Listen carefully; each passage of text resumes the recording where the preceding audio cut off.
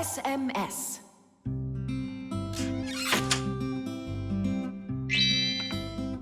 Hey! All clear. Oh, take a look. A mobile phone. You think they bought Tom Thomas a new one? Oh, wow. Nolik, stop. Awesome. Turn around. Oh! Tom Thomas, help us, please. We're trying to save your telephone. That's not mine. Oh! Katya left it behind. Katya! Katya! She's gone. It's too late. Oh, an SMS just came in. You won't read it, will you? Of course not. But what if it's something important? Tom Thomas, don't you even dare go and read her letters. Uh-huh, pretty interesting. Looky, there's just a ton of these messages. Now, Nolik, you go and distract him from the telephone. Uh-huh.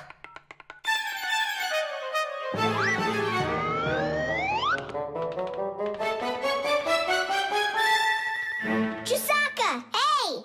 It's me, your buddy Nolik.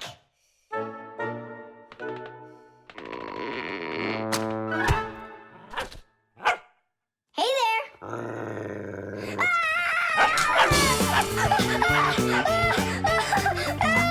Chusaka, cut it out.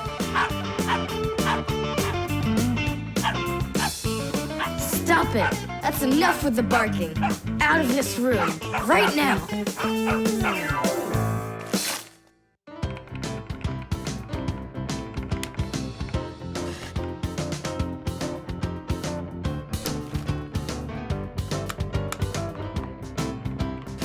Done.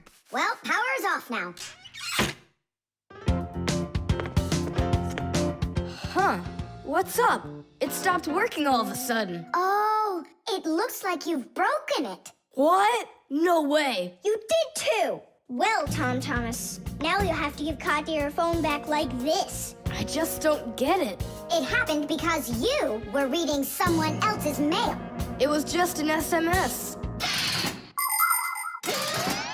An SMS is no different from a letter. It's only shorter. People send SMSs through their mobile phones. And that's why looking inside someone else's phone and reading their SMSs is just as rude as reading someone else's mail. And that's why when we Fixies work inside of a phone, we always put our headphones on when a call comes in, so we won't overhear people's private conversations by accident. It's just the polite thing to do. I promise I won't read anyone else's messages. But that's not gonna make the mobile work again. Now what? Tell him the truth? Don't you worry, Tom Thomas, because we turned the phone off. And now we'll turn it back on.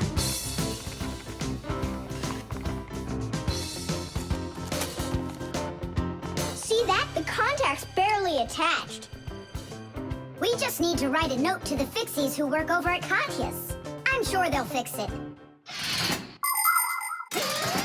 There are Fixies living in every home, and the work they have to do can seem endless. The TV starts acting up, then the doorbell breaks, the washing machine stops running, and then the phone won't ring. And besides all of that, there is cleaning and there's oiling. Like the appliances in the kitchen or kids' toys and all those other things. Modern houses are literally stuffed with all sorts of devices. And that is why the Fixies keep working day in and day out. Unfortunately, this can make Fixies get carried away by their jobs. And they can forget about their Fixie relatives and close friends that live in the neighboring houses and apartments. And that's not right. Just like humans, Fixies have to remember to go and visit each other more often and write each other letters, or at least send their regards. That's all. It's working again. You're the best. Now I can give a call to Katya and tell her she left her phone over here. Tom Thomas! Is that you calling? Yeah? And to who? Katya? And her phone is where?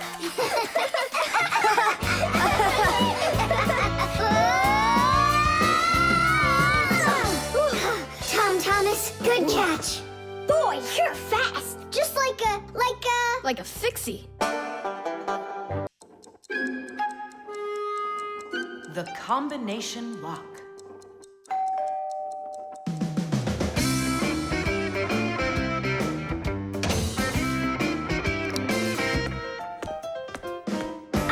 He's home!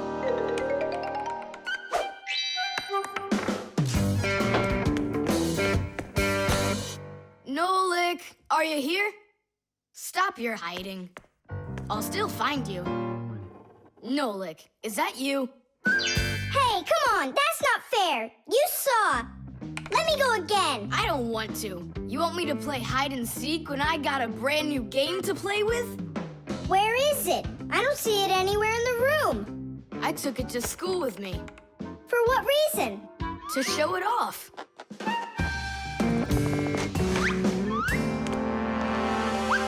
Wow, awesome game. Tom Thomas, can I play your game? 'Cause I'm not done playing with it yet. Now just try asking me to do some favor for you. Wait, was it a 3 or a 4? It could have been 5. I forgot. What about? I forgot the combination. And now I can't even do my homework.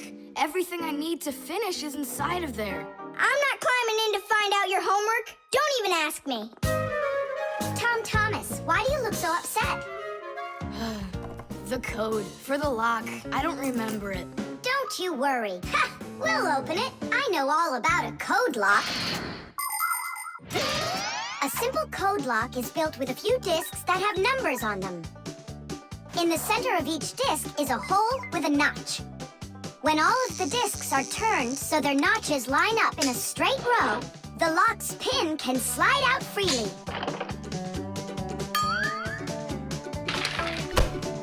And to get the notches to line up, just turn the discs to the lock's code and the lock will open. It's that simple. It looks like we gotta take a look inside the lock. Ah, I see. Nolik, where are you? There's work to do. I won't do it. I'm not gonna help such a greedy boy. Nolik, won't you help me out here? And I won't be so greedy anymore. All right, you broke me down. Only as soon as we're done, you're gonna let me play with the game, right? There's no room in here. Hang in there. We'll start turning the discs one at a time, and you yell stop when they're lined up. Stop! Turn the next one now. Stop! Stop! Now try. Yes! Alley-oop. Titties! Hooray! And your code was really simple. Way too simple.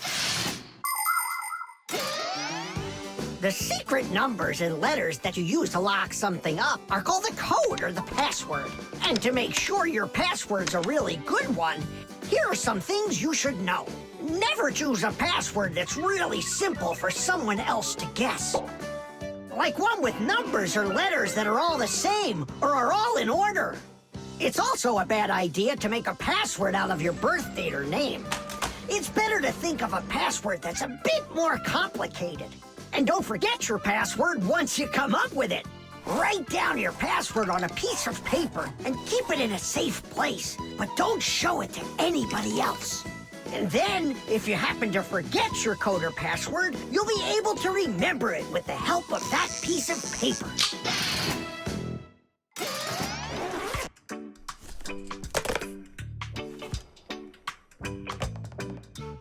And why did you ever put a lock on your backpack? I was hiding the game from the other kids. Then why did you take it to school today? I wanted to show it off to my class. And did you show it? No way. If they would have seen it, they'd be like, I want to use it. I want to play. And so you hid it and didn't show it to anybody. Not to anyone. Then why take it to school, silly? To show it off there. You're just some show-off. You're just some greedy... Oops, sorry. Once greedy boy. Will you let us play now? Play away.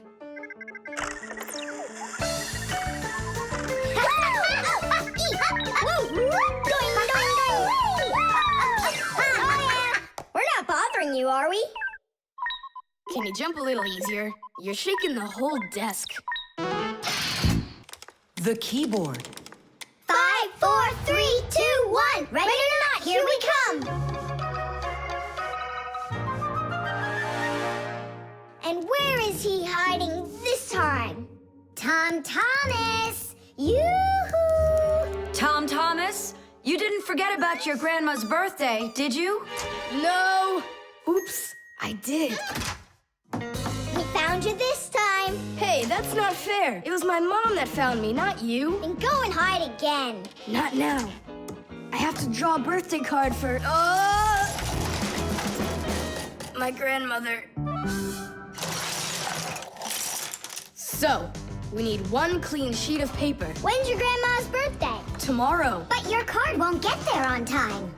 Oh, then what can I do? Come on and use your noggin. Pick up the phone and give her a ring. Your grandmother will be really happy to hear your voice. No, we've got a tradition. We send each other birthday cards. And what's the internet for? Why don't you send off an electronic card to her? Simka, that's genius. Oh, this one's cool. Now go ahead and type your message.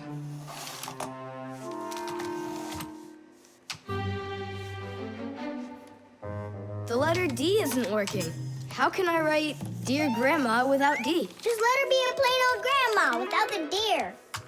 But the letter G isn't working either. It looks like we could use a pack-a-mat here. A pack-a-mat? What for? To clean off the keyboard's contacts that got all dirty. What contacts? A key on a computer keyboard works pretty much the same way as a doorbell does. When we press on the button of a doorbell, the contacts inside touch, which lets the electricity flow that makes the bells ring. And when we press a letter on a computer keyboard, an electrical current runs from the keyboard to the computer, and that letter appears on the screen. But if there's dirt between the contacts that stops them from touching, then the current can't flow.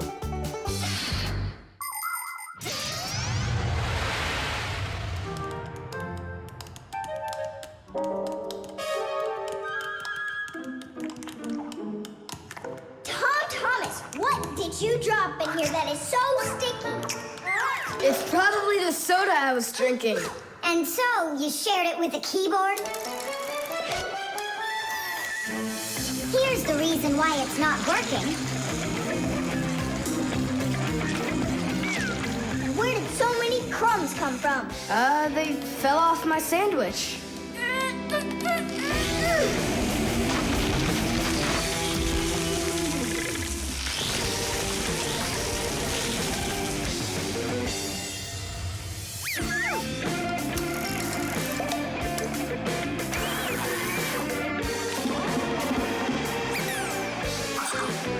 What in the world is this red stuff down here? That must be the sauce for my mushroom pizza. Oh, Nolik. Well, now it looks like we're gonna be out picking mushrooms. The Fixies are always ready to help people out, but there are some people we really don't feel like helping. I remember when I was working as a Fixie back in one house. It was a disaster. One day, the owner spilled coffee on the remote for the TV. As I was running to clean the remote, he starts pounding the TV with his fist because the channels won't change. So now the TV is broken too. Well, with no TV, he decides to listen to some music, and he carelessly pulls the music center onto the floor. So he tries to fix that himself and manages to break it for good. And then he sits down on top of his telephone and breaks that to bits. Meanwhile, I'm still busy trying to clean the coffee off of the remote. There wasn't a minute of rest with this guy around. In the end, I couldn't take it any longer. So I got out of there, and now I'm here, teaching kids. Tom Thomas, why are you eating food at your computer? Yeah, they don't feed you in the kitchen or something? Now I know it. It's not allowed. You said it. Now write your message. And write the address on there, too. Uh-huh. Mom, do you know what the email address for Grandma is? Grandma doesn't have an email address. So what? We went ahead and fixed that keyboard for nothing? I still need it. Am I Grandma? I'll give her a ring on the phone. You said you had a tradition of writing each other cards. And what? Grandma will be happy to hear my voice. That's some original idea, huh? The cartoon. Yeah.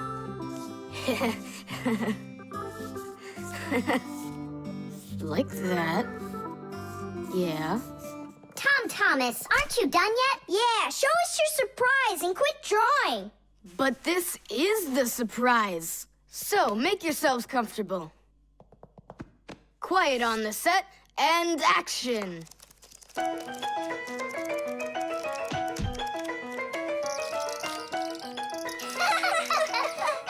Great crash, huh? You should put a huge bump on his head. It's just like a cartoon that you drew him there. He did draw us a real cartoon there. Oh, right. Real cartoons, they only show them on television. But they make them exactly the same way.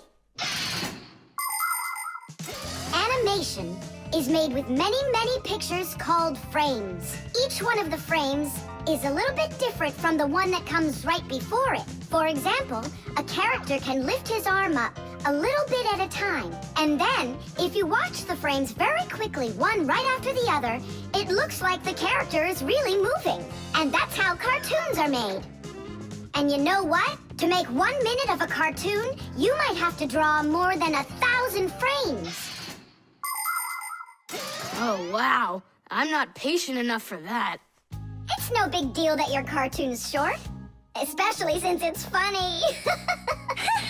Yeah, it's so funny. Tom Thomas, who's this kooky guy you drew here? You're just joking, Nolik. You don't recognize yourself? So this is supposed to be me on here? Did you already forget what happened to you this morning? Simka, you're it. You can't catch me. I'm too fast for you. You weren't too fast for the pole. Simka, you didn't have to tell him about that. Real sisters don't treat their brothers like that. Oof. And your cartoon's not funny at all. Nolik, don't go. It's okay. He just needs to sulk for a while. While he's gone, there's something I want to show you. Do you have a cartoon you can put on the TV? I have plenty.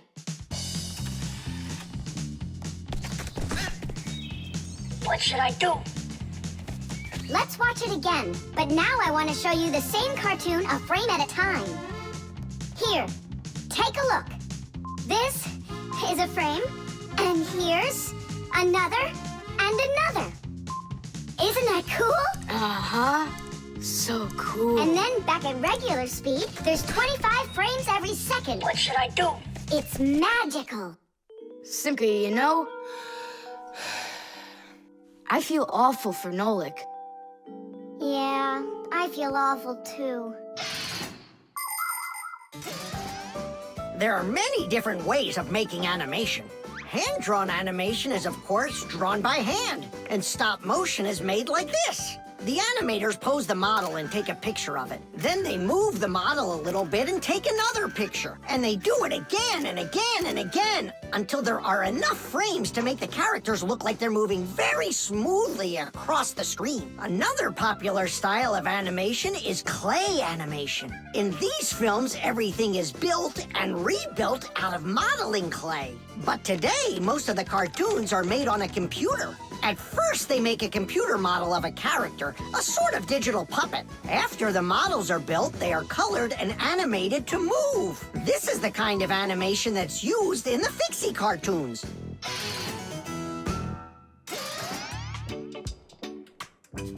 Tom Thomas, what are you doing? Are you drawing a new cartoon? Nah, I started fixing the old one, so Nolik will stop being angry. Good. Keep drawing, and I'll go and get him. Nolik! I'm not here! Nolik, forgive me. Please don't be so mad. There's a cartoon to watch. I've already seen your stupid cartoon. So what'd you do now? Put a huge bump on my head? Not a chance. I did it all over again. I'm sure you'll love it. You're sure of that? All right, go ahead. Show me your cartoon. Quiet on the set and action!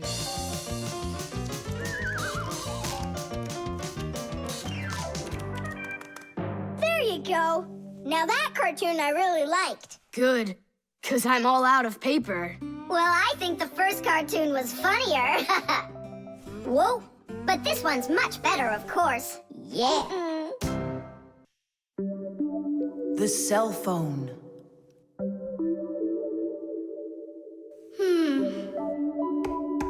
Hey, Nolik, come on out and play. He's not allowed. He was punished. Can you tell me what you did? I grabbed a Pac-Man, and I forgot to ask. How long do you have to sit there? Until Marcia and Papoose come home from their boozness. What did you say? Business, a work trip. They're inside of your father's cell phone right now. They were busy doing repairs in there when he left the house for work. Do you know the reason why a mobile phone is also called a cell phone? Mobile phones are connected to other mobile phones with the help of special radio stations that are put on top of towers and building roofs. Each one of these stations sends signals to its own area below, and each area is called a cell. A mobile phone works anywhere it can find a nearby station that it can connect to. So as long as there is a station nearby, you can talk as much as you want. You can even move from one cell to another. And without you ever knowing it, your mobile phone will switch from one station to another one. So your conversation can keep on going, even if you're running after a bus or riding on it. Tom Thomas, hello. There you go, my dad came back home already. Hi, Dad, how are you? Can you believe it? It looks like I lost my phone. What do you mean you lost it? Where? I have no idea. So what? I'm gonna have to sit in here forever now? You? Our parents are missing. The phone stopped shaking a while now. We're probably already at home. Not home to me. How can we ever get home to our children? Where's my Marcia? Don't whine. We'll work something out. Don't worry, I got a phone. Let's give him a ring. They can't answer your call. But what if they answer us? Call them, Tom Thomas.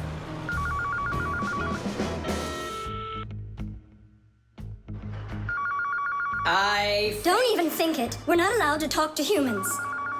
We're not gonna talk to them. We're just gonna listen. We need to close the contacts.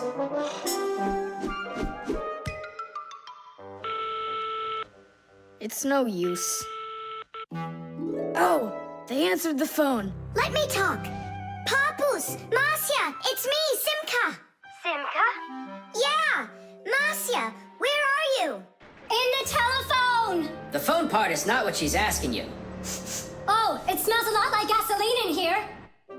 Ask your father. Was he anywhere around gasoline? Dad! Dad, did you go anywhere today where it smells like gasoline? Gasoline? I had to go to the gas station. That's the place where your telephone disappeared. Are you sure? Yeah. Well, I've got Intuition. intuition. Intuition, huh? You know what? I'll go check. Tidish. Come and check out our Fixie ringtone. Telephone is, telephone is, telephone is, telephone is, telephone is, ring, ring, the telephone is, ring, ring, the telephone is, ring, ring, the telephone is ringing, won't you answer please? Ring, ring, the telephone is, ring, ring, the telephone is, ring, ring, the telephone is ringing, won't you answer please? Your phone is ringing!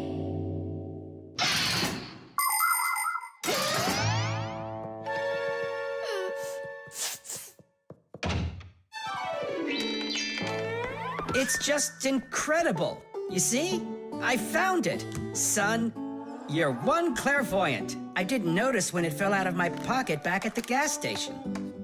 My children! Oh, my Marcia. Papoose. Aw, my sweeties. So, just by any chance, you think you might happen to know where I can find that nice watch I lost? No. Don't worry, there's no rush. Just use that intuition you've got.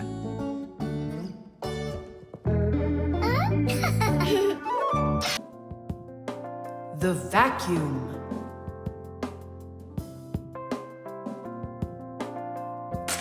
What's the point of cleaning up toys? You're just gonna go take them out again later. You said it.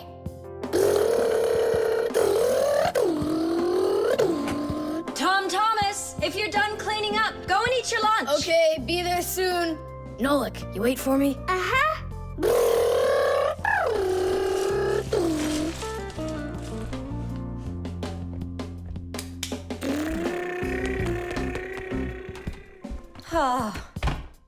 He calls this cleaning up.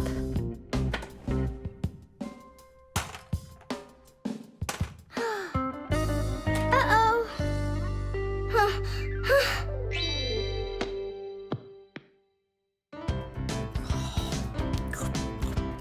As we say, bon appetit. Thank you. You're not gonna eat me up, are ya? How? Fixies, I don't eat them. Well, that's my mom. She started vacuuming.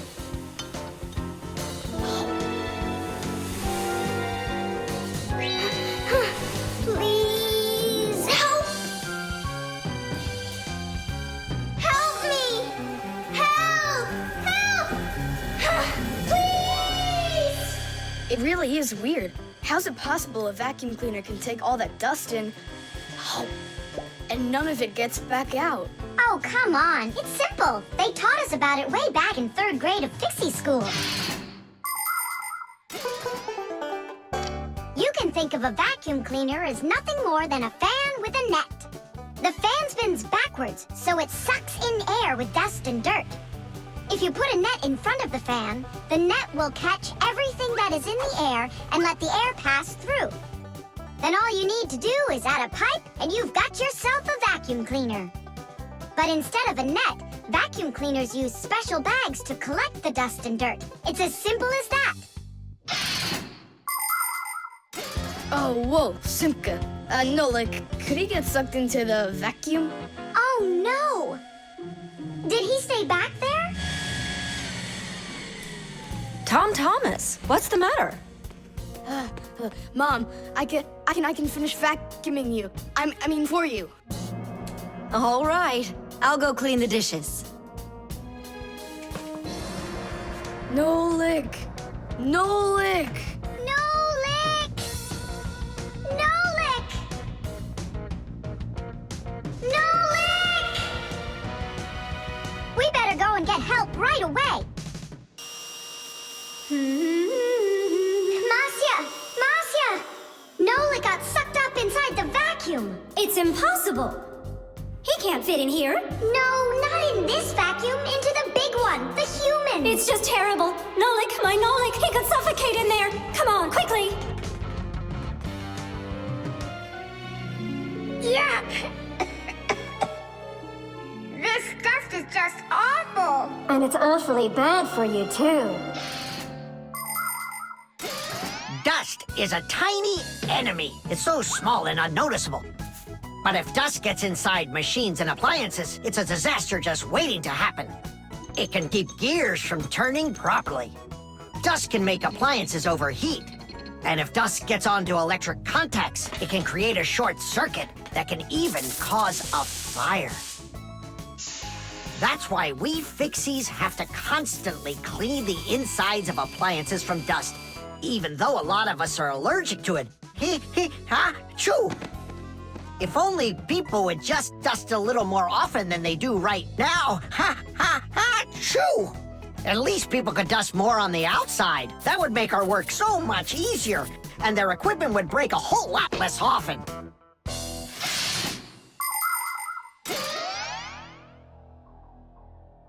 Well, did you find him? No! It's all my fault. My mom asked me to clean up my toys, and I didn't just do it like she asked. Now it sucked them in because of me.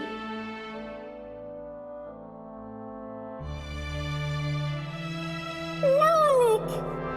Nolik!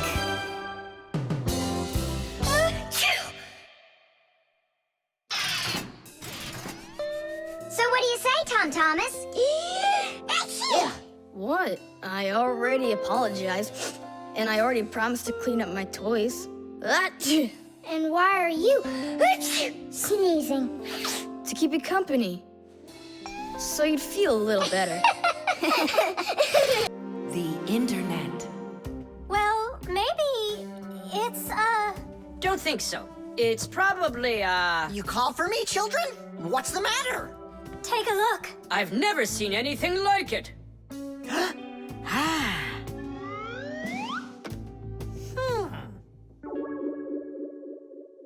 What in the world could it be? Hit! Maybe it's a bathroom scale? Or a clock with a digital display. Wait a sec. Are there instructions around here for this thing? I couldn't find them anywhere. That's a problem. Well, then let's try to figure it out. What are you trying to figure out up there? What a huge hockey puck! It's big enough for a monster! And the name is so silly, T-Robot. Why don't they just call it the Trollbot? Or I got it, the Trollboat. Please, stop the racket. So what could this thing do, huh? I have no idea. We could try finding it on the internet. Where? Just run along, you two. We don't need any internets. We can handle this. Go on, go. Don't interrupt us. Sure, whatever you say. Come, Nolik. We'll find it out by ourselves. Yeah. How? So, you remember what it was called? A trollboat. Nah, a trollbot. You're right. Hop to it.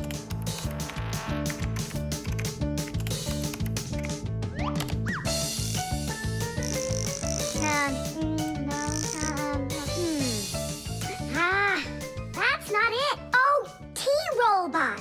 You're right. There it is.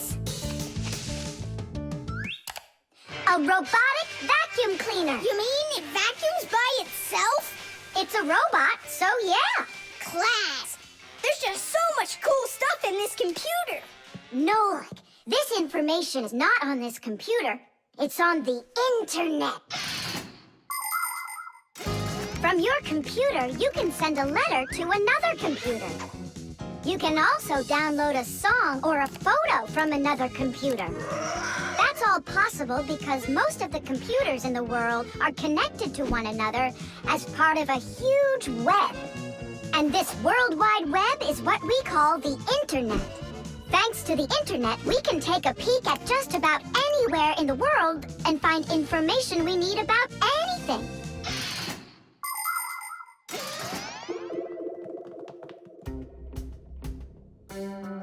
It's an electronic vegetable slicer. No, it's a printer for round sheets of paper. There's no way. Grandpoos, we found out what they do with it. You're back again? You mustn't interrupt the adult. Just wait a second. Nolik, turn it on. Turn what on? Don't you turn on anything. Ready, set, jump!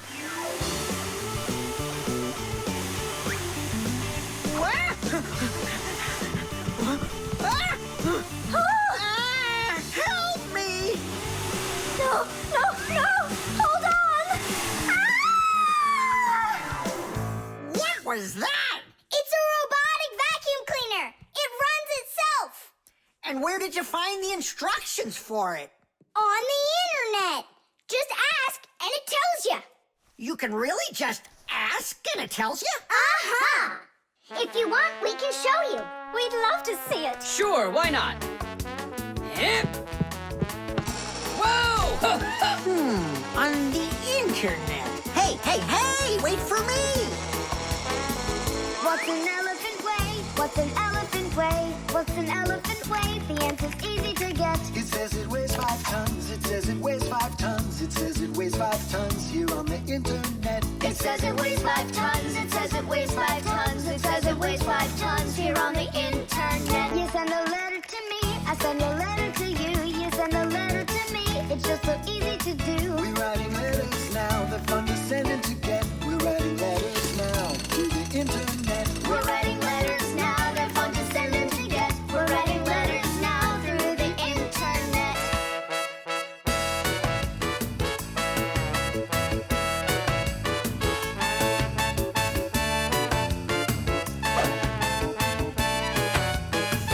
Who, what, where, and how. Who, what, where, and how. Who, what, where, and how. The answer's simple to get. Every fact you need, every fact you need, every fact you need is on the internet. Every fact you need, every fact you need, every fact you need is on the internet. The music box.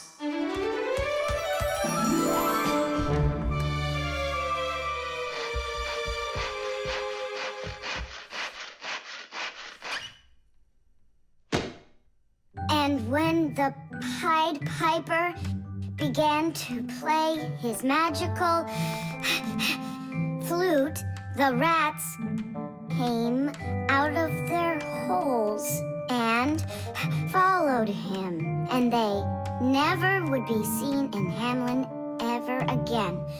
Whew. And then what? Huh? I can't read anymore. My legs got tired. Whew. Simka, Nolik, something's rustling in there. In where? In Dad's office, it's on his desk. It's inside the wooden container. So maybe there's a mouse inside it. Tom Thomas, sit right here while Nolik and I go and check. And if there's a mouse in there for real, then how are we gonna get it out? Those rodents are really so big. And why was I reading that book to you, huh? Just grab a flute, give it a toot, and the mice will scoot. And where are the flutes gonna come from? We'll make 'em. Toot, toot, toot, toot, toot. You got it? Sure I did. Wait a second. Let's get a little closer.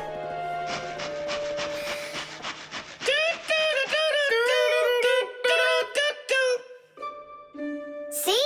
It's just like I told you. No more mice in there. So let's toot a little more so they won't go back in. All right. So you're the ones messing around out here. Oh, Grandpoos, it's you here. All day I can't work on what I need to do. Right from the start, someone's opening up the top, and then you two tooting out. It was Simka who came up with the tooting. Just because you're afraid of mice. Wow, what kind of machine is this? Well, what do you think? A coffee grinder? No. A hole puncher? Is it a foot scratcher?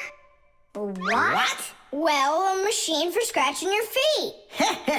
You're joking all the time, you. It's a music box, and it's just wonderful. Music boxes were invented more than 200 years ago. Inside, there is usually a cylinder with short pins sticking up from it. In front of the cylinder, there is a comb with metal teeth of different lengths. If you pluck one of the teeth, it will make a pleasant sound. A short tooth makes a higher sound, and a long one, lower. When the cylinder spins around, the pins pluck the different teeth, and music plays. Awesome! So what's broken in here? The spring slipped off. It has to be pushed back into the right place. Will you help?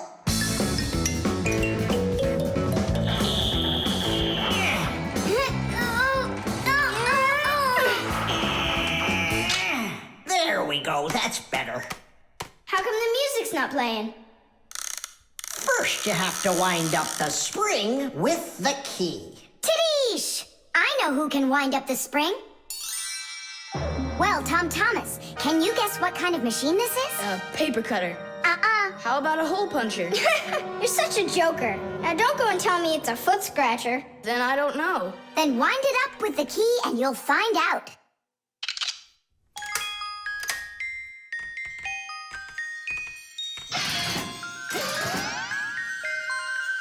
Do you want to know how the higher and lower sounds come out? Put a regular ruler over the edge of a table. Hold down one end of the ruler and pluck on the other. The shorter you make the end hanging off the table, the higher the sound will be. The teeth inside of a music box work the same way, and bells work the same way too. The smaller the bell, the higher it rings. The sound of a violin or a guitar depends on how thick the strings are. Fat strings make a lower sound, and thin strings, a higher one. How tight the string is also makes a difference. Take a piece of string or a rubber band. Tie one end to a doorknob and pull on the other end. With your free hand, pluck the string. The tighter the string gets stretched out, the higher the sound. If you want, you can even play a tune. I think I got it now. It's an old player for music. That's close, but not it. A music box is what they call it. I just said that. So, what was it in there, Just a broken spring. It's not the thing I'm dying to know. Who was moving around there? All I'll say is we, Tom Thomas. Won't let that secret out. Shh. The scale.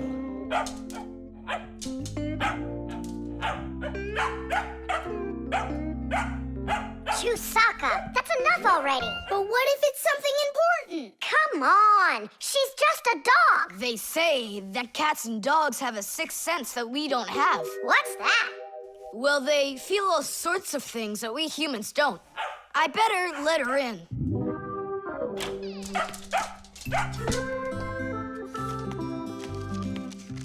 Mom and I will be home before dinner.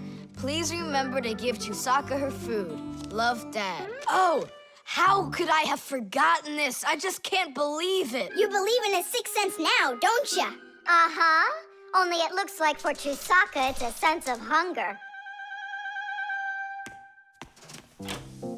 How much food should I give her? Look, it's all written on that chart. For each kilogram of the dog's weight, serve 1 level scoop at every feeding. Uh-huh, I got it. How many scoops is Chusaka? Oops, I mean, how many kilograms? I don't know. Then what should we do? You don't know? We'll weigh Chusaka, that's what we'll do. With what? With a scale. There's one standing in your dad's office. You're right, let's go.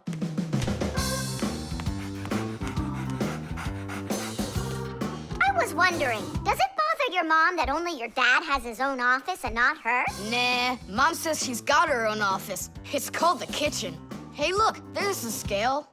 Did you know that humans have had scales like this for more than 7,000 years? If we want to find out how much something weighs, we need to compare it with something that we already know the weight of. Let's say you need to weigh a watermelon. You put it on the scales pan and it drops down. Now you keep adding weights to the other side until the two sides balance. Well, this one is too heavy, but this one is just right. Since the weight is 10 kilograms, it means that the watermelon weighs 10 kilos. And that's just how simply a scale works. Well, should we start? Chusaka! Right, like she's gonna come running. How are you gonna get her away from that bag? Huh, I know how to get her.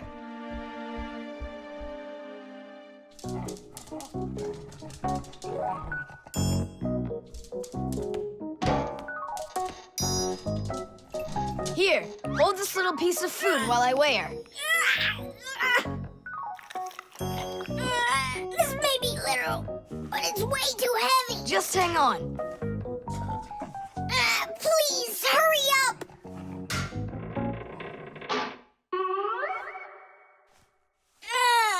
Come on, hurry up.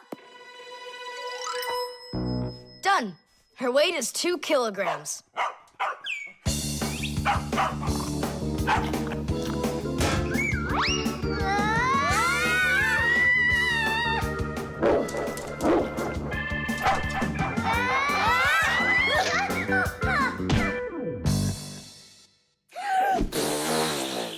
Okay, now we can feed Chusaka. Chusaka weighs 2 kilograms, so 2 cups will be just right then. Do you think that you can feed your pets any kind of food at all? Oh, no! For them to be healthy, pets just like humans need to have a nutritious diet. Today, there are special pet foods for birds, fish, dogs, cats, and all sorts of other pets.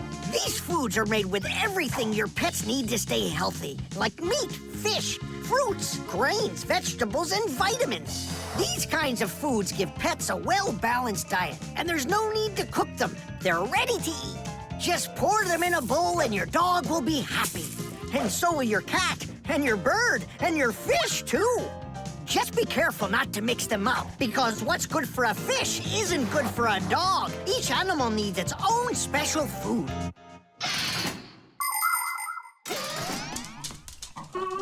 Stop! What's wrong? What's wrong? You have to take out a piece. She ate one already. All right.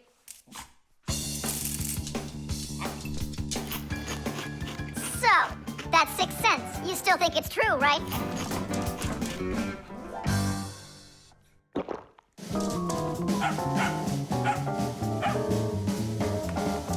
What did you bring that for? Oh, Mom is calling. No way. How could she know it would rain? I knew that Chusaka had it. Hello? It was a 6 cents, wasn't it? The nightlight. They're very close. I can feel them. Help me! Help me! Help me! That's all. You've had enough monsters. It's not good to watch these kinds of movies before bed. Mom, really, I'm not scared. Let me watch the end, would you? I told you, that's all. Well, good night, honey.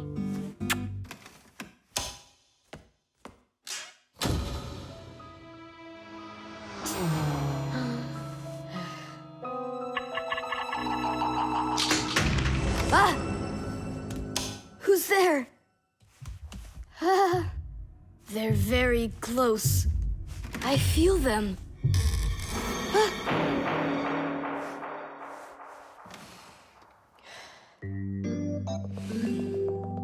Can you believe it? He's sleeping, and he didn't turn the light off. Yeah, and so? And so, if every human went to sleep with a light on, there wouldn't be enough electricity to go around. Hup! Everyone can probably remember walking into an empty room with the lights turned on, or finding a TV on that nobody's watching. One little light or TV might not seem like much, but just imagine how many people are living on this earth. Well, if everybody forgot to turn off the lights or TV when they weren't being used, the amount of wasted electricity would equal the amount of energy produced by 100 power plants. And each of these power plants needs freight cars of coal or rivers of oil to keep running. And all that fuel has to be extracted and burned constantly. Now do you see how expensive burning a light bulb is for the Earth? So don't forget to turn off electrical appliances when you're not using them. It's so easy.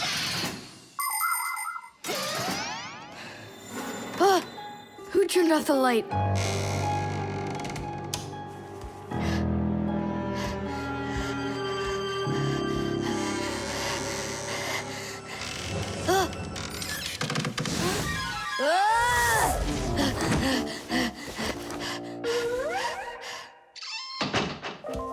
They're very close.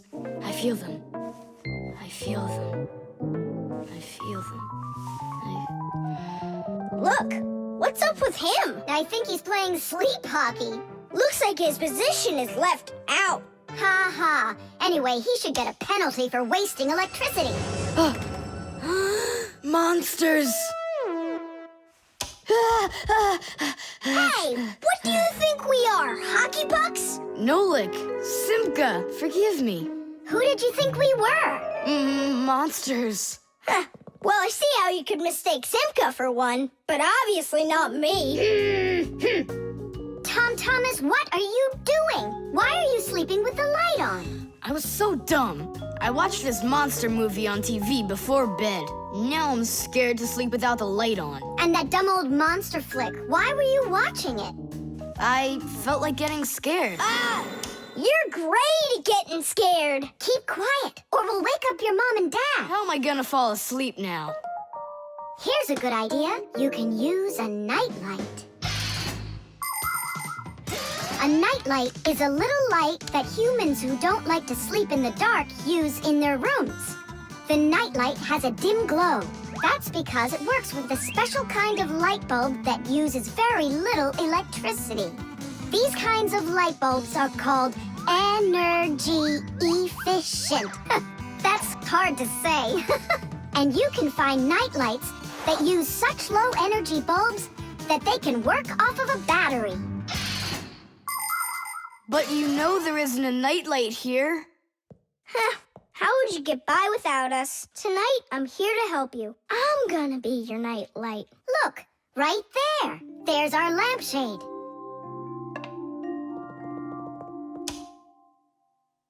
Thanks so much. You really are a friend indeed, Nolik. It was easy. Just go to sleep. Nolik, do you know any good stories? I know one about a big meat grinder. Nah, no way. You'd better tell me a story about a nice, kind Fixie. Ah, I know a good one. And here's how it goes.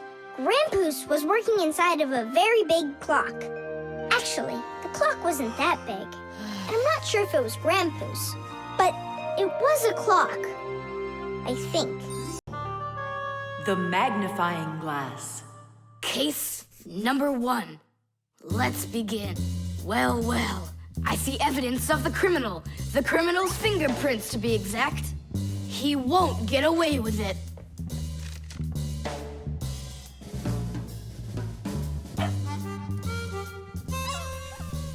Why do you think she's just looking at us instead of chasing us? Oh, maybe she can't see us and we're invisible. Then how come I see you? Simka, Nolik, be careful. Don't destroy the tracks. What kind of tracks? Whose tracks are they? Shh. I have to solve a crime. A crime? What kind? Someone stole a wing from this plane, but I'm on the trail. Take a look at that fingerprint. I'm looking. Well, and so? Each fingerprint is unique, so if you can find fingerprints, that means you have a good chance to find out who left them. Class! It's been known for quite a long time that all humans have their own unique fingerprints. It's true. No two people have the exact same fingerprints, and this fact helps the police catch criminals. It starts by finding fingerprints at the scene of the crime. Then the police compare those fingerprints with the fingerprints of someone who may have committed the crime. If they match, they found the criminal. This method is called dactyloscopy. Besides catching criminals, fingerprints can also be used to replace ordinary keys. When you press your finger against a special electronic lock, the lock recognizes your fingerprint, and then it's "please come on in." By the way, unlike humans, we Fixies don't leave fingerprints anywhere, and that's why even the police can't find us. Now we'll put a dog on the scent of the criminal. Chusaka, sniff. Pick up the trail. Now go find. Hey, what's wrong? Chusaka's broken. We've got to fix her then. How? She's not a vacuum cleaner. She's a real live dog. Fixies know how to fix it all. Not true. Almost all. The first thing we have to do is a thorough inspection. Let's see now. Her eyes are looking quite healthy. Good. Tails in one piece. Ears are clean. Yeah. Tongue, rosy pink. Tom Thomas, stand her up on all 4 feet. No, paws, I mean. Uh-huh. Chusaka, go on, you're fine. Now I understand. Here's what's out of order. It's her right paw. But I can't see what's wrong. I wonder if something's broken on the inside. Wait. Maybe something really small is stuck in her paw there. Tom Thomas, we need your lens. Here. In order to examine a small object, you need a lens. A magnifying lens is a special piece of glass that is thicker in the middle than on the sides. It bends the light that passes through it. And that is why, if you put this kind of lens between your eyes and something small, it looks like the thing got bigger. If you put two lenses in a frame, you get a pair of glasses. And if you add a handle to the lens, you get a magnifying glass.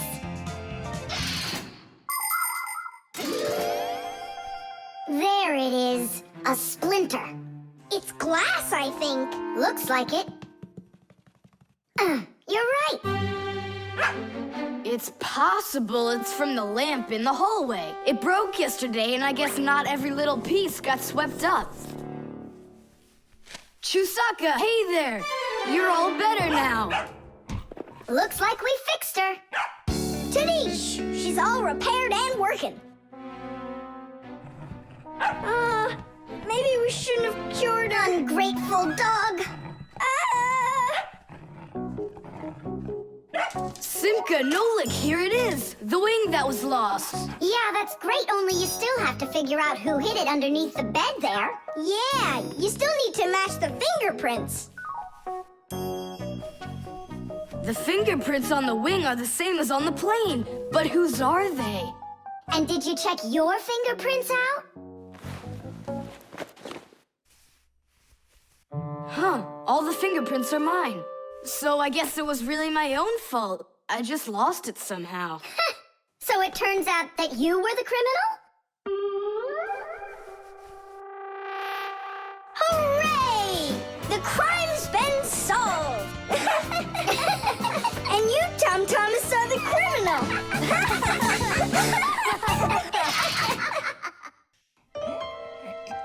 The stapler. Tom Thomas gets the ball. He makes an incredible move. He's wide open.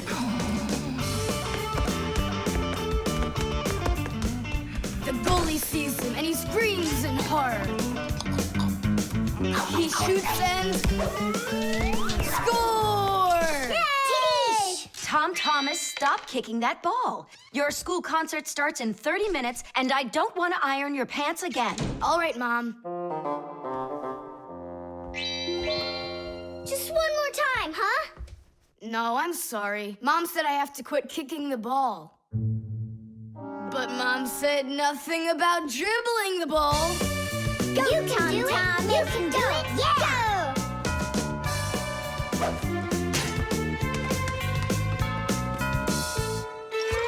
Ah! Whoa!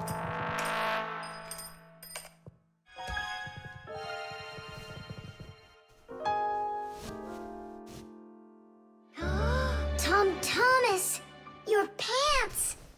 This can't be! These are my special concert pants. Ugh. Yeah, how will you go now? Well, your mom does have enough time to sew them. I'm scared to even tell her about it. She said that I had to stop playing. Hey, I've got it! Here! You think we should fix the rip in his pants with a stapler? Yeah, isn't it a good idea? I gotta try it out. You do. Like this? Stop! Why? What's wrong? My nose itches. That's all. Let's go. You're right, Nolik. It works. That is super! Yeah, the stapler's really great. Do you guys know how it works? Just keep stapling and I'll tell you. The staples for a stapler are lightly glued together. That way you can load many staples at once instead of one at a time. And a spring pushes the staples to the front. When you push down on the arm, a metal tooth pushes the front staple down through a thin space. And the staple punches holes in the paper. Next, the pointy ends of the staple push down onto a plate. And that makes the staple bend behind the paper. And there you go. The papers are fastened. So you could say that we're sewing, but using a stapler instead of a needle. Yeah, and it works even faster. Huh? What's going on? Could it have run out of staples?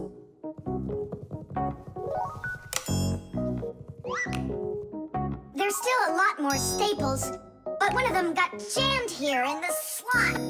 Ugh. Tom Thomas, we're leaving in 5 minutes. Okay, Mom. So, did you get it? No. Why don't we get Papa's to help us? Because he's really strong and he's got a pack-a-mat. We can do this ourselves. Tom Thomas, find something we can use to push that staple out.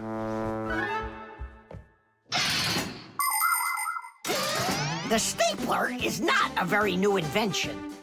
It's been said that the French king, King Louis XV, had a stapler made out of gold and precious gems.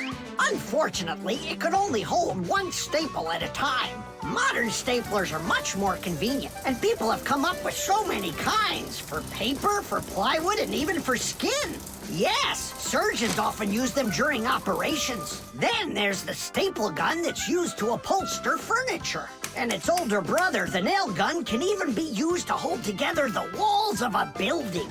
And here's an invention almost as important as a stapler. It's the staple remover. With its help, it's possible to remove the staples put in by a stapler. How about the screwdriver? That'll work. Look, the screwdriver fits perfectly into the slot.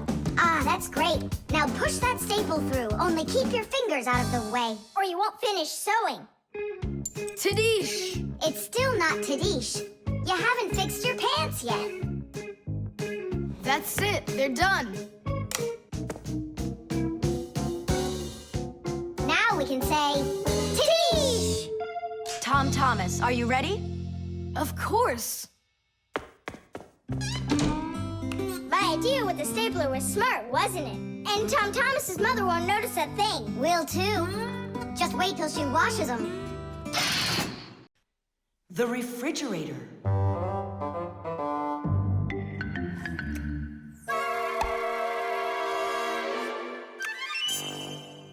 Good job. My homework is all done.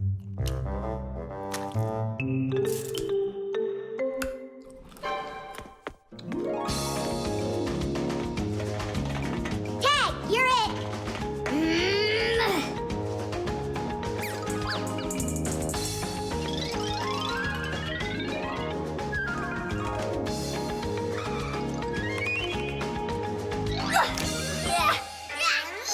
Haha, Tag, now you're it. Simka, I'm stuck! Help me! Just stay still. Oh, you're really stuck. Simka, we're not gonna leave me, right? We aren't. But I'm afraid, Nolik, you'll be stuck for a while. Tom Thomas! Help me! What's going on? Look, this blob of white stuff grabbed onto Nolik and it won't let go of him. Oh, it's a piece of gum. It's my bubble gum. Oh, thanks a lot, Tom Thomas. Now what's the plan to get me unstuck from here? Here's what we do. It's gotta be frozen. Once I sat on gum too, and my mom put my pants in the freezer. The gum froze up and it came right off. I don't want to go into the freezer. Don't worry, Nolik. I'll stay right here with you. Just hold on. It won't take long at all. Huh. Why do I need to hold on? The gum's already holding on to me.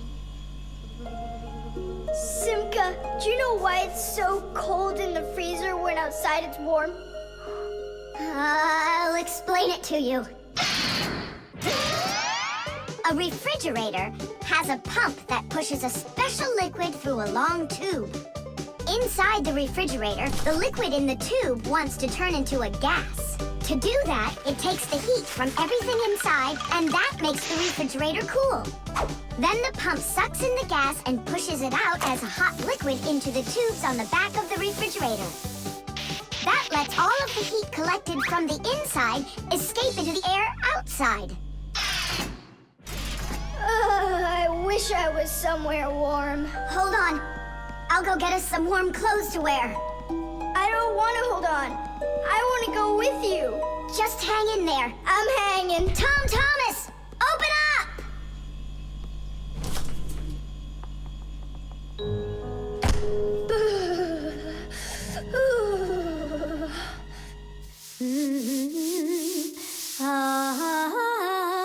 Marcia, do we have any warm clothing to wear?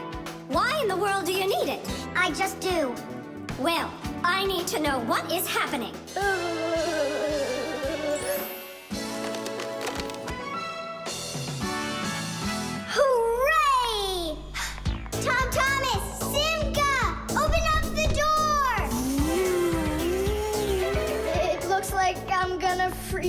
up in here for good. A Fixie is constantly surrounded by all sorts of danger. Inside a dark freezer, a Fixie can lose his way and freeze to death. If he's not paying attention, he can drown inside of a washing machine or inside of a dishwasher. And a careless Fixie is always at risk of getting an electric shock. Or suppose there's a short circuit inside of an appliance that starts a fire. If this happens, you need to run away if you want to survive. And what about humans? Well, they don't even believe that we Fixies exist at all, so they can accidentally drop something on top of a Fixie, or step on one, or kick us across the room. So if we don't get out of the way in time, So what I'm saying, Fixies, you need to be careful out there and pay attention. So be smart and stay safe, fellow Fixies. I don't understand this at all. He was right here. Poor Nolik. I wonder where he went. Look at this, footprints.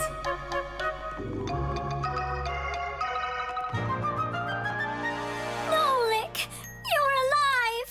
You scared me half to death. How did you get out of there? Well, you told me about how a refrigerator works. And so I found that cold tube and started crawling on it until it got hot, and then I was here. Hey, there's smoke coming out of you. We need to cool you down right away. Huh? Where? I don't want to go into the refrigerator. Stop! I was joking. Look how it froze. I could break my teeth on it. You aren't gonna chew it anymore. I'd never do that, not after Nolik sat on it. Well, you didn't need to stick it where it doesn't belong. Hey, I apologize. I'll go and throw it away. Maybe you'll try the trash can? The hairdryer. Nolik, are you here? Yep, I'm here. I got a cool trick to show you. What? Oh, That was real magic, dude. Took long to learn it? no, that's not the trick. It's a trick with helium. Oh, what is helium? Well, helium's a very light gas they fill balloons with so they float in the air. That's not magic at all, you silly. Who's never watched a flying balloon? The trick's not about the balloon flying. I need to get its gas. Ugh. How can I get it down from there? Get a hairdryer. That's the way to do it. Yeah, what for? So I can show you a trick. All right. Mom, can I use the hairdryer for a minute? A hairdryer is a great, simple invention. Inside a hairdryer is a fan that sucks in the air from behind it and pushes it out the front to blow your hair around and make it dry. To heat up the air, there's an electric coil inside of there. When the coil heats up, it warms up the passing air. And the hot air helps your hair dry faster. Of course, you don't have to turn on the heat setting, but then you better like that cold wind.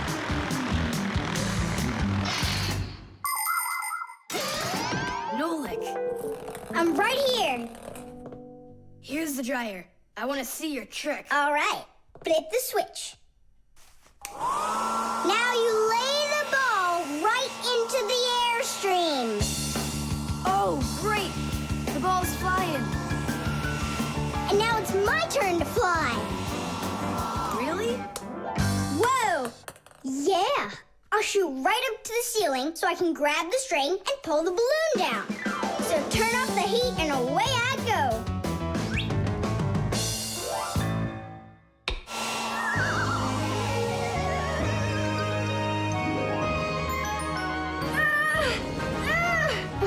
Switch it on to high. Got it. Give it to me.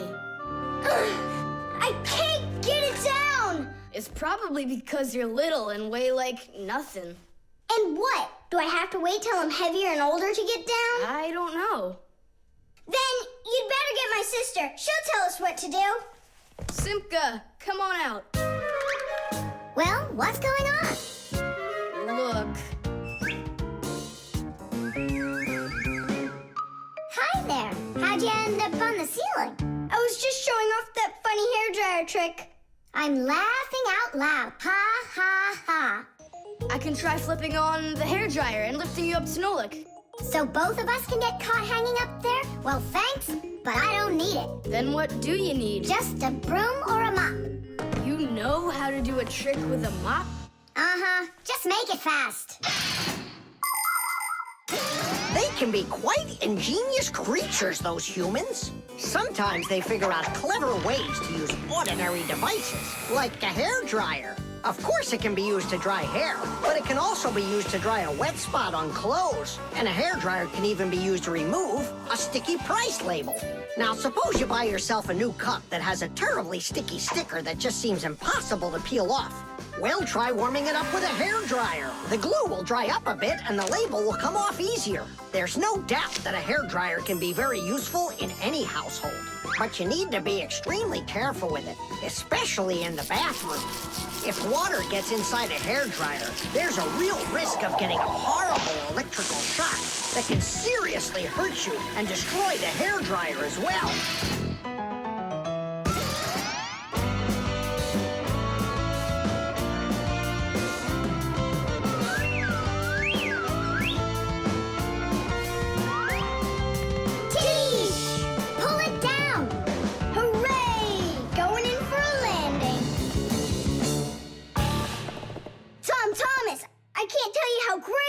To fly inside a stream of air. Good for you. Now I'll sound like a Fixie. Really? Uh-huh. Huh. Watch me. Hey, what are you doing? Just look. I'll breathe in one breath of helium. Isn't it bad for you? You can only breathe a little. Hey, hi there. Oh, Tom Thomas became a Fixie. And that's my trick for you. Funny, huh? Oh, that's too funny. What a squeaky little voice you got there. See, I'm already not a Fixie. The helium stops working after just a couple seconds. That's good. Because such a humongous Fixie couldn't fit inside any machine. The aquarium. The coast is clear. The humans have left. Come on, let's go.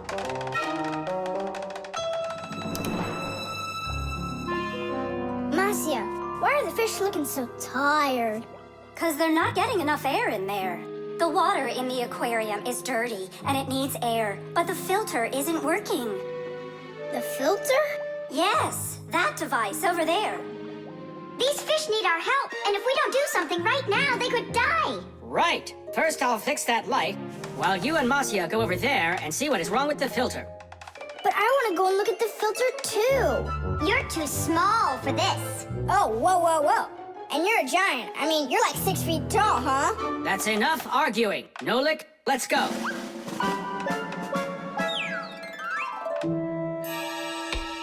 Well, let's check it. Not working. Nolik, where are you? I'm up here. What are you doing up there? Nothing. Holding on. We don't have time for that.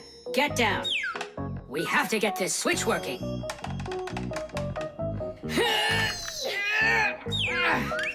Marcia, what's the matter with the filter? Well, probably something's caught inside and it's stopping the motor from turning.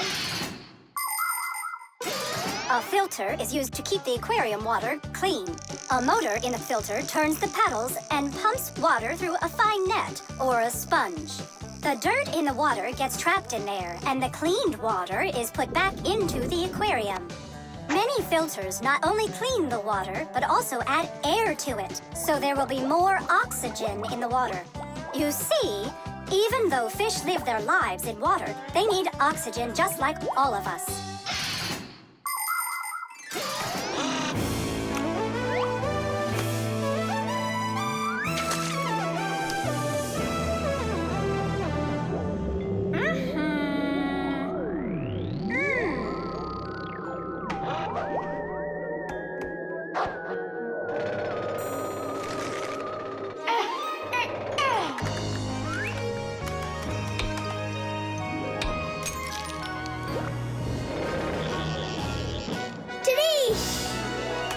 Way to go there!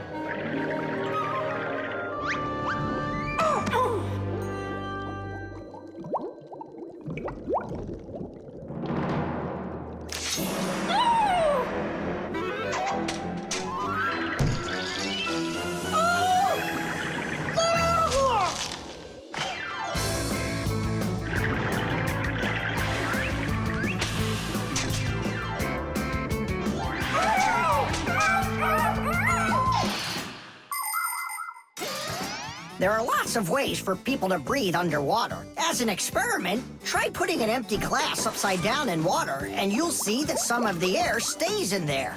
That's the idea behind the ancient diving bell. An empty bell was lowered under the water, and some of the air remained in there for the diver to breathe. And about 200 years ago, the first diving suits were invented. The diver got air from a hose that started above the water. This let the diver spend a long time under the water and even walk around on the bottom, but just not too far. Later on, people learned to squeeze a lot of air inside of metal tanks, and that's when scuba diving started. Scuba divers breathe the air stored in these tanks so they can swim freely and even dive deep down below the water. Our work is done. The light is on, and the filter is working. And the fish look so excited! As if they're not fish, but monsters. Thank goodness they're behind glass. Papoose! Just hang on. We'll be right there to save you. But I don't even have my pack-a-mat. Ooh, look how they're chopping their teeth. They must be so hungry. You're right. They're hungry. Nolik, come on.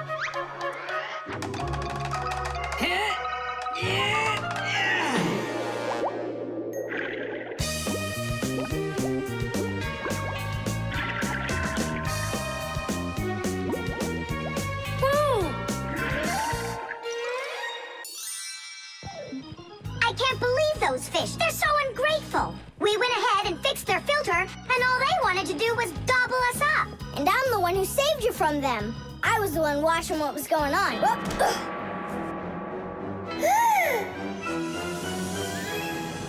Oh, gee. Hold it. Do you think giving her some food will help? As long as you're not thinking that food is me. The compass.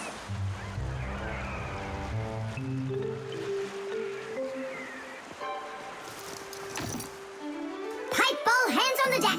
Aye, aye, mateys. Shiver me timbers. Simka and Nolik, what you doing here? We're not Simka and Nolik. We're courageous pirates. Yeah, pirates. And today we leave home for the sea. Are you with us? Yes, I am. Hooray! You mean no? No hooray? Oh, yeah. You can't join us without a test. Go and find a special thing. Something no sailor should ever sail the sea without. I can do it, but how? With a map. And it's over there.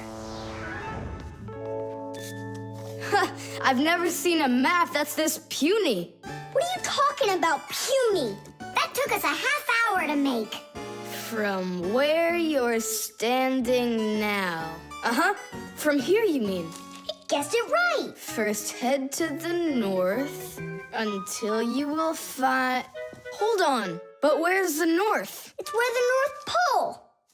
Ice and polar bears are. But how do I know which direction the North Pole is? By compass, of course. A compass is a special tool that helps sailors and pilots know in which direction they're traveling, whether in the air or on the sea. Our planet is like a big magnet that has two poles, the North Pole and the South Pole.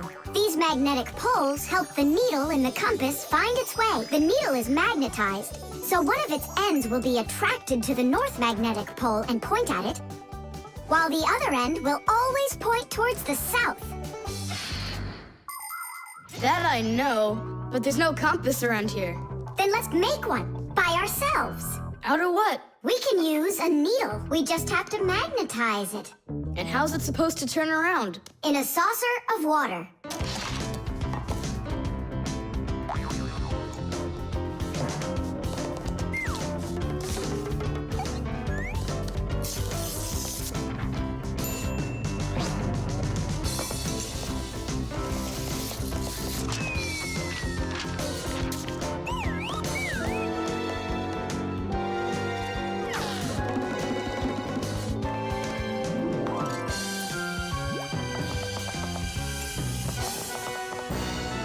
Well, there you go.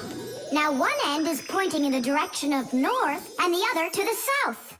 But which points where? Well, there's the window, so that can't be the right way. The north is there.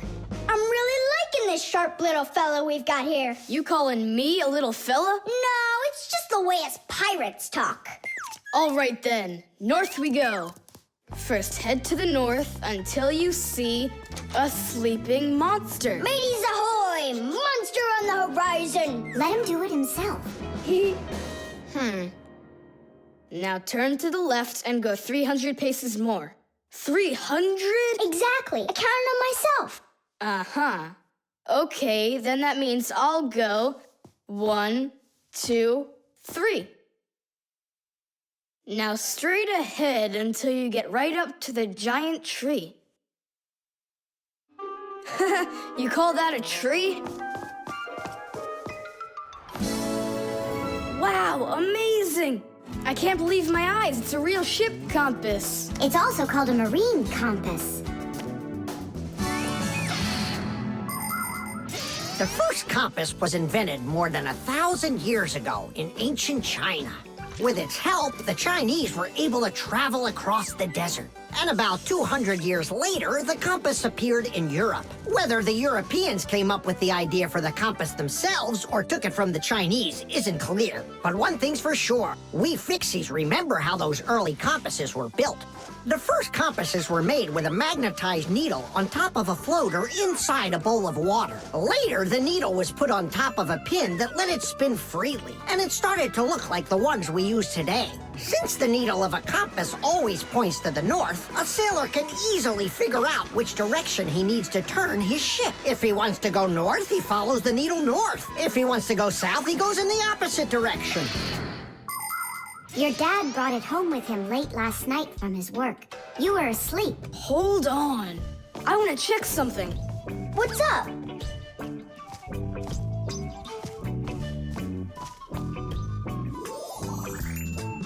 Yeah, they line up together. Of course they line up. If not, how else would you have gotten here? We're done with the needle. It has to go back. First head south 600 paces. 6 for you, matey.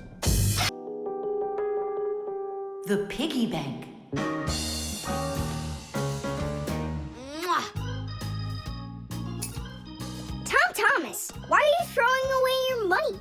That's not what I'm doing. I'm storing it. This is a piggy bank. Oh, here's another coin. I don't like its snout. That's one very suspicious-looking pig. Are you positive your money's safe with her? Don't worry. Whatever I put into my bank here is not getting back out. This piggy bank won't give up a cent. You greedy piggy! Come on, Nolik. Simka must have taught you about how banks work. Humans came up with the idea of piggy banks because they wanted a good place to save their coins.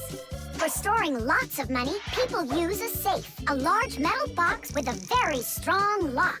Now that kind of piggy bank's almost impossible to break open. The biggest safes are in banks. Banks use them to store their customers' money and other valuables. There are even safes in banks that are whole rooms. You'd need an awful lot of change to fill up one of these piggy banks. So why are you saving up all this money? For roller skates. How much more do you need to save? I don't know. I can't see if there's enough in there. Then just go and open it. But there's no way to do that. The only way is to smash it real hard. So smash it. Nyeh, forget it. I have nothing to put my money into. But what if there's already enough for roller skates? And what if there's not? All right, then I guess I'll count your money for you.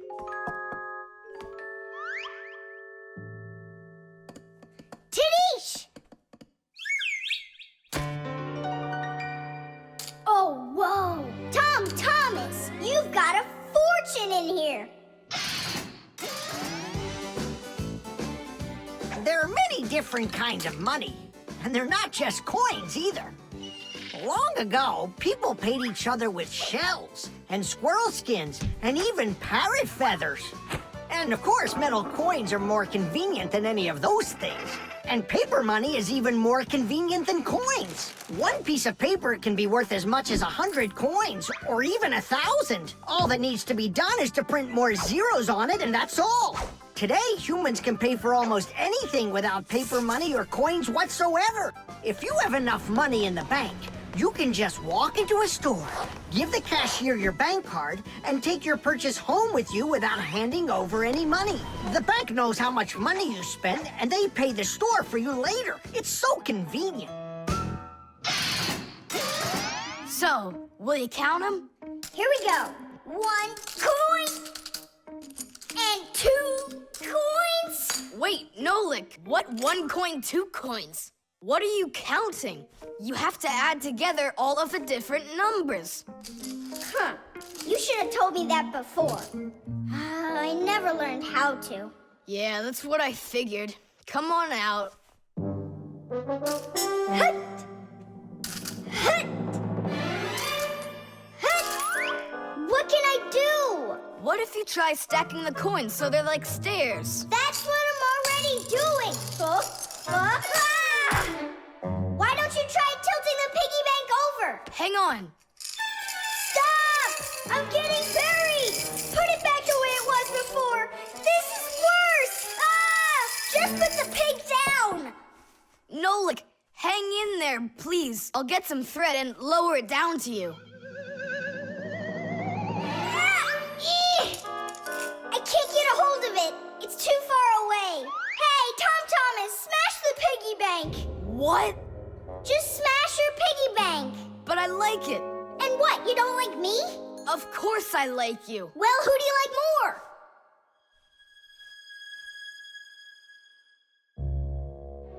You're my friend, aren't you? Of course. Then smash the piggy bank, will you? Okay, Nolik, I'm gonna do it.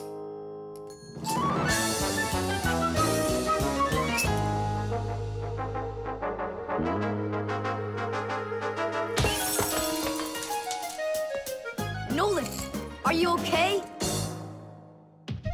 I'm okay. Thank you, Tom Thomas. Thank you, my friend. No problem. At least now you can count up how much money you have. Nah, there's no reason to do it. There's no way it's enough for roller skates. You sure? What a shame. But now you've got all of this money here to buy a piggy bank that's totally brand new. The balloon. No way. You'll miss for sure. No problem.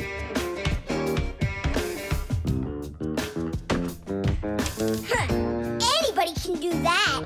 But I bet you can't do it if you tried bouncing the ball off the floor first. Just look. Oh, what are my parents gonna do to me? Maybe we should call Simka. Simka! And what's Simka gonna do to us when she sees this? So, got yourself in trouble, huh? You shouldn't be playing with a ball inside. And now we have your lamp to fix. But how? Only my dad can reach all the way up there. Why just your dad? You have a hot air balloon over there. That doesn't fly. It's just a toy, see? Well, it might be just a toy to you, but for us Fixies, it's absolutely real. If an object is lighter than water, it floats up to the surface. And in the same way, if something is lighter than air, it floats upward. Did you know that hot air is lighter than cold air? Well, it is. And that means if you warm up the air in a balloon, it will float up. Hot air balloons use special gas burners to heat up the air inside of them so they will get lighter. And the bigger the balloon, the more people it can take up into the air. I know what you're saying, but where do we get a burner? You think Fixies don't have their own burners? Huh! Sure we've got them. Bring it down here, and I'll go talk to our parents. No, no, and no. The human child must never see us. Listen now, Simka. We already don't approve of him seeing you and Nolik. He won't look. Papas, please. You're the one who told us how you dreamed of flying since you trained to go into space. Yeah. For 2 years I waited on standby, but I never went up. And you've never flown in a hot air balloon either, honey. So let's call it a deal. I talked them into it. There's just one condition. You can't watch. Okay. You can come in now.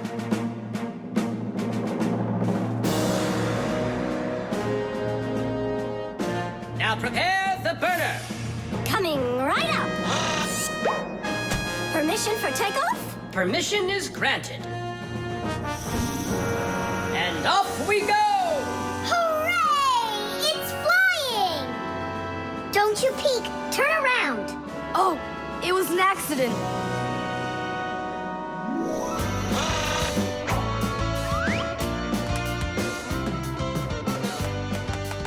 I'm going to evaluate the damage. Maintaining proper altitude.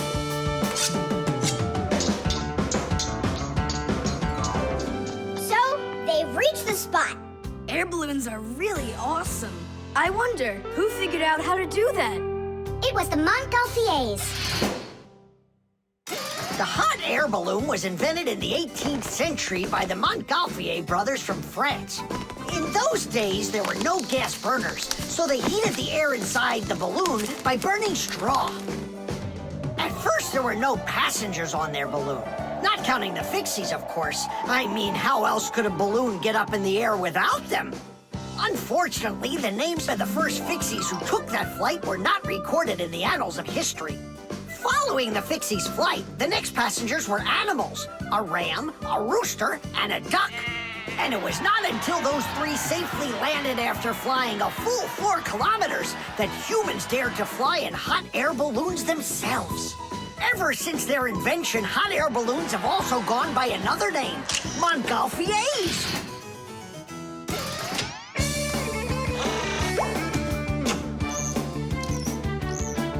Hooray! Tadish! Didish! All right. Simka, please let your parents know that I'm so very thankful. Okay, by the way, now you can turn around. You know, Simka, let's fly the balloon just like them. There's no way, Nolik. We would need to use the burner, and kids aren't allowed to play with fire. I'll give you a ride. Look, I still need to put it back up on the shelf, so climb in and let's do it.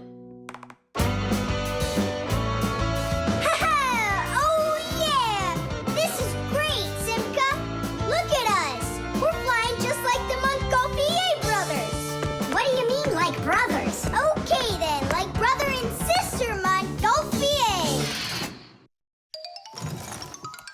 The pen. Not here either. Tom Thomas, are you looking for me? Huh? No, for a red pen. I need it right now. What do you need it for? Here, look what my teacher wrote in my assignment book. Bad behavior during the lesson, fidgeting, and talking. What are you gonna do with the red pen? Your teacher left something out? I thought maybe, I could fix it a bit. I hope I find that pen.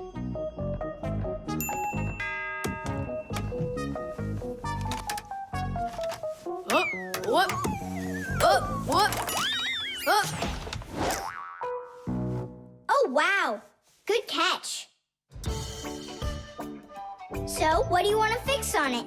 I'll just add a couple of no's, and then it will say that I had no bad behavior during the lesson, no fidgeting, and no talking. See, no problem. Cool. And then add this at the end. Tom Thomas is a perfect student. Nah, then they would guess I did it. What, is it clogged up? A little scribble will do it. That's not a pen, it's more like a penknife. Oh, look, the ball's missing. What ball? It's a pen. It's a pen, but it's a ballpoint pen. Old-fashioned pens work by dipping the pen into a jar of ink. But with a ballpoint pen, the ink is stored inside of a tube that has a metal tip on the end with a small steel ball. Well, small for humans, that is, but of course, for Fixies, it's quite large. When you drag the pen across the paper, the ball spins around and gets ink on it from inside the tube. Then it turns over and the ink rolls out onto the paper. So without the ball, a ballpoint pen won't write at all. So what am I going to do? That's my only red pen.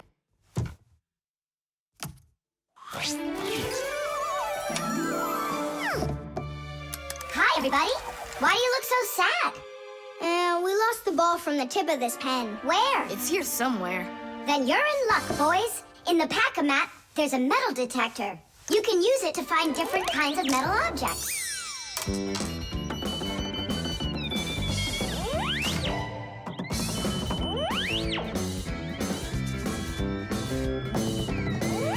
Nah, that's not it. I can see that myself. It's not on the table, Nolik. Until not that long ago, humans used pens that had to be dipped over and over again into an inkwell. This was quite inconvenient, and so to make writing easier, the fountain pen was invented. A fountain pen could be filled up with ink, so it could write for a much longer time.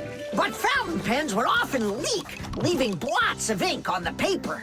This problem was solved with the invention of the ballpoint pen. Ballpoint pens are simple, handy, and reliable, except that you can't write with them on a wall or upside down for a long time. That's because the ball uses up the ink on it, and the ink can't flow up to the tip. But even this problem has been solved. There are now special ballpoint pens that can be used by astronauts floating in space.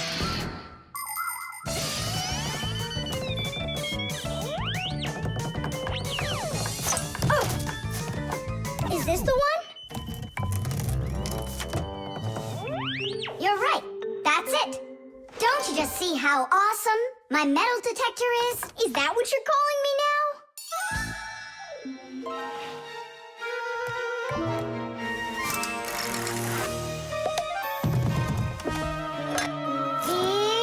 Yeah! Tom Thomas, help us. And now! Tidish! Cool. By the way, what do you need the red pen for? Well, Tom Thomas and I need to fix something in his assignment book. What? If I knew that, I wouldn't have helped you out. So no fidgeting and no talking. And your teacher, she writes in your assignment book when you behave well? Uh-huh. Whenever we behave well, she writes a note in our books right away. Ah, Did you see, Simka? How Tom Thomas managed to outsmart everybody? Since I see nothing else here from your teacher, does that mean you behaved badly the other days? Uh-huh. What? Well, Did you see, Nolik? How Tom Thomas just managed to outsmart himself? The electric train. woo, woo, woo, woo.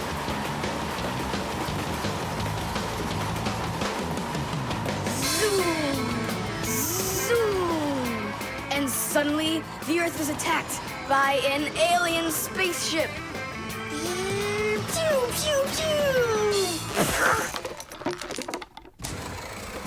If help arrives here on time, we'll be saved.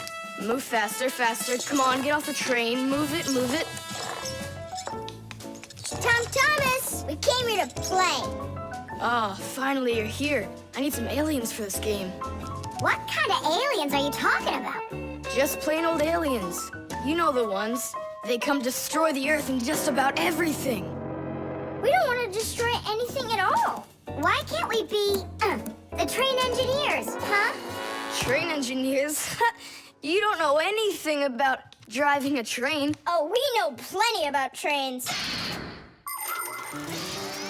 Humans invented the railroad long ago, but back then, the rails were made out of wood. People didn't start making metal rails until the end of the 18th century. But the first railroad cars had no engines to give them their power. Instead, they used horses to pull them along. Later, horses were replaced by the steam engine. Wood and coal would burn in their furnaces to boil the water in the boilers, making the steam that turned their wheels. And the Fixies were there to help those trains go, making sure all of the parts could work together smoothly. But now steam engines have long gone away. The railroad uses electricity now for its power. These electric trains race along the railway at almost the speed of an airplane. So you might know trains, but you'll still be the aliens. This railroad is mine. So you're gonna play the way I want. The train is unloaded and leaving the station. Woo! You can play choo-choo by yourself. And I will. Pew, pew, pew, pew, pew.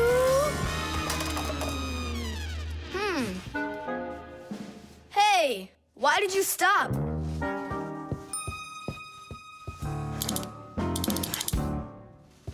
This doesn't help either. It's not going at all. Simka! Nolik! Where are you? Did I hurt your feelings or something? Mom, is Dad gonna be home soon? No, is something the matter? We've been attacked by evil aliens. The train has to be fixed right away, or we'll never escape them. You want some tea? I've got to think of something. Simka, Nolik, I know you're in there. Please forgive me if I hurt your feelings. I'm really sorry. There's nobody but you that can save the world from the evil aliens. All right, it talked us back into it. Well, let's go and check the rails. Nolik, follow me. I'm faster. Whoa! Well, so much for being faster. It looks like I found the brake. Tom Thomas, the rails are broken. I know, and so? You know, but that's why your train's not running. Just like a real train, model trains run on electricity. But there aren't any batteries inside the locomotive to pull the other cars. The engine gets its electricity from the rails. Each piece of the rail has a wire in it. If the rails come apart, the electricity can't flow through the track and get to the train. And without electricity, the train's engine just stops going. So reconnect the rails and your train will run again.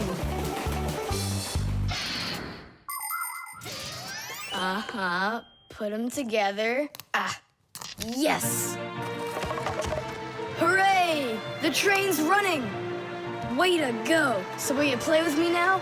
And which way are we playing this time? Whatever you want, I'm with you. The train rushes down the track with Nolik as its engineer, when suddenly from out of the sky comes an alien spaceship.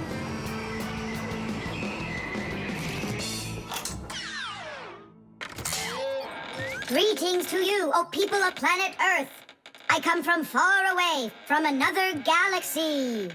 Have you come to destroy everything? No, I've come to fix it all. Oh!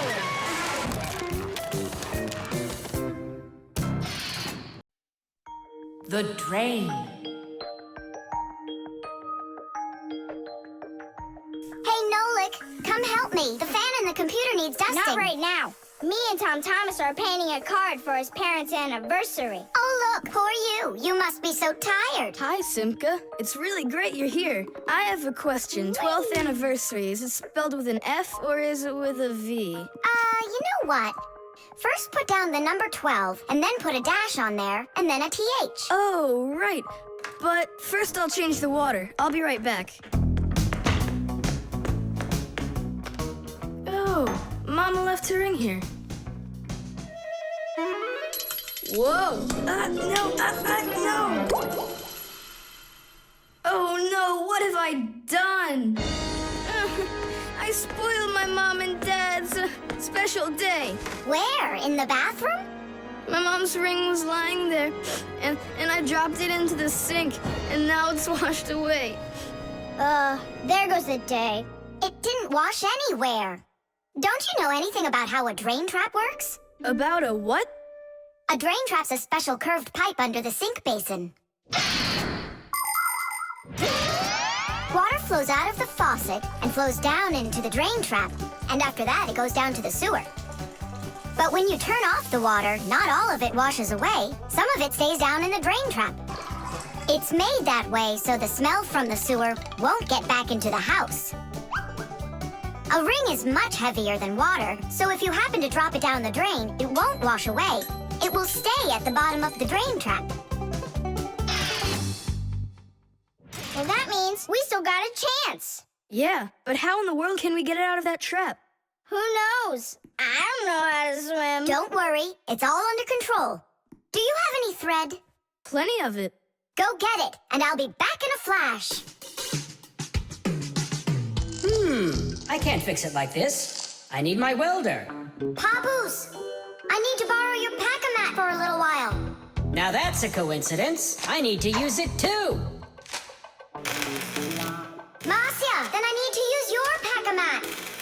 What? I'll bring it right back. Hey, where are you going? Just watch what you're doing, dear.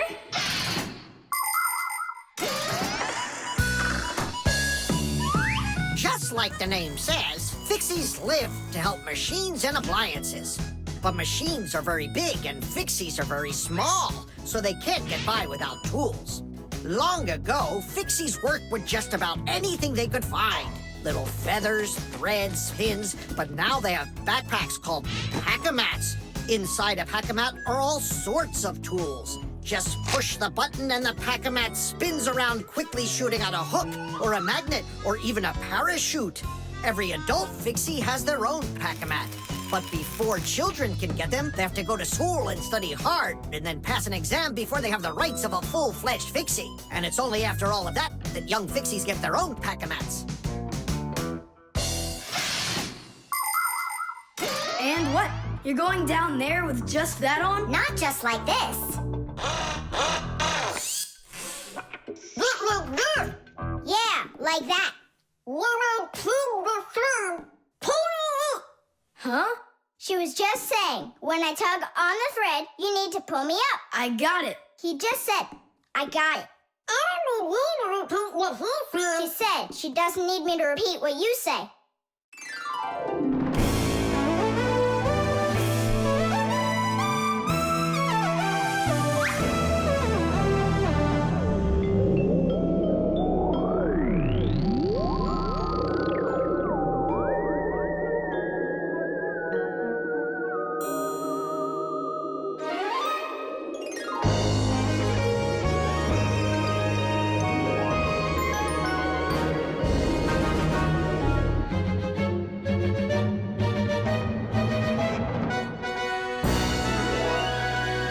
Simka, Nolik, thank you. You really saved the day.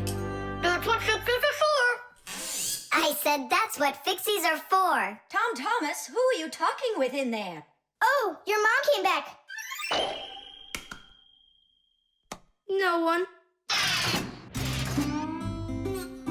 Hey, can you turn back into Fixies? I gotta ask you a question.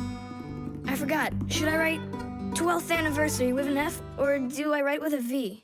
Just write the number. You're right. The washing machine. Look at that, Simka. They're showing Titanic on the television. Hey, Nolik, that's not a television. That's a machine for washing laundry. No way. Yeah, it's just a plain old washing machine, Nolik, don't you know? Tell me about it. You're such a great explainer. Inside of a washing machine is a big drum. People put their dirty laundry in there and add a special kind of soap called detergent. When they turn the washing machine on, the drum fills with water, and then the motor starts to spin the drum.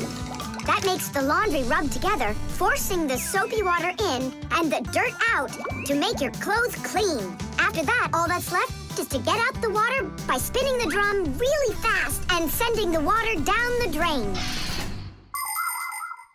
Oh, thanks a lot, Simka. I always wondered, why would you want to put laundry inside a television? Are you joking with me? Uh-huh.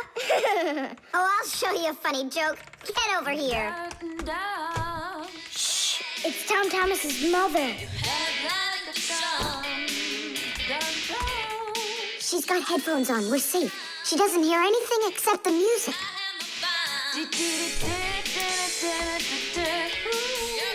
Now she'll come back, add the soap, turn on her television, and watch the second part of the movie. Again with the jokes. This time I'm really gonna let you have it. Whoa! Nolik, just do what I say. I came up with a plan. What's your plan? To run away!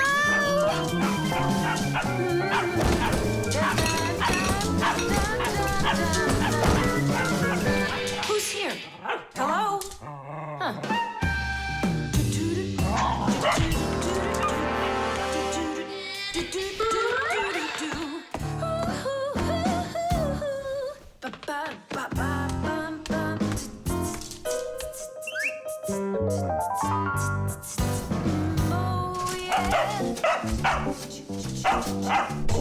Oh, yeah. There are a lot of things to keep in mind with a washing machine to use it right. For example, do you know what can happen if you wash red and white shirts together? Well, the white one might just turn pink. No, it's not because it's embarrassed, but because some of the color from the red shirt happened to get onto the white one. Another important thing to remember is to empty your pockets before you wash your clothes. Things like keys, nails, and chewing gum might not only ruin your clothes, but they can destroy the washer, too. And this isn't only about little stuff. Big things like music players and mobile phones have managed to find their way into the washing machine. Oh, sure, these things look nice and clean after a good washing, but they certainly don't seem to want to work anymore. And never, ever put a pet inside of a washing machine. That's just no place for a living thing.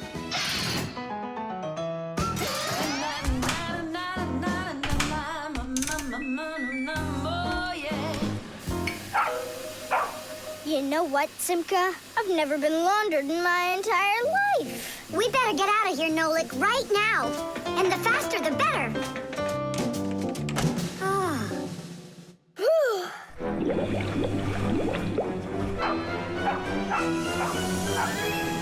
Come on, let's get going. And what about Chusaka? What about Chusaka? Let her get washed up a little in there. Maybe it'll make her nicer. But she could drown the poor thing.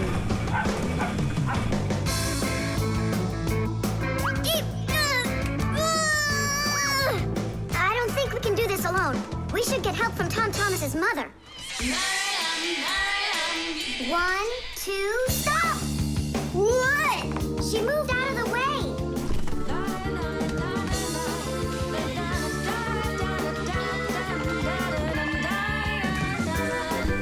And 3. Pull it! Huh? What is that? Oh, my goodness!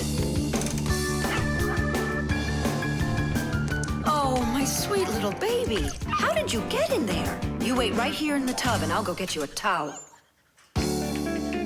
So, you wild little beast. Looks like we saved your life. We're friends now? Nolik, sure doesn't look like she wants to be our friend. So what do we do now? Same old plan. Run!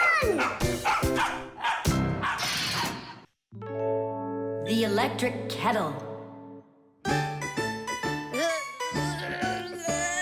That's 4. Come on, Tom Thomas, just one more. Come on now, Tom Thomas. I know you can do it. 5. That doesn't count. That doesn't count. No, your chin was below the bar. Whew, that's all. I can't do anymore. You weakling. You're the weakling. I'm not. I just haven't eaten in a while, and that's why I lost my strength. You're a slave to food, Tom.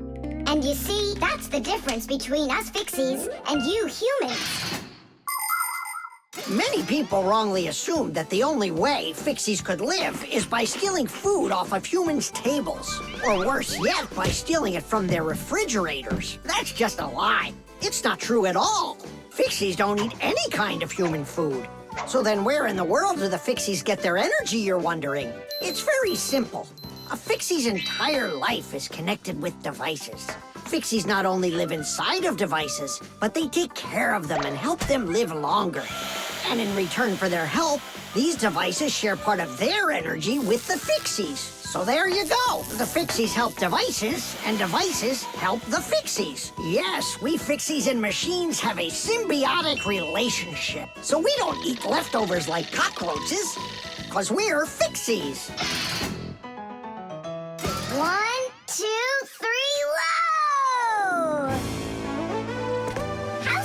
possible that a big boy like you doesn't know how to make any food for himself? I'm able to cook, but I'm not allowed to turn on the stove. What can you make without it? Oh, yes. We have instant oatmeal. Look. Do you like oatmeal? You're joking. Only my folks say oats are healthy and make you stronger. Great. Well, then how do you cook it? It's not hard. All you gotta do is add hot water, and I'm allowed to turn on the kettle. Stop and check if there's water in there. If there's none, you can burn out the kettle. It's got enough. Then you can turn it on. Hey, tell me, how does the kettle turn off? I mean, how does it know when the water's hot enough? Inside of an electric kettle, there's a heater hidden underneath its bottom.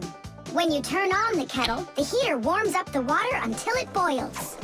And the boiling water gives off steam that heats up a special metal plate at the top of the kettle. The heat causes the metal plate to bend, and that turns off the switch.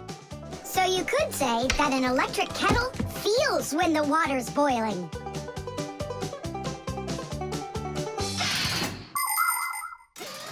Okay, now I understand. Hey, why do you need 3 bowls? You don't need to make any oatmeal for us. It's not for you guys. It's for my mom and dad. Start out here. No! Keep pouring into this one. And I say pour it here. And I say first you should pour it into mine. Oh, Nolik! Where are you? I'll find him. Hang on, I'm going in. Ah! Simka! She was right over here. Nolik! Over here. Simka! Here. Nolik! There. Ow!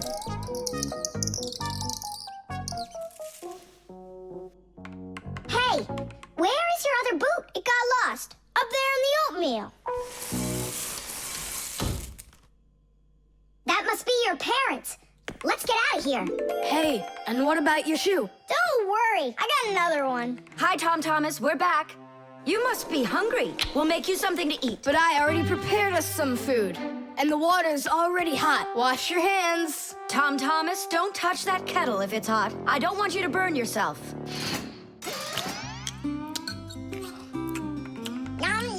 So today we're eating oatmeal for dinner. Delicious. Maybe you have something else? Why something else? You're the ones that say that oatmeal's great for you and that it makes us stronger. Well, yeah, that's what we say. I'm glad that our son pays such careful attention. Isn't it delicious? Really? Huh. What's that? Oh, look, you found the boot, Dad. What? It's nothing. Just eat your food and don't get distracted. I'd like to see that oatmeal all gone, okay? And whoever doesn't finish won't get any candy. The mirror.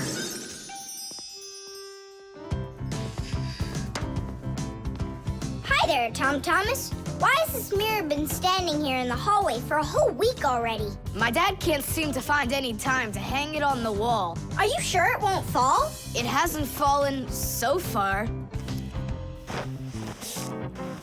So, Nolik, do I look like Spider-Man? Ah! No, you don't look like him at all. Yeah! Hey! You can't climb on walls like Spider-Man. Yeah, I'm sure you can do it. I can do it. Just give your chewing gum to me.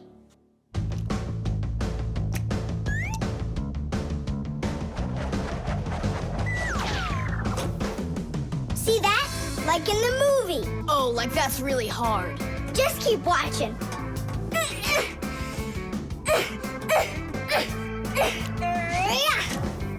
That's hard. Feast your eyes and see what the only spider Fixie in the whole wide world can do.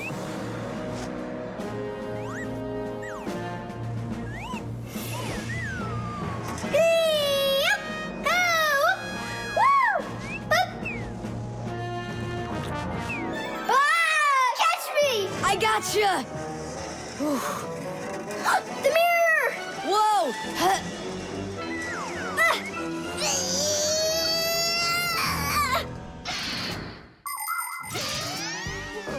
ago, the only way humans could see their reflection was to look into water. The very first mirrors appeared about 5,000 years ago.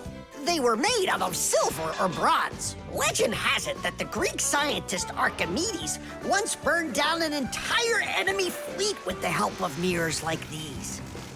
But humans only became able to see their reflections well after they started making mirrors out of glass. And we still use glass mirrors today. But of course, mirrors are not only used for looking at our reflections, they are also used in telescopes to collect the light of distant stars. And humans also use mirrors inside of automobile headlights so they will shine even brighter. Just look at all the things mirrors can do for you. Whew. Looks like it didn't break. Help me lift it so we can lean it back up on the wall. Tom Thomas!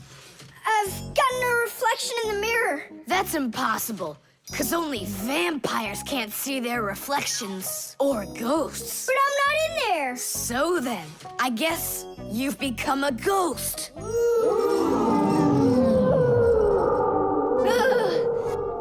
not a ghost. I don't like them. Hey, what's all the racket? Did you guys get yourself into trouble again? Simka! Me and Tom Thomas were playing Spider-Man, and I turned into a ghost for some reason. Yeah, ghost. That's silly. They don't even exist. Oh, you don't have any reflection either. Simka! You're a ghost just like I am.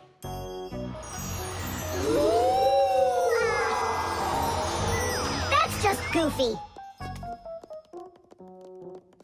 Look! Just look! Here I am! Well, hi there. But why couldn't I see myself over here? It's probably because the mirror is scratched on the back. Tom Thomas, do you think you can rotate the mirror? It's just like I said. Some of the special coating got scraped off of the back. A mirror is not just a piece of plain glass. Plain glass lets light pass through it, but a mirror reflects light. To turn a piece of glass into a mirror, people spray a special shiny coating on one of its sides that reflects everything. And then to protect the shiny coating, an extra layer of paint is put on top of it. But even with that protection, you still have to handle mirrors carefully. Because mirrors can easily scratch or even break. And do you think that this one is possible to fix? Yeah, we can do it. It's a good thing you have a pack-a-mat with you. I thought we might need it after you started screaming over here. Don't tell me you've got paint in there for a mirror. A pack-a-mat's got everything you'll ever need.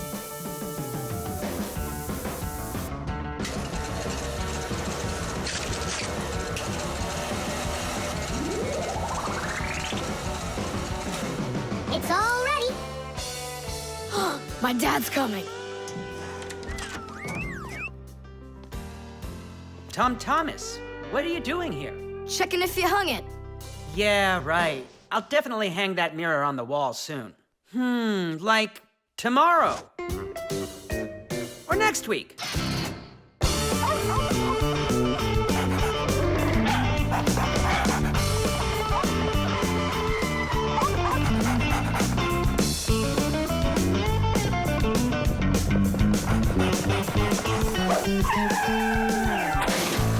Chusaka! Get away from here! So where did it go? Oh, here it is. Hey there, Tom Thomas. So what's on the disc? Hi there, Nolik. Hi there, Simka. It's a cartoon about Gulliver in the land of Lilliput. My friend Jeannie let me borrow it. I have it till tomorrow. And what's the story about? Well, it's about this guy who gets shipwrecked where people are just so teeny tiny. Fixies, you mean? No, not Fixies. Lilliputians. Lilliputians? Uh-huh. Know what, Simka? I think that you Fixies might have come from those Lilliputians. No way. Our grandpa told us a completely different story of the Fixies.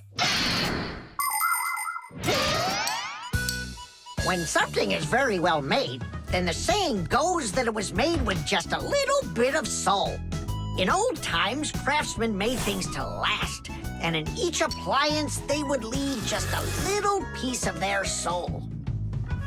those little pieces of their soul would turn into tiny craftsmen called Fixies, who would then make the appliance their home and take care of it every day.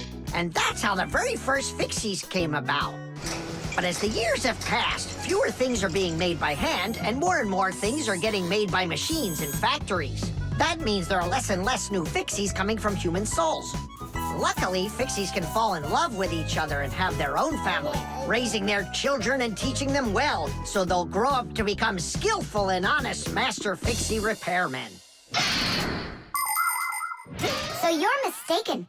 We're not Lilliputians at all. We're Fixies. Yeah, Fixies.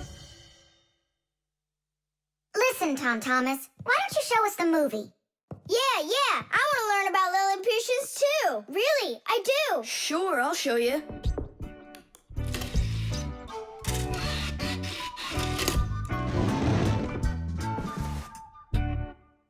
Oh no, what's going on? I broke it.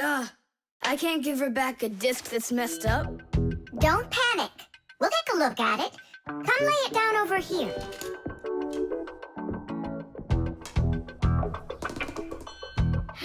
Tom Thomas, why is this disc all covered in jelly? Because I was touching it with my fingers. I mean, what else? It's obvious you don't know how a disc works at all. And you know how it works? Yeah, I know. Yeah? If we take a look at a digital disc through a powerful microscope, we can see rows of tiny valleys of different lengths. These valleys are actually a code for the cartoons, games, or music recorded onto the disc. Inside a disc player, a laser beam reads the code and helps turn it back into pictures and sounds. But if you scratch the disc or smudge the disc with dirty fingers, the laser can't read it and the disc won't play. That's why you need to keep discs clean and stored in cases. So that's why you should only hold discs along the edges. And when you're done watching them, you have to put them back inside their boxes. And what about this one? Do we have to get rid of it? Not so fast. Nolik, this calls for a major cleaning. Let's get the brooms.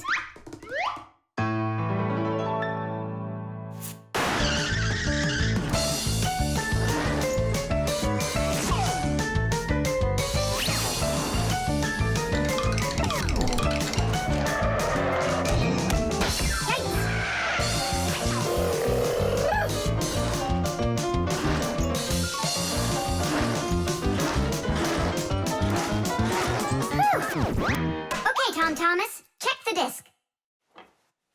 There you go. Now you're holding it right.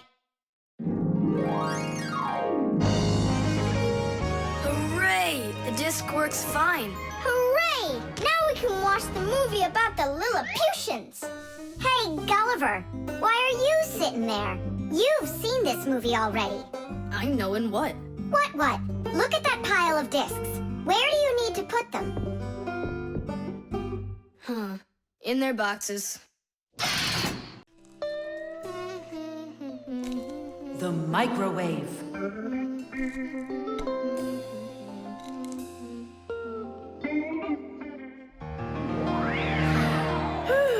Okay, children, for today's lesson, we're going to learn about the microwave oven. It's a very special appliance that people use to heat all sorts of different foods up. Oh, wow. Is there any chance that we could get heated up here? You'll find out about that too, if you'll pay attention, of course. Whoa! Got it? Now listen carefully. I'm listening. Of course, young Fixies go to school just like human kids, but their parents teach them a lot of important lessons too. Fixie parents take their kids on tours of all sorts of different devices and teach them what Fixies can do to keep them working properly. They like to show them how the computers or televisions or gaming systems work, or any one of the many appliances they take care of inside of the kitchen, like the stove. Every once in a while, a new device appears in the house, something that the Fixies have never dealt with before. To learn how this new thing works, the Fixies gather together and read the instructions that the humans keep printing up, but almost never seem to take the time to read for themselves. And so now it's time to look at the magnetron. That's what emits the microwaves. Oh, and so the food absorbs the microwaves, and that's what heats it up. That's right. And now, look carefully to your left. Hooray! Freedom! Oh, Tom Thomas. What do you say? Want to watch cartoons? I can't. I need to do my homework.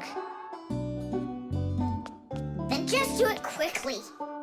For some reason, whenever I start doing homework, I always get hungry for some food. Then just eat faster. No. The faster I eat, the sooner I'll have to start doing my homework. It already got cold.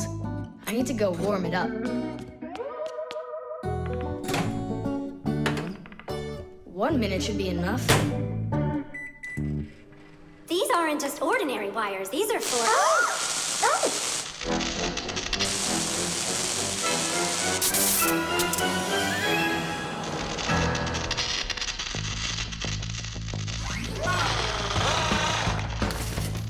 Marcia, what's going on? It looks like it might be an overload. The microwave might burn out.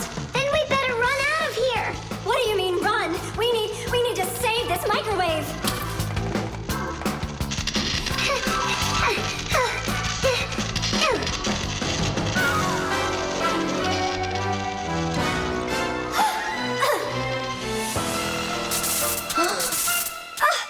Simka and Marcia are inside. Simka, I need your help.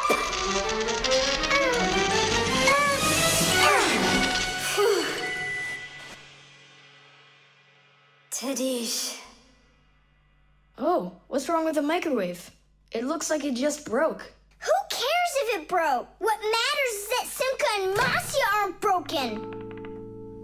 Look, there's no one here. Of course not. We were behind the wall. You wouldn't believe what happened in there. Oh, there you go. Tom Thomas, why did you put that fork into the microwave? Why not? You mean I'm not allowed? Remember, never put any metal objects into a microwave. If you put forks or spoons in a microwave, you can burn it out. And then not even a Fixie will be able to fix it. Even a thin metal border on a plate can cause serious problems. Also, never warm up food in sealed packages or bottles inside a microwave. And one last thing, don't even think of cooking eggs in their shells in there. They'll just explode. Sorry, I didn't know any of that. Nolik, and what were you thinking? Why didn't you warn Tom Thomas about this? Oh, Oh, today you skipped school. And now you don't know it either. Nolik, where are you going? I'm talking to you. where else? I gotta go study all about microwaves. And I'll go do my homework now. But first you'll sit down and eat for a while, right? No, I'm not gonna eat food. First, I'll go and play some games for an hour or so. The magic wand.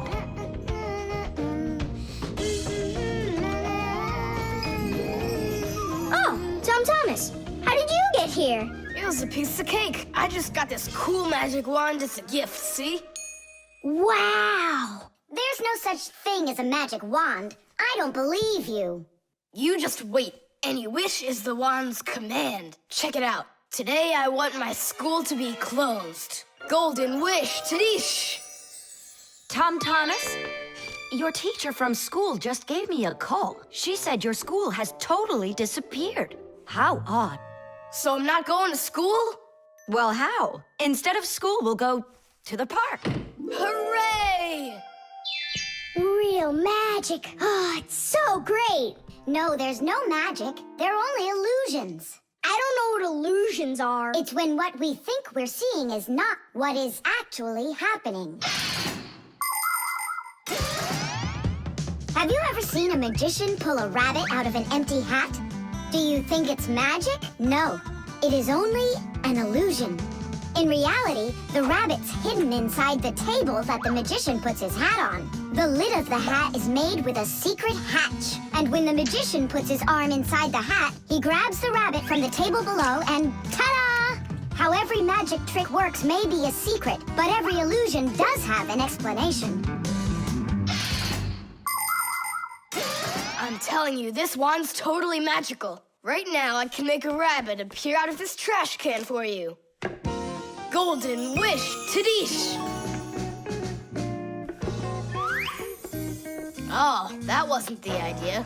Looks like a dog to me. Wait, one more time. Golden wish, Tadish! Golden wish, Tadish! Tom Thomas, will you cut it out? One Chusaka was already enough for us, and now there's 3.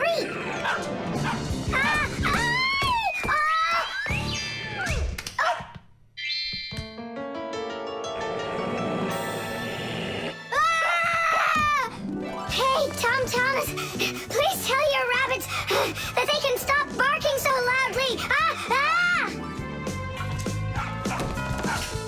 Shame on you for attacking helpless little kids. Wait, I'll make you bigger now. Golden wish, Tadish!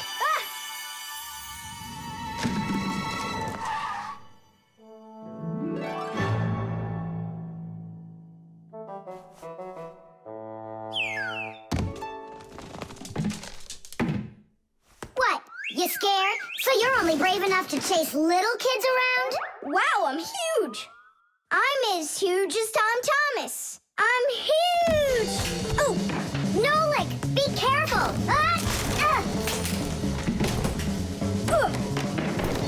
How can you live being this tall? It's so inconvenient. And I thought it was tough when you were so tiny. Tom Thomas, are you ready? Hey, why do we have 3 dogs all of a sudden? Oh, my word.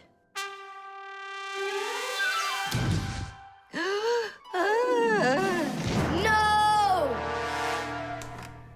Why are you screaming?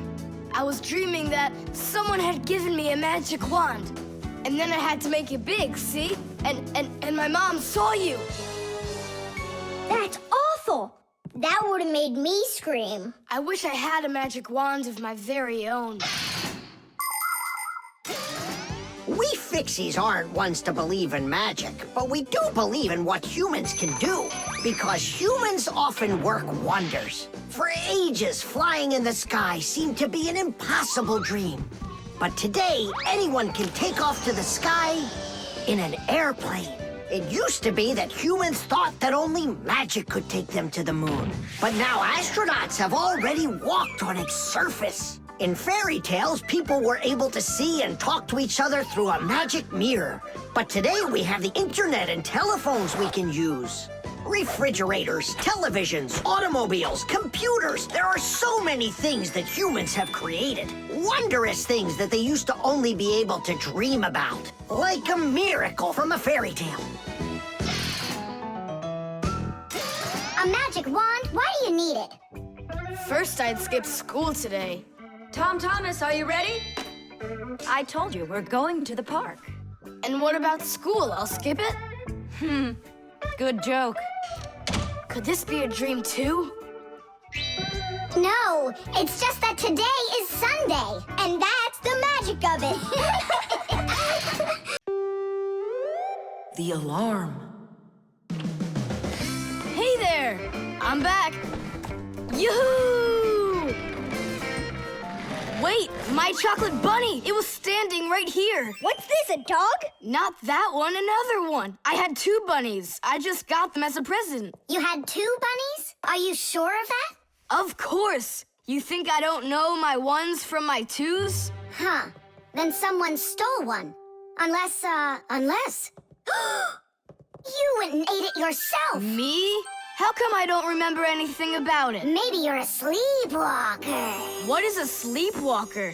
Someone who gets up from his bed at night without waking up. He crosses the room, eats one of his chocolate bunnies, and doesn't remember a thing in the morning. But in the morning, the bunny was still there. Yeah? Huh. How about your mother? Could she have taken it? She doesn't like when you're eating too much candy. No, she doesn't. She says that candy's terrible for my teeth. And so, to save your teeth from these sweets, she snuck quietly into your room, snatched one of the rabbits, and ate it. But Mom's the one who gave them to me as a present.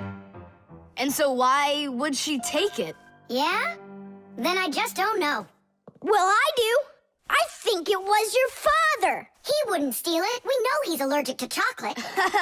Next, he'll tell us how the fish took it. You know, I always thought there was something fishy about those fish. No doubt about it. They stole the bunny.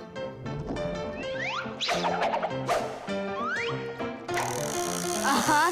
And then they hid it in their aquarium. Oh, Nolik, that's funny. You know what, Tom Thomas? You need to protect that other chocolate hair. Exactly. It has to be eaten right away, now, before it disappears. Just wait a little. You don't have to eat it. Let's think of something else. Of course, we need a security alarm. Need what? The alarm was invented to keep houses, cars, and other valuable things safe and secure. The simplest alarm is a siren or light bulb that is connected by wires to a door or window. When someone tries to open a door that has an alarm on it, the alarm goes off, making the siren howl and the light flash. Alarms can also be set up to call the police if they go off. Super! But where can we get ourselves a security alarm? You have an electronic construction kit, remember? You're right. Then bring it over here.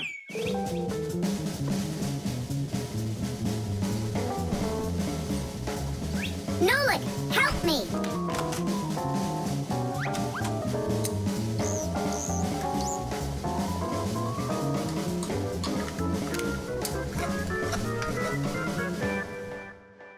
Tidish!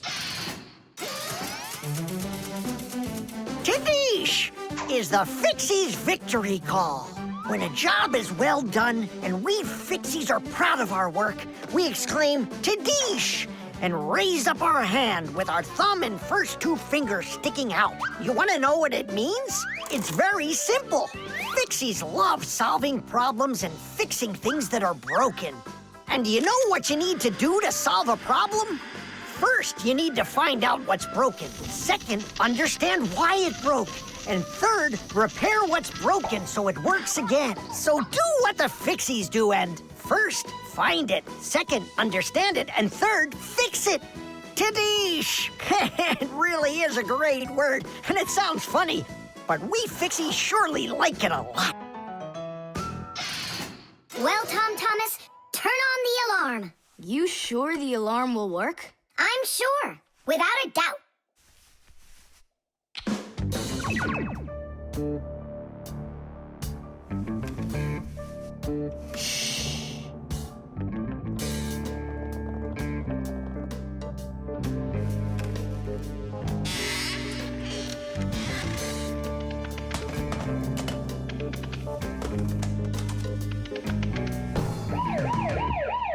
You're under arrest.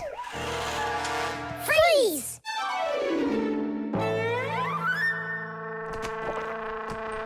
Chusaka? Why are you stealing my chocolate?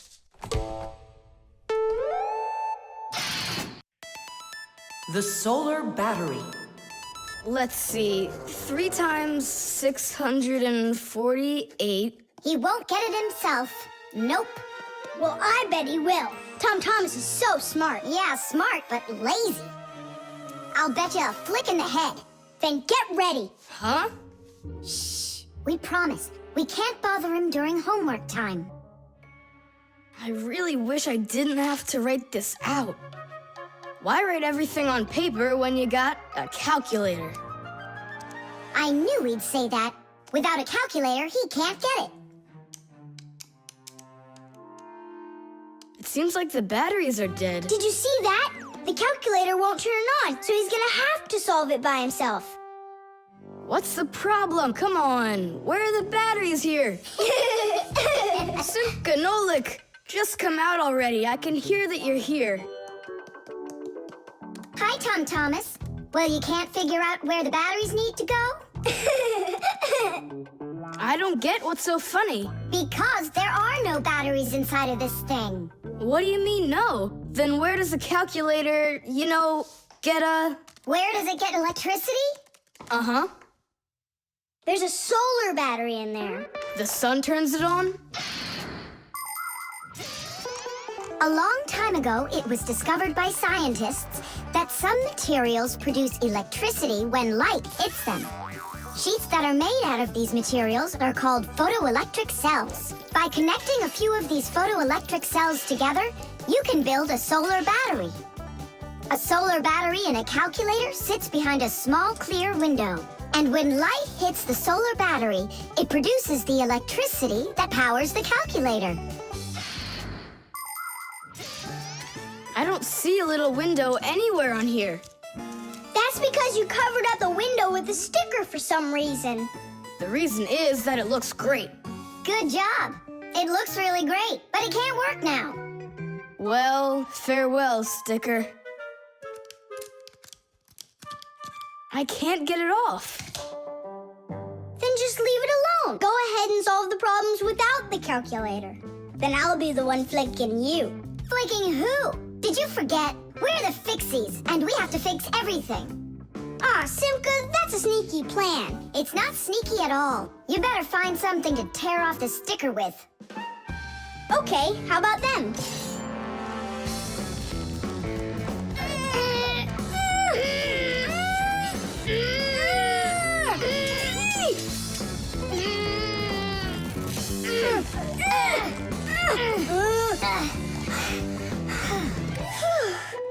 It'll take forever doing it this way.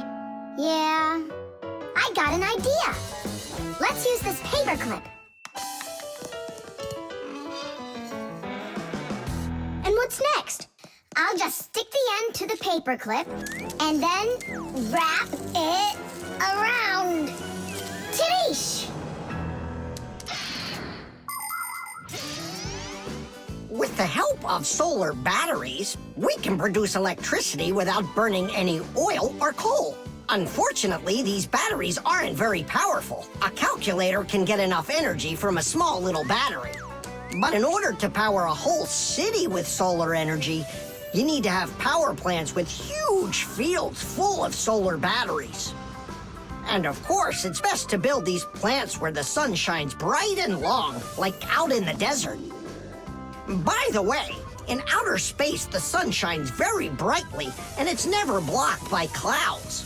That's why all of the vehicles and satellites in space use solar energy for power, including the International Space Station, where astronauts from different countries work together.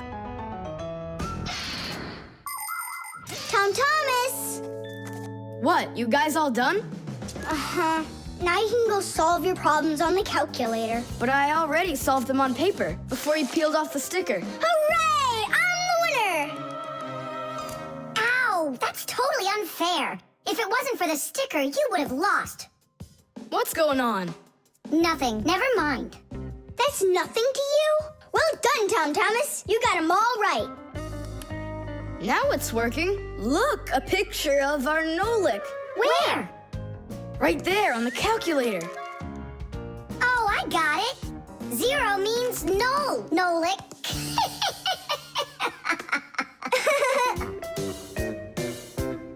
Good one. The toothbrush. Once I finish you, my top secret growth potion, I will create my own giant canine crew. And then I'll rule the... Whoa! Wow, this is super. You're better than a TV show. Oh yeah, it's fun, but it's gonna end badly. Tom Thomas, get ready for bed. I'm going, Dad. But first, my secret recipe. We start with a bit of carbonatorous. And now a little bit of bread and butterous. And finally, beer the fumarasa. Chusaka. Don't be afraid. Drink, my baby. And you'll grow 10 times your size. What? It doesn't taste good? Oh, right. I forgot it needed stirring. This hypersonic mixer will do the trick. Tom Thomas, you shouldn't use what doesn't belong to you. That's your father's toothbrush. Ah! Hey, cut it out! You're acting crazy.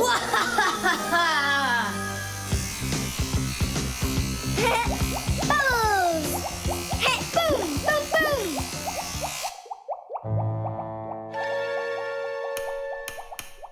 Uh-oh. You said it. Uh-oh. You, Tom Thomas, are a big boy, but your brain is smaller than Nolik's. Why, thank you. Just go put the toothbrush back in its place, like you never touched it. Nah, that's not right at all. Tom Thomas, what's up? I'm almost done, Dad. Simka and Nolik, please, I really need your help. No panicking. First, we need to understand what could have broken inside of there. An electric toothbrush is really simple, as long as you know these 3 parts. The battery, the motor, and a very clever mechanism that connects the motor with the bristles. The whole secret to the toothbrush is right in there. That mechanism uses the spinning of the motor to make the bristles move very fast back and forth, from left to right, from right to left. And that's how it brushes your teeth. So what can we do about it? Here's what we do. First, we take out the motor. Then we take the gears out. And then the mechanism. How much time do we need to do that? 1 or 2 hours. What? No! Just listen here, Tom Thomas. You need to open up the battery compartment. Wait for me right here.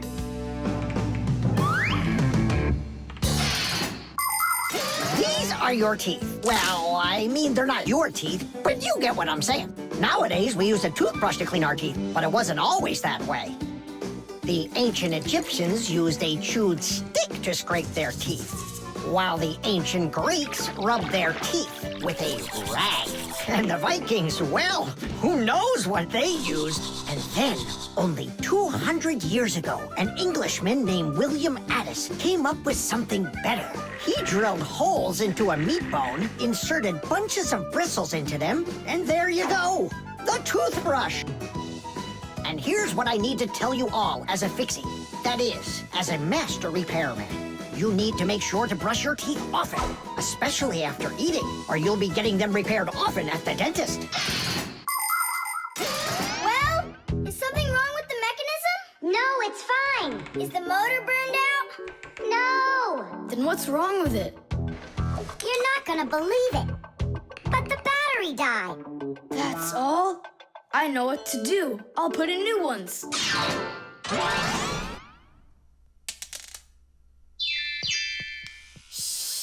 Your dad turned the toothbrush on. Looks like everything's fine. It's working. Ooh, way to go. Excellent. Your dad will never find out what kind of slop you mixed up with his brush. What slop? How dare you, Nolik? How dare you refer to my mighty potion like this? Tom Thomas, somehow soap got all over my toothbrush. Can you explain that? Ay, ay, ay. Well, you got caught. What do you say now?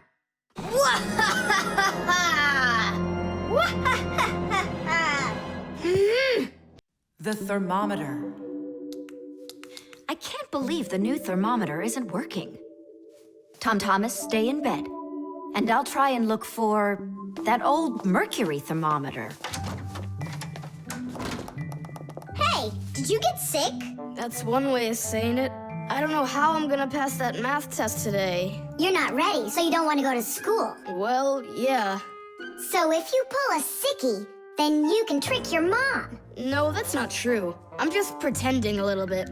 You think so? Well, you won't trick the thermometer. Simka, what's a mercury thermometer? Mercury is a type of liquid metal that's silver in color.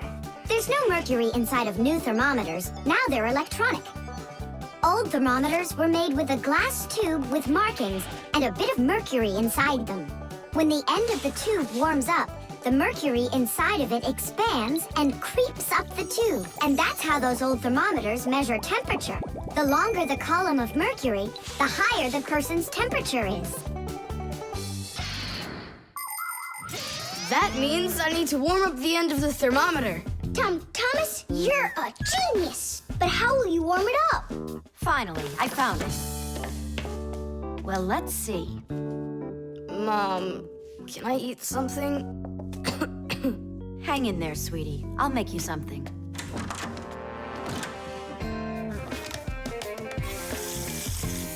Ooh, that is hot.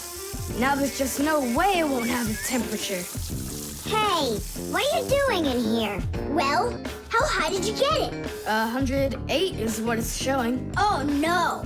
With a temperature that high, they'll send you straight to the hospital, and you don't need that. You'd better shake that thermometer. Yeah, that's what I'll do. That'll get the temperature down a little.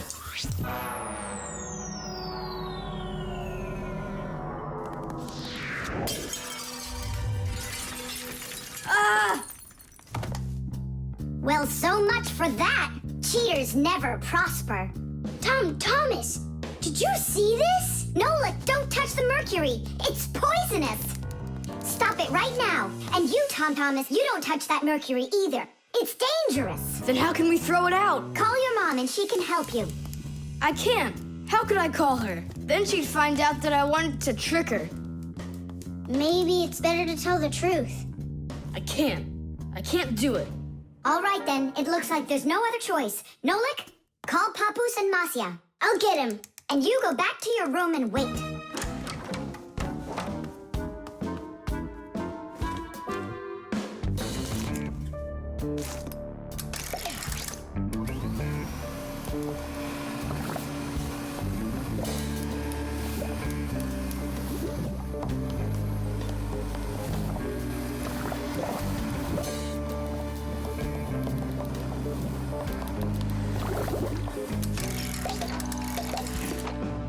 Looks like this whole job is done. Not yet. We still need to neutralize this mercury. In everybody's home, there's all sorts of chemicals around. They are used for cleaning dishes, clothes, the bathroom, and dealing with pests. And all of these substances can be very harmful to human health. But some people don't seem to understand this. They might use a dangerous spray or a poisonous liquid and then forget to wash their hands afterward. And then they go and eat or rub their eyes with their hands. That can cause serious damage to their vision or stomachs. And never put anything into your mouth that looks like medicine, unless your parents or a doctor gave it to you. And if you ever happen to find something on the ground that looks like a piece of candy, you must never put it in your mouth. You can get poisoned that way. Oh, humans. If they'd only remember this simple advice, they'd stay safer. And what do we do with the glass that's broken? That job's not for Fixies. Thomas, we cleaned up all the mercury. And the glass, too? No, not the broken glass. But will you? Papoose said that it's not our job. He told us you have to get your parents to come and help you. That part's your responsibility. Here's some food for you. What's the matter? Mom, I broke the thermometer. Broke it? Did you cut yourself? No, The mercury, did you touch it? I didn't. Simka, you think he'll tell her the truth? And where did you break it? The bathroom. Why did you go in there? I wanted to trick you. I have a test, and I didn't study for it. And now it's too late for school, The ship in a bottle. Simka, Nolik, here, take a look at this. Oh, wow! Awesome! Where did you get this from? From one of the shelves in Dad's office. He's got lots of cool stuff in there. That's cool. I'll be the captain. This is like a totally real sailing ship with masts, cordage, and everything. And how can it all get in there through such a little hole? A ship in a bottle is a real miracle. Do you want me to tell you the secret of how it gets inside? It's like so. All of the ship's masts are collapsible. Before the boat is put into the bottle, the masts are folded down and pressed against the ship's body, so it's small enough to fit through the bottle's neck. And once the ship is inside the bottle, the masts and sails are opened back up by pulling on a thread. Hands on deck! There's a giant octopus starboard! I'm an octopus, huh? Oh, look out. Brave sailors like us, we're not afraid of storms. Tom Thomas, be careful! Hey! Oh, Did it break? no, it's all Tish. It's not close to Tadish. Take a look how this mast broke. Whoa! What have I done? Don't worry, we can fix it. Get some glue, okay?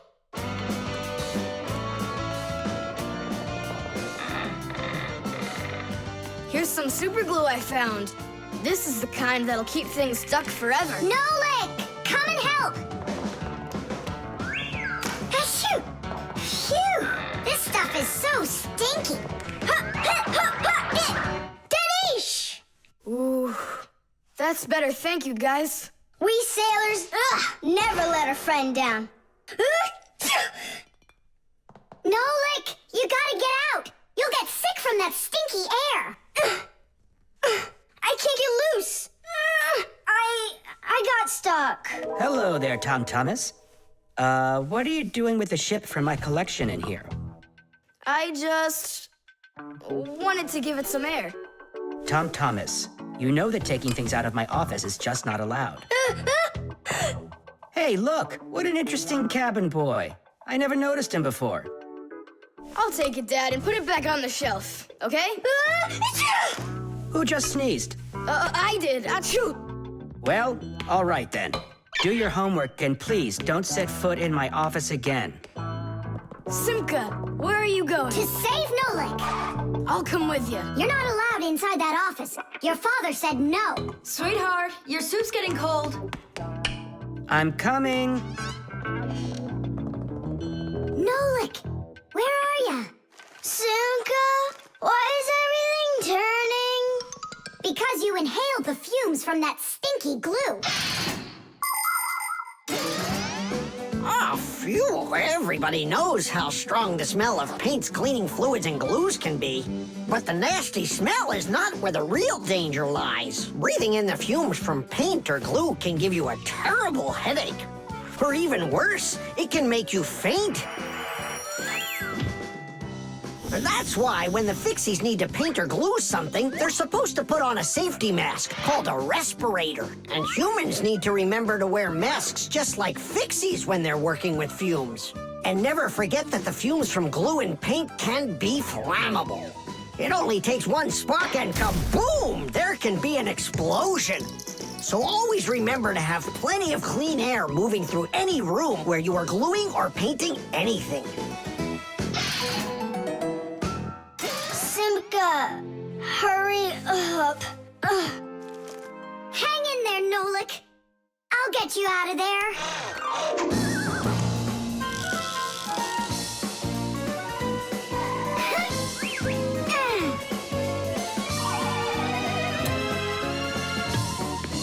Nolik.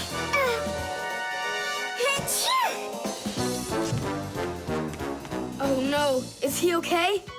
Nolik. Nolik! Nolik! Oh, you're alive. Turning starboard. Turning port. Piasters! Piasters! Oh, whatever. He's gonna be fine. Nolik, do you know who I am? A giant octopus? Candy.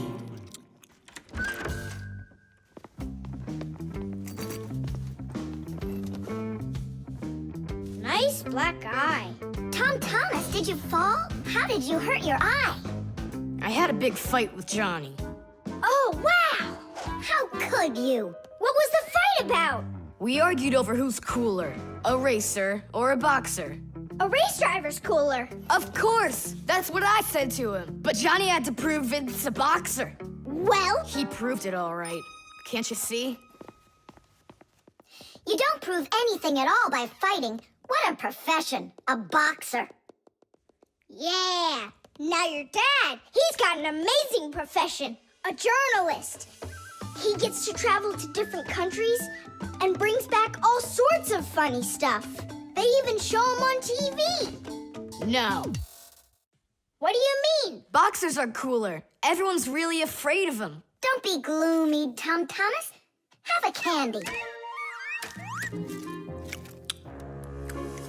I've got a good idea. How about a taste tester? That's the best job. And what is he testing? A taste tester is someone who tests the tastes of drinks and food. Yeah, how come? They want to find out if the food is delicious and what all the flavors are in it. Super! What a great profession. But a taste tester's not a job just anyone can do. I can do it. Then let's check. So open your mouth and then close your eyes.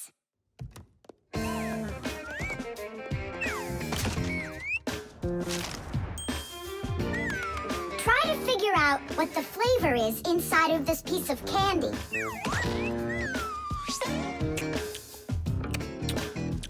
Strawberry. That's right. Good job, Tom Thomas. And this?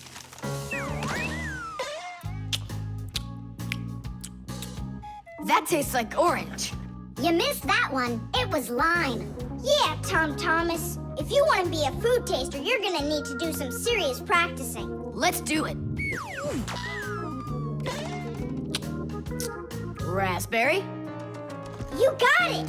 Simka.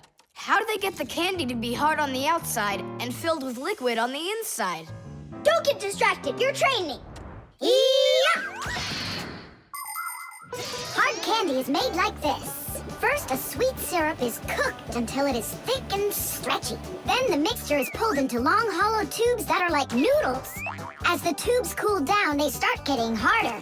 And it's right then that the tubes are filled with the soft, fruity center and then cut into pieces. It all has to be done quickly before the tubes have a chance to get totally hard. And that's how candy is made that is hard on the outside and soft on the inside.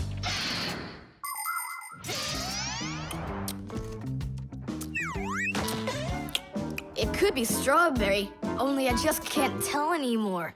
Ouch! What's wrong? My tooth. Was I hearing things? Or did someone yell? Oh, I got it. Come on. Let's take a look at your tooth.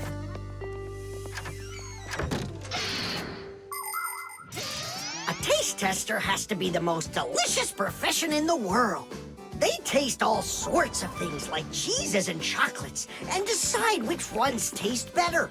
Everything is tested for taste, even water, because different waters taste differently. There are also testers who don't test food and drinks, but rather they test the smells of things like deodorants or perfumes. Not everybody can become a really great tester. First, you have to be able to tell apart all the different tastes and smells. You also need to know when it's time to stop, or you can make yourself sick and lose your ability to tell things apart. That's the reason why taste testers only take very small bites of food and very, very little sips. If you're gonna have a bad tooth, it's good to have a mom who's a dentist. That's true. She's a good dentist. She'll fix it in no time. She'll pull that tooth right out.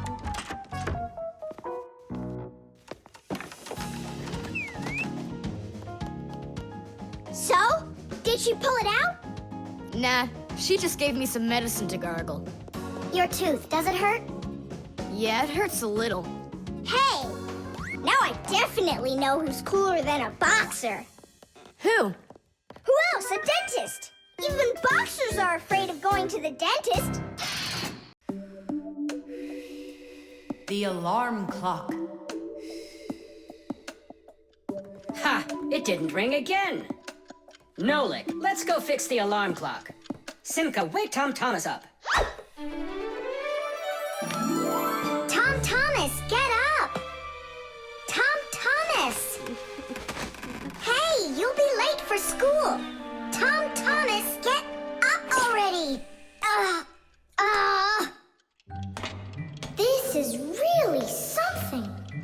And where's the battery in here? No, this is an old mechanical alarm clock. It doesn't work with a battery. It uses a spring. How's that work? People wind up the spring tightly, and then as it slowly unwinds, it turns the gears, which turn the hands of the clock. Achoo! Oh, What? the alarm clock broke. Let's hurry and get you washed up.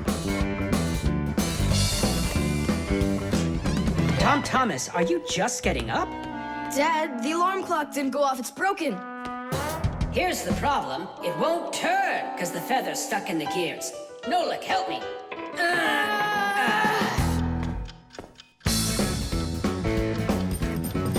Papas, what's going on? It looks like it's an earthquake. Huh, it really is broken. About time to throw out this old piece of junk. Tom Thomas, I'm off to work. Don't be late for school. I won't. Where are we? In the trash can. And what's gonna happen to us? Well, you see, Nolik. People throw out broken things without a second thought. Even appliances that can still be fixed end up in the trash all the time. And the trash is taken to a horrible, deadly place called the dump. If a Fixie happens to be inside a broken appliance, he will come face to face with great danger. Once, my uncle got thrown into the dump buried inside an old TV. He barely managed to jump out of the bulldozer's path, and it was a miracle he didn't end up in the incinerator. After that, he just roamed around the huge dump, trying to fix anything. He became totally crazed. Whew. Good thing the Fixie rescue squad managed to find him and bring him back home. I don't want to scare you, but we might be taken to the dump, my boy. Papas, I'm scared. Huh? Where is the alarm clock? Maybe my dad took it to get fixed. But Nolik and Papoose are in there. Now just a little bit further. I don't want to go to the dump. No tears. There's only one way out of here. We need to fix the clock and make it ring. But how? Inside the clock, there is the main spring, and there's also a second spring. The second spring is held still by a brake, and so it waits. When the little hand reaches the time the alarm was set to go off, the spring jumps off the brake, and the gears are free to start turning. That makes a little hammer beat the cup of a bell very, very quickly.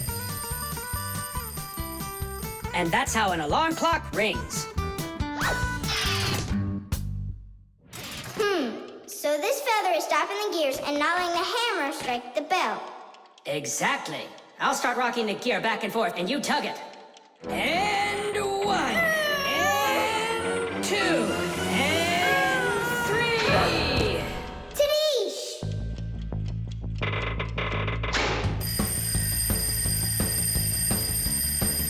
Simka, I think I can hear my alarm ringing. Run to the sound! Quickly! Uh-huh. Someone turned the alarm off. Whoa! And here comes that earthquake again! Nolik! Nolik! I'm here! Nolik! We fixed the alarm clock. So what was wrong with it? A feather got jammed in the gears. And how could a feather get in a clock? Oh, it's probably from when I put the alarm clock under my pillow, so it wouldn't wake me up. Huh, so you mean because somebody doesn't like to get up in the morning? We almost ended up at the dump? By the way, if that somebody doesn't hurry off to his school soon, he'll be late. Oh, you're right, huh? The thermos.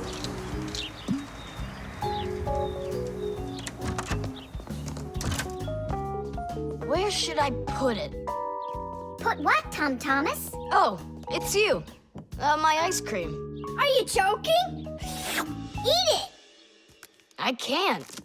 Tom Thomas, are you all right? I'm fine. It's just that it's a present for my mom. Today is Mother's Day. Then you need to go give it to her. I can't. Dad and I are going to congratulate her together. What's your dad gonna give her? I don't know. But when he gets back home, the ice cream will have melted. Then put it in the freezer. And what if Mom looks in there and finds it? The surprise will be ruined. So where won't she find it? I'll tell you where. Inside of your dad's office. I don't see any place to hide it here. There's no freezer or anything. Why don't you take a look inside the box? Here's a thermos, but what good is it to me? Thermoses are for keeping things hot. The ice cream will melt in there. It will not. A thermos is made by putting one bottle inside of another. Between the bottles is an empty space, and that's the secret of a thermos. That space stops heat from getting out or in. So if there's hot tea inside, the empty space doesn't let the heat from the tea get out. And if there's ice cream in the thermos, the space stops the heat that's outside from getting in. And that's how a thermos keeps hot things hot and cold things cold.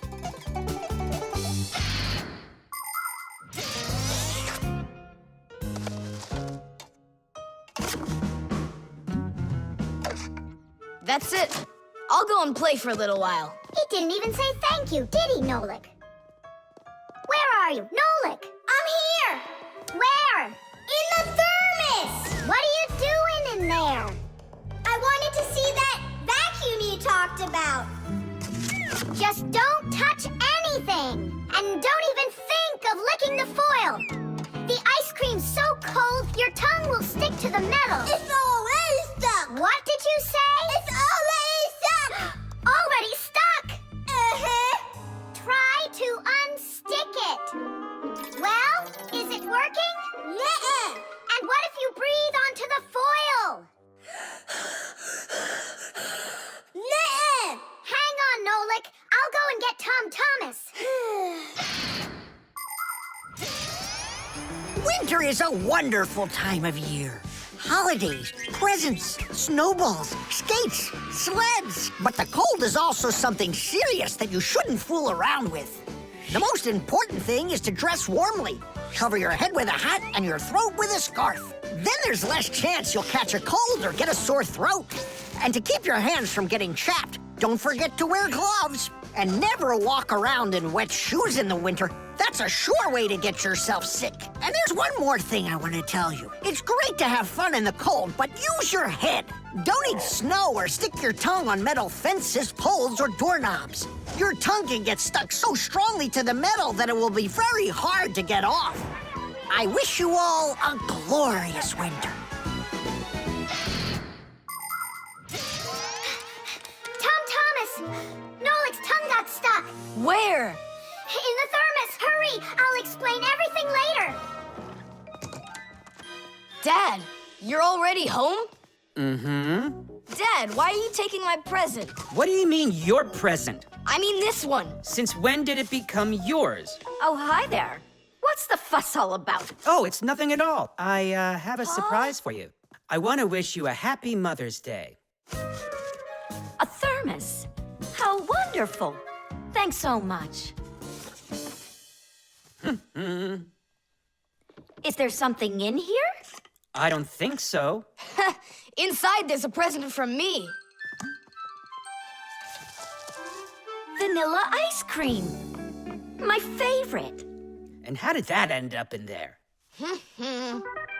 Thank you so much, my sweeties.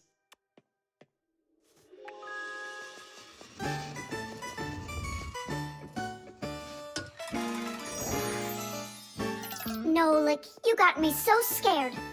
Thank goodness you thought of turning into a screw inside of there. Uh-huh. Does your tongue hurt? Uh-huh. Do you think you can talk again? I can talk. Oh, that's good. We better hurry. We still need to go and wish our mother a happy Mother's Day. And you should too. The lie detector. Simka! Shh, quiet. I'm on a stakeout here. Who are you staking out? Tom Thomas. We've got to bet that he won't be able to survive 3 days without any TV. Really? Can I be on the stakeout with you? Shh. Simka! Ha!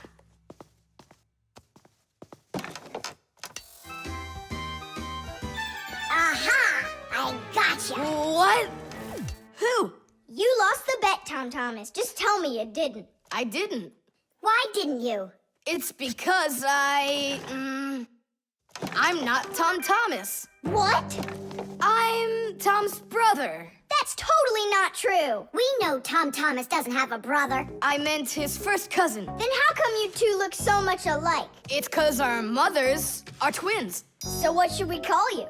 Who, me? John Johnson. And who are you, by the way? As if you don't know who we are. This room is beautiful. Sure is bigger than mine. I don't believe you. You're telling a lie. And what is your proof? Maybe he's not lying. There's a way to check it. How? Yeah, how? With a lie detector. You'll see. A lie detector is a device that is used to help figure out if someone is telling the truth or if they are lying. You see, when someone is lying, they always get a little bit nervous. Even though we might not see it, we know that a liar's heart beats a little faster, his breathing changes, and he sweats. A lie detector can pick up on all of these little things. And that's how a lie detector can be used to help find the truth. But you don't have a lie detector. But we know how a lie detector works, don't we? Or are you scared, Tom Thomas?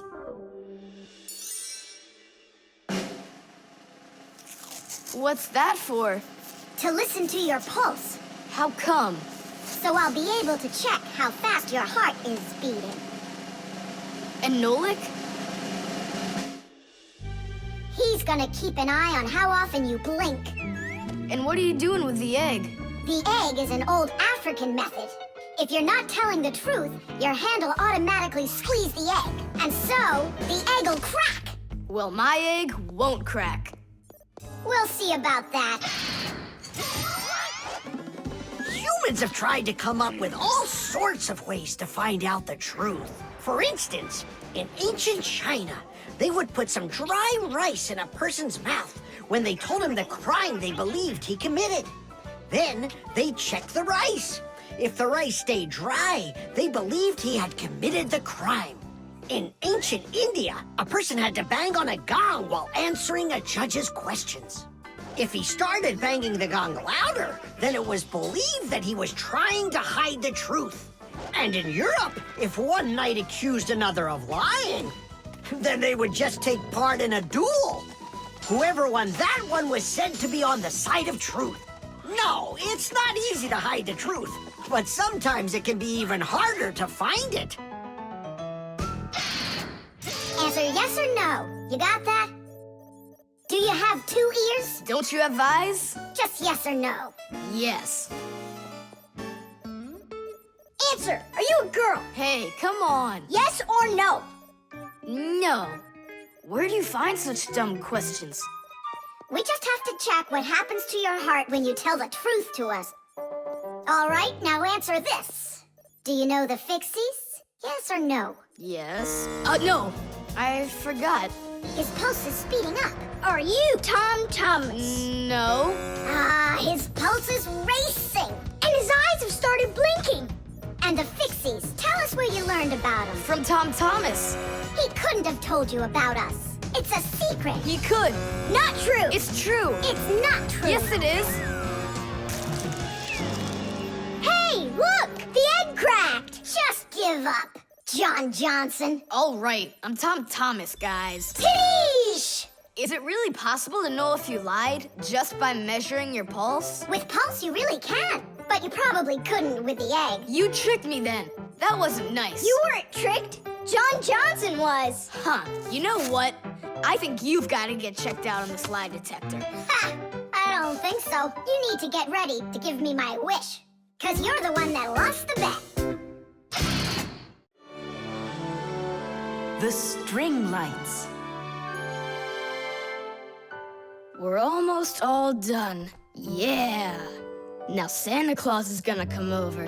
He'll say, 1, 2, 3, lights light up the tree. Then we'll get our presents. The real Santa Claus? Yeah, for sure. The real Santa Claus will come to you? You'll see for yourself. He comes to me every year. Okay, so let's practice. 1, 2, 3, lights light up the tree. Huh? Oh, the string light's burned out. And we don't have another one. Tom Thomas, Santa Claus is almost here. Is the tree ready? No, not quite yet. Oh no. What are we gonna do? I'll be right back. Tom Thomas, what do you think? Will Santa Claus give you any presents if there aren't any lights on the tree? No way. It's not right without the light. It just wouldn't be magical. Papus, Marcia, Santa Claus is about to come to Tom Thomas, but the string lights on the tree, they all burned out. They all burned out? Really? The bulbs in a string light are connected together like a chain with a piece of wire between each bulb. When you turn on a string light, electricity flows through the wire, lighting up each of the bulbs along its way. But if any of the bulbs gets burned out, the circuit will be broken, and the electricity will stop flowing.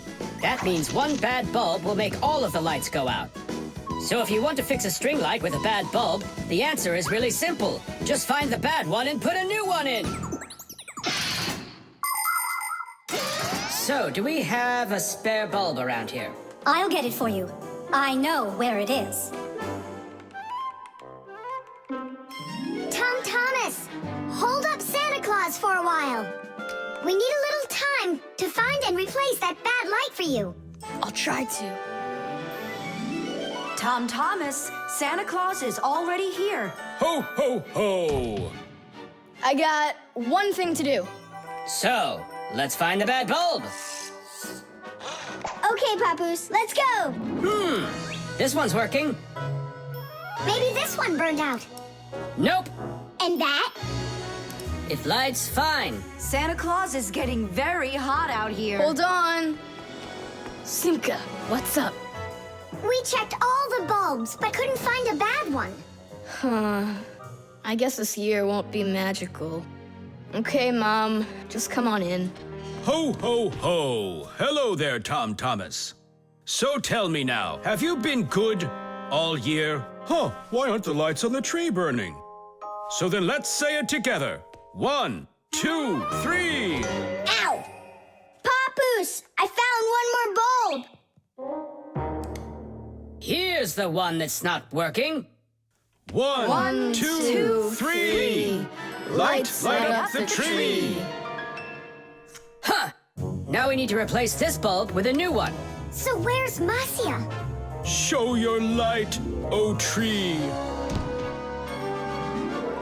Hooray! Ho, ho, ho, ho. Whew, that was really hard. I see you already got it shining. But where did you manage to find a new bulb? We got Papoose to act as the bulb. Tidish! Tidish! Ah, what a hero. Pull me up so we can put this bulb in. On Christmas Eve, on Christmas Eve, on Christmas Eve, our spirits light up. Whoa! And on the tree, Yeah! on Christmas Eve, Nice box. the lights burn brighter. Every year when no one is expecting, from some place that no one could conceive, appears a little miracle before us. Christmas Eve. On Christmas Eve. On Christmas Eve. On Christmas Eve. On Christmas Eve. The clock, it seems, on Christmas Eve is ticking slower. Then suddenly, on Christmas Eve, a miracle on Christmas Eve. No one believes on Christmas Eve comes out of nowhere. Every year when no one is expecting, from someplace that no one could conceive. Yeah! A little miracle before us. Every year on Christmas Eve. On Christmas Eve, the clock ticks slower. The spare part.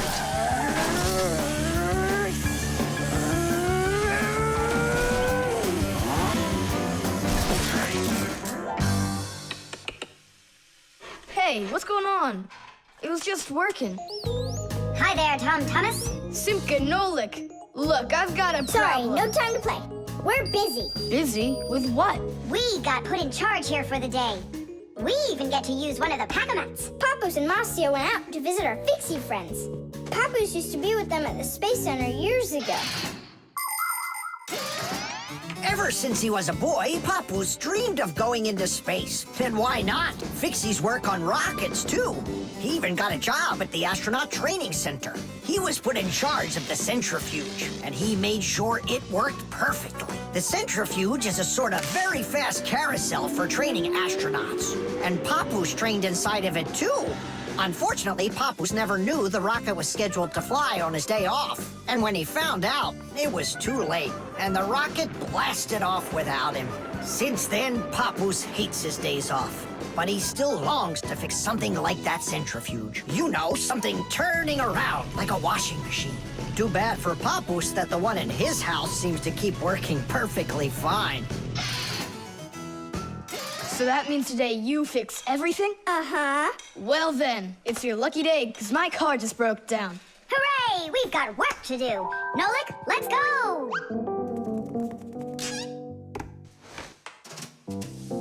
Well, what broke down here? Wait a sec. Here, this part burned out. It's all covered in black. I wonder where we can get the same part, but a clean one. A clean one? Nolik! Genius! There's the same exact part inside the dishwasher. We can take it from there. Come on!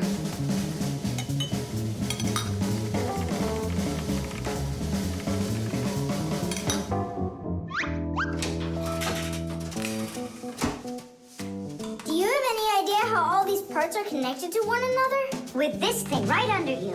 It's a special part called a circuit board. A circuit board's made like this. First, the board gets covered with a thin layer of metal. Then, paths are laid onto the board where the electricity is going to flow. After that, all of the extra metal is washed off of it with a special cleaning liquid, leaving the metal paths that were drawn on the board. These paths work just like wires to connect the parts on the board to each other. And then all that's left to do is attach those parts to their places on the paths. Pull it! Tadish!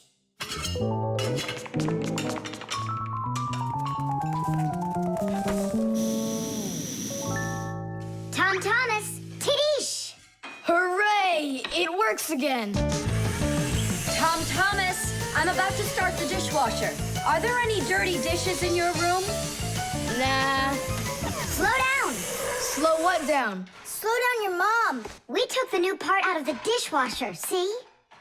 Mom, wait! Don't start it!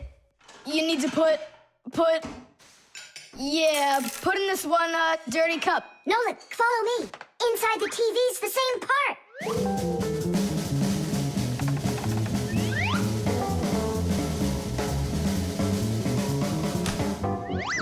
Now back to the dishwasher. We barely made it. We grabbed the part from the TV in the living room. Not the TV, my mom's favorite program is about to start.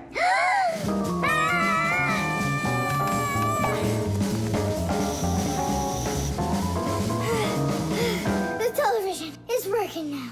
And where'd you get the part for it? From your dad's computer in his office. Hi, everybody. I'm home. Hi, hon. Are you ready for dinner? In a bit. I've got to finish a little work on the computer. Simka, hurry! Where else can we find that part? Stop. That's enough running. Here, take it back from the car. And then we put the part back into the computer and it started working again. Oh, that was really silly. Remember, you little experts, never repair any device at the cost of another one. I understand now. And I understand. If you were smart, you could have taken the part out of the old radio in the closet. Papus, but you know the radio wouldn't work then. That old thing hasn't been working for years. Marcia and I have pulled out half those parts already. The short circuit. Are you sure we're allowed to play in your dad's office? We're not gonna play in here. We came here on a tour. I think this place is like a real museum. Just take a look at that. I have no idea what it is. And this thing is a complete mystery. Keep it down. This is a museum, you know? What a great museum guide you are. You know absolutely nothing. How can you say you don't know? I know. I'd like to run a test here on the capacitor. On this one? Don't touch! Why can't I?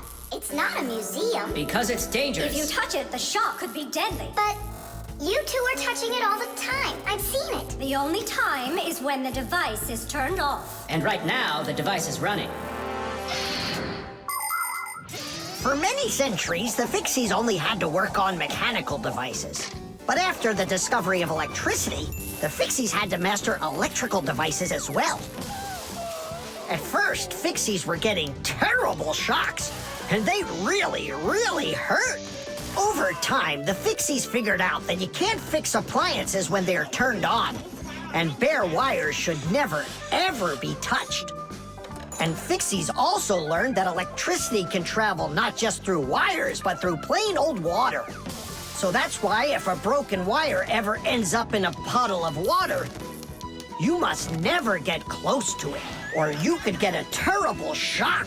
Fixies learn all these important rules, and they hope humans understand that they need to learn them as well. Look. Now here's one I know about. It's an old radio my dad got from my grandpa. More than 60 years old. Can you believe it? Your grandpa? The old radio. That was a joke. Is it still working? I don't know. Let's check.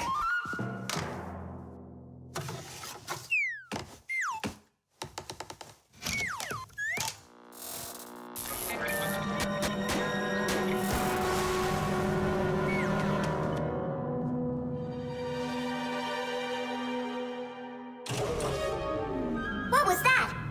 It looks like the electricity got turned off. Maybe it was a short circuit. I'll go find out. Oh, so it was you who caused the short circuit. I was in here showing all these things to Nolik, and we wanted to turn on the radio. We flipped the switch on, and then suddenly, kaboom, the lights go off. They're off everywhere in the apartment. So then how can I even warm up my pizza now? Soon it will warm up all by itself now that the refrigerator isn't working. Simka, what is that thing you said? A short circuit. Electricity goes back and forth from an appliance with two separate wires. For example, an iron uses the electricity it needs to get hot. But if those two wires start touching each other without the iron in the middle, then the wires will get hot instead. And this can cause the wires to burn out. When this happens, it's called a short circuit. Short circuits can happen when the coating around a wire is worn out, or when an appliance is broken on the inside of it. So when you tried turning on that old broken radio, the wires in the apartment started burning. Does that mean all the wires got destroyed? Don't worry. In our apartment, there's an automatic switch to stop that. It turns off the electricity when the wires start getting too hot. Oof. And what about that, automatic switch? Is that something you need your mom and dad to turn on? No question. You definitely would. But you have us. Yeah. And we have Papus and Masya. I'll go tell them what happened here. And you guys, you turn off the radio. But we'll get electrocuted. What do you mean, electrocuted? Thanks to you, there's no electricity.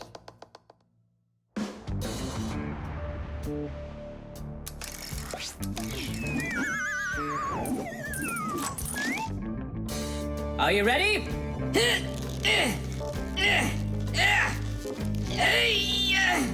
Pull it up.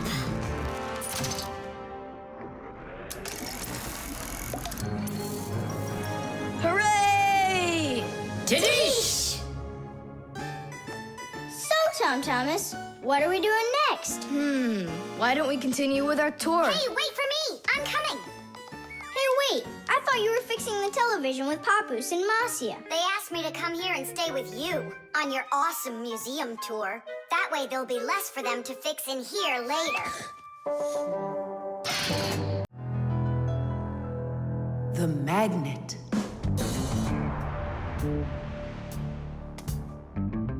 Well, it looks like we need a pack-a-mat.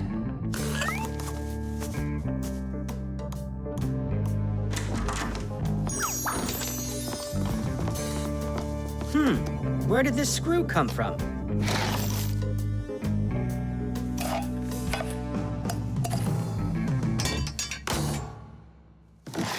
Ouch!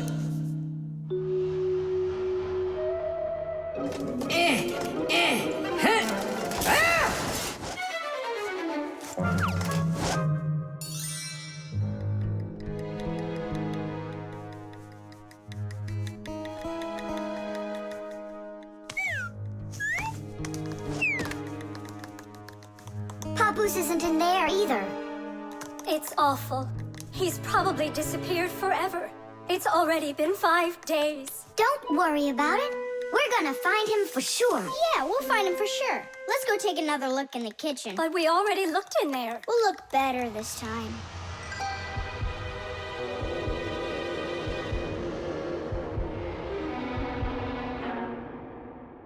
Let's go take a look in there. We looked so many times already. Simka, Nolik, what do you keep searching for in here? It's not a what, it's a who. Our Papoose is missing. We've been looking for him everywhere. Oh no! He's probably already turned into a screw, because he doesn't have enough energy. Maybe I could help. Surely. Let's start with you picking us up. We're just exhausted from running.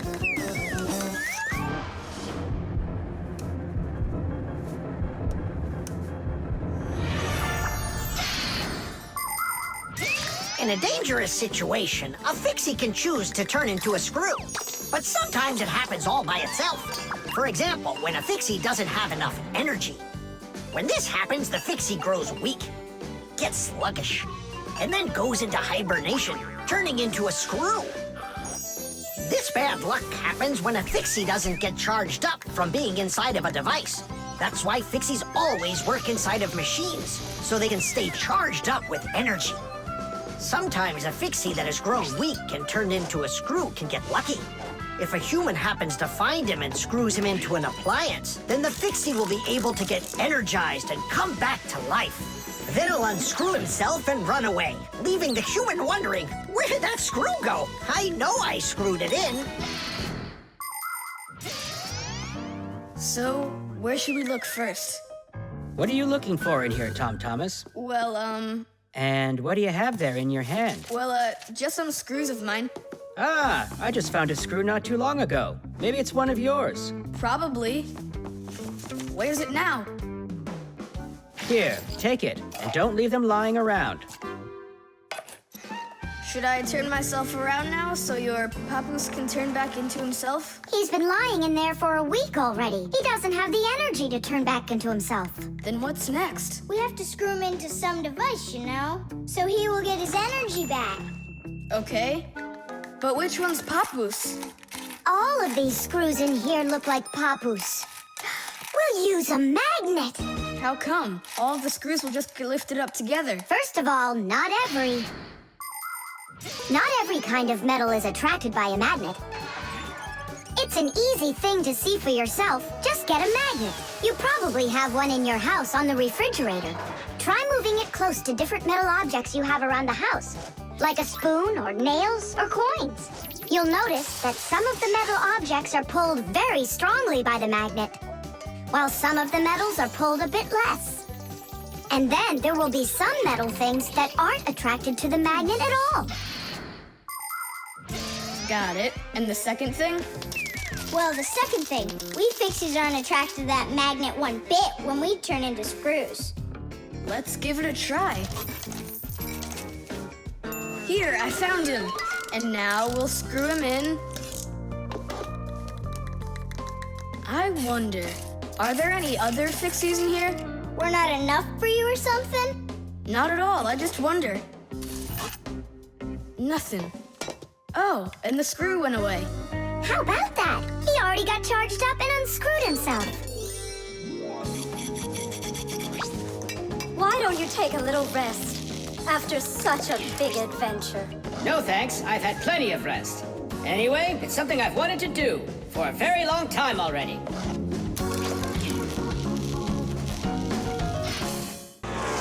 The fan. Pass him on the left. Step on it. Now pass him on the right. Look out for the wall. Hit the brakes. Why didn't you hit the brakes? He was just too scared.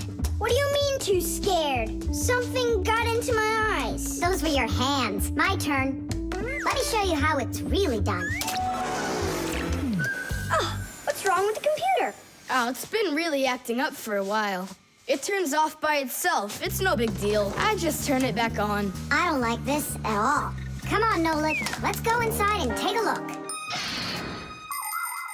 Just like people, machines can get sick too. They can get a very high temperature and even start coughing and sneezing. And if a machine or an appliance gets seriously sick, sometimes it can be too late to fix them at all. So wouldn't it be better if we could keep them from getting sick in the first place?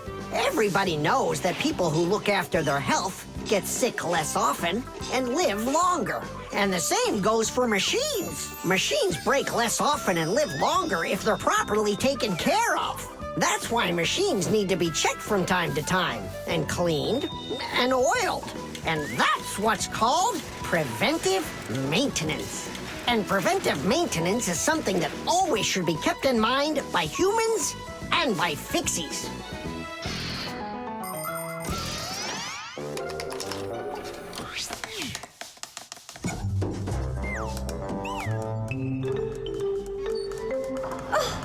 What is that? What is what? Can you hear that? What are all those sounds? It's probably just, a Fixie eater that woke up. What? What do you mean, Fixie eater? Didn't you know that inside of some appliances there live horrible monsters? They love to attack Fixies and eat them up. And the smaller the Fixies are, the more the Fixie eater likes to eat them. Ha ha! And how come you never told me anything about Fixie eaters before? I didn't want you to get scared! All right, scaredy cat, let's keep going.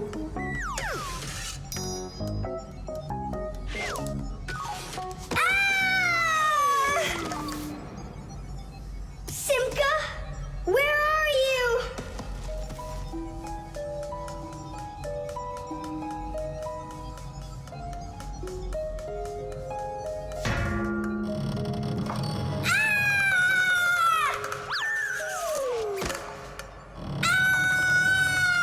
Oh no, don't eat me, Fixie eater!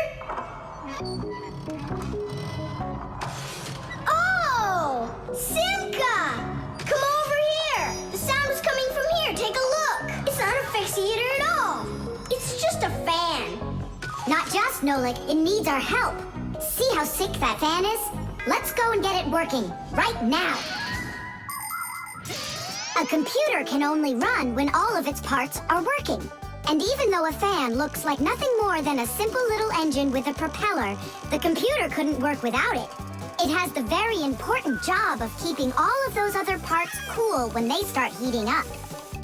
It cools down the inside of a computer by blowing a stream of air. But if the fan gets dirty and starts working poorly, the computer might get overheated and turn off. Or it can simply break.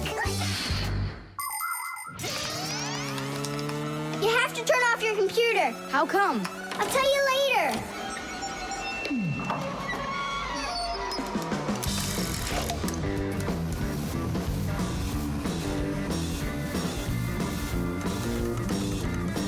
That part's done.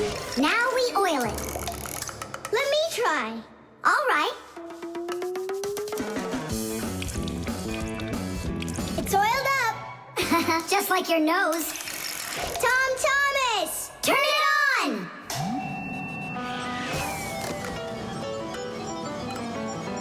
Tadee! And then suddenly, I hear this terrible roar of a Fixiator. But I wasn't scared one little bit. And I just ran right into the battle. And Simka? Oh, she was hiding somewhere. You know, she's a girl, and they're all cowards. So I had to fight the monster all by myself. Ah! Oh, I guess that was an example of how girls hide like cowards when they're too scared. Well, yeah. The screws. Hey, Tom Thomas, what you thinking about? Huh? For school, I have to write an essay. My very best friend. I don't know. Who should I write about? What do you mean, who? Aren't I your closest friend? Of course. How could I forget to write about you? And you can keep forgetting. That's our secret, right? Don't you remember the promise you made when we met? Sure, how could I forget?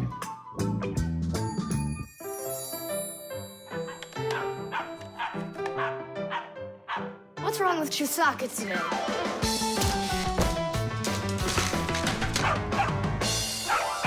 Chusaka, why are these screws bothering you so badly?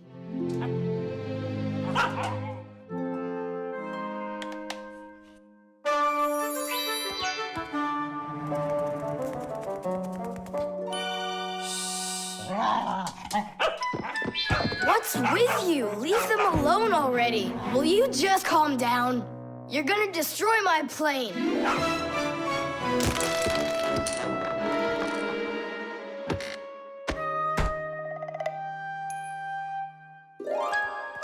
Let's get out of here. Ow! What's going on? What's going on? Hey, if you don't turn back again, I'm not letting you go. Oh, please, don't be afraid. I'm not gonna hurt you too. I'll just ask you one question and let you go. Nolik, we can't. Don't worry about it. Quit your staring. Ask your question, boy. No way you can talk. Just tell me, who are you? Fixies. That's all. We answered. Now you let us out. Oh, wait, but what's it mean that you're Fixies? That's already question number 2. You promised to let us out, didn't you? I'm sorry. You can leave now. Simka, it's fine. I can see from his look that we can trust him. All right. We'll tell him. You gotta swear that you don't tell anyone else. I swear it. Fixies. We're the little people that live inside of machines and appliances and take care of them, fixing them, cleaning them, and oiling them. Humans never suspect us. They think that if something breaks and then suddenly starts working again, that it happened all by itself. Well, nothing happens by itself. It happens because we, the Fixies, are living inside. Yes, without the Fixies, humans would have so many more problems with their machines. That's awesome. And so what are your names? That's already question number 3.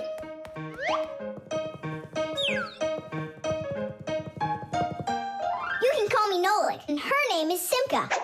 And my name's Tom Thomas. Will you come back over? Oh, well. I was this close to becoming the first kid in the whole world who made friends with the Fixies. I thought you guys would never come back over.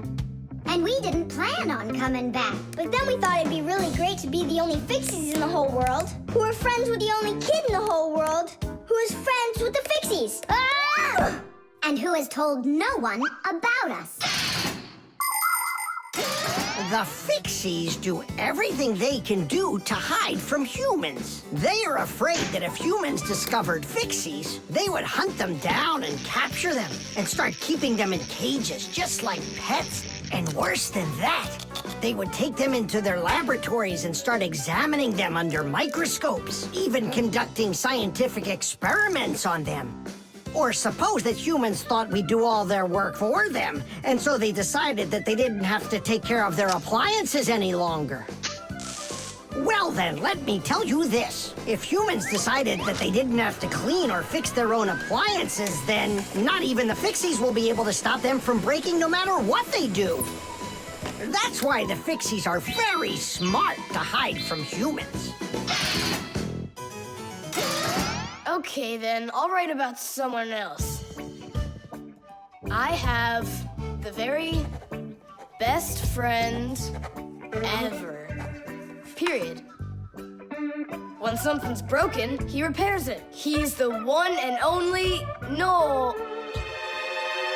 the one and only Nolan. Paper. Hey, Tom Thomas! You're watering plants? Not only, I'm writing an essay for school. I don't get it. I have to write an essay that's called How I Take Care of Nature. Only I have to write what's true, so I'm writing what's true. Watering my plants. Oh! Chusaka. Chusaka, come here, girl. Stop. Don't be scared. Why did you pick her up? I want to pet her a little so I can write about how well I take care of animals. Tom Thomas, I want to take care of nature too. That sounds good. And what should we be doing? We could try saving air by not breathing as often. Awesome idea! Way to go! Saving air! Let's go for it. And ready?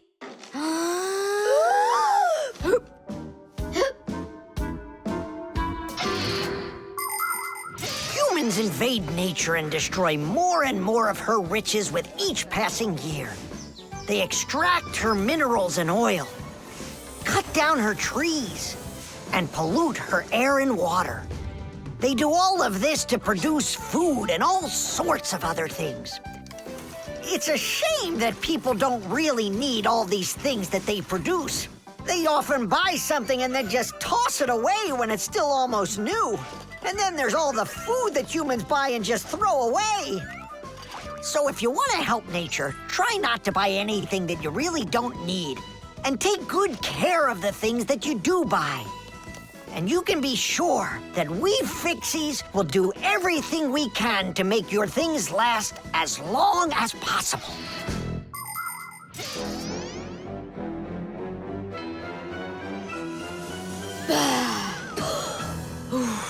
That's it. Now we can write it. Write this. I also do my duty by saving air. A whole 20 seconds worth. You got it? What's that noise? Huh. I must have left it running when I needed some water for my plants. Tom Thomas, I think you should write that you're saving water too. It really matters because there's not enough of it. Nolik, that's a good idea. Let's add that.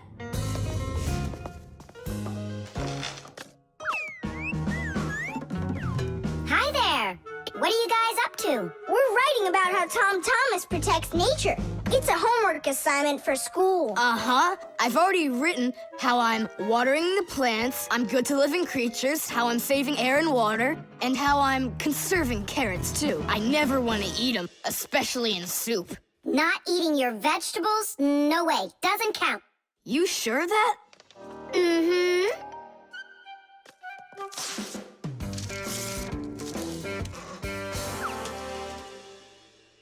did you rip your paper out? You won't let me say how I'm conserving carrots, right?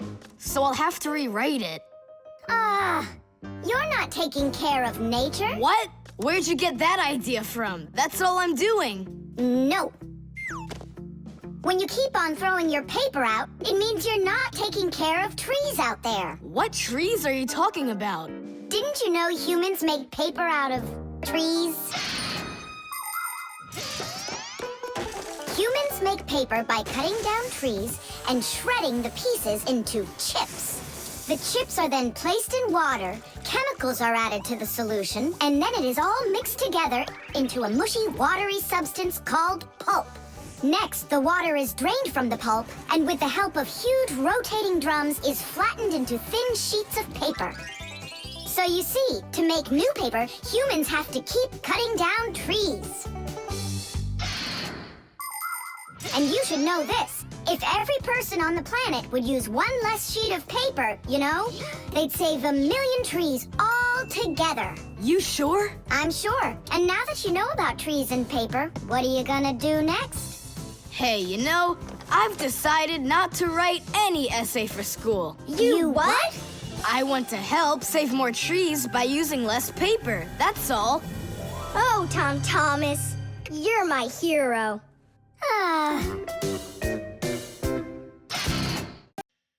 The robot. Did I already tell you what I'm hoping you'll get me for my birthday present? Yes, honey. Only 1,000 times or so. A Robotazoid R300 would just be the greatest. With Megavision, I want it. I really do. I do. Well, tomorrow you'll find out. But now it's time to sleep, Tom Thomas.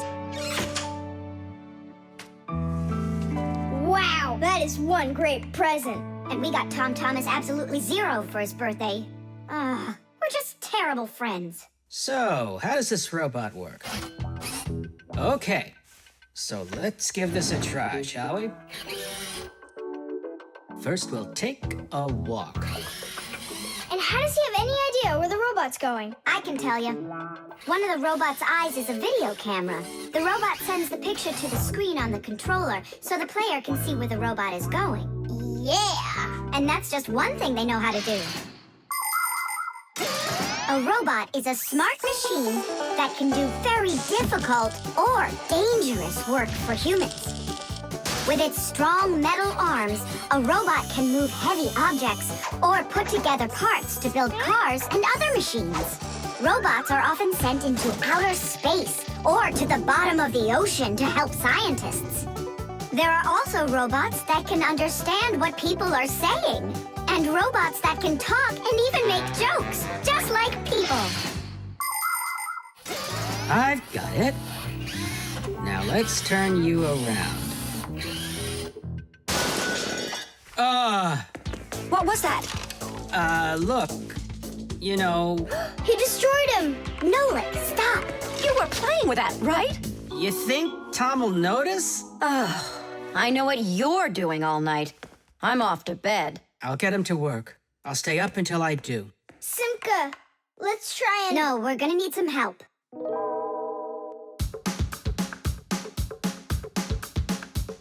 When your TV has broken, when your cell phone has croaked, your laptop's barely working, the kettle's had a stroke. Don't ask us where we're going, for it's known far and wide that any kind of problem is clearer from inside. 1, 2, 3. Inside will be to fix what's wrong till it runs strong. In gadgets and devices, our work will never end. Appliances are fickle, they need a loyal friend. At morning, noon, and midnight of every single day, when there is an emergency, you know we're on our way. 1, 2, 3. Inside will be all day and night. We fix things right. 1, 2, 3. Inside will be all day and night. We fix things right. We live to keep on working, and work for us is fun. So we'll just keep on working, 'cause our work's never done. And deep inside of gadgets, if you look when it's dark, you might just see us race around like multicolored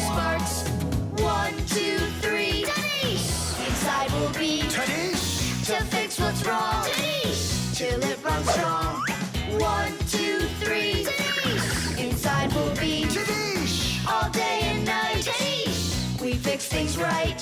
1, 2, 3. Inside we'll be to fix what's wrong. Till it runs strong. 1, 2, 3. Inside we'll be all day and night. We fix things right. Wow, you got it! We need to hide. A robotizoided R300, I can't believe it!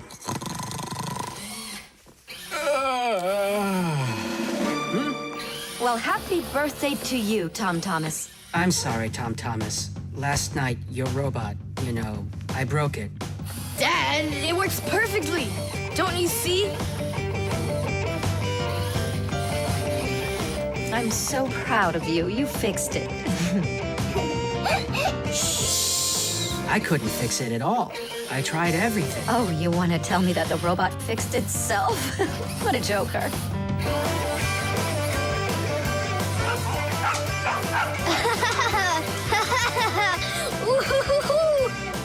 Mom, Dad, thanks so much. I love it. And how about thanking us?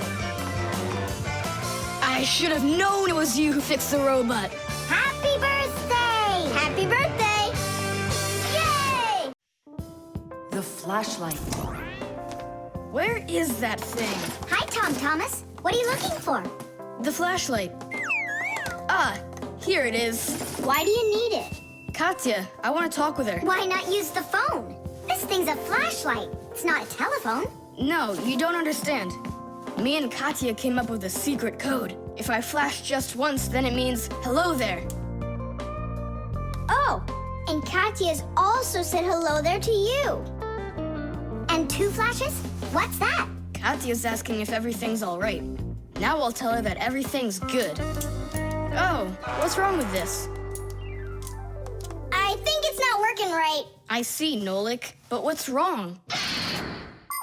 Any flashlight is nothing more than a battery and a light bulb connected by some wires that are used to make a switch in between them. To turn on a flashlight, you flip on a switch. That lets the electricity flow through the wires from the battery to the bulb so it lights up. And if it won't light up, that means that the battery is dead, the light bulb is burned out, or the switch is broken. And now let's put all this theory into practice. I'm sorry, but I don't have time right now. Don't you get it? If I don't signal back, she'll think that I don't want to talk to her, and that would just be terrible. Just don't get all worked up. We'll help you. But first, we need to get the the pack-a-mat and come right back. See ya. Did you hear that? Masya, what a weird sound. Uh-huh. That's new. Now we know what the noise was. Papoose, can we use a pack-a-mat? To fix a flashlight. Really, did you say a flashlight? Do you know the story about when Granddad had to travel for miles on top of a dog? It's true! He was sent on a very important mission. A huge flashlight repair. What kind was it? A special kind called a lighthouse. A lighthouse is a tall structure with a huge flashlight on top of it that is used to help ships and planes find their way.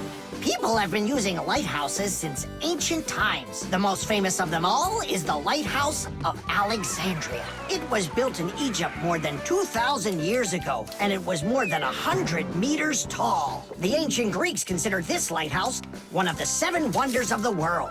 In ancient times, people would burn big fires on top of lighthouses. Today, the light comes from powerful electric bulbs.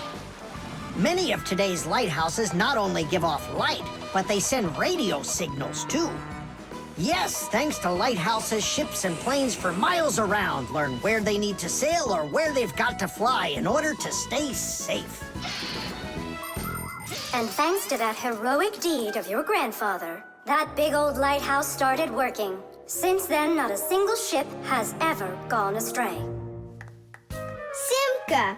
And what if we don't just fix the flashlight, but we do something heroic? Like Grandpa's did. Uh-huh. All right, what do you say? Let's jump on the back of this dog and get moving.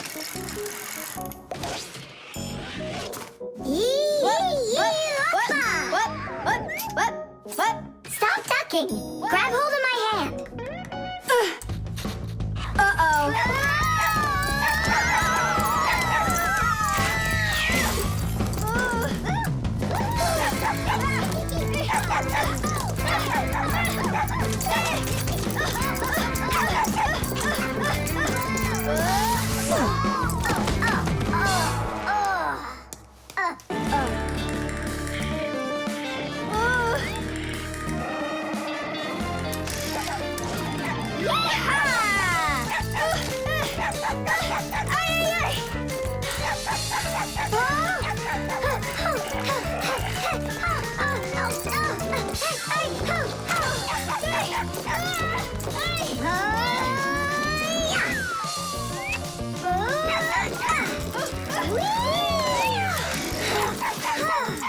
Chusaka, no! Get out right now. Tish! That was really some heroic deed. Now it's time to go get that lighthouse fixed. Tom Thomas, hand the lighthouse over. What kind of lighthouse? The one that's your flashlight.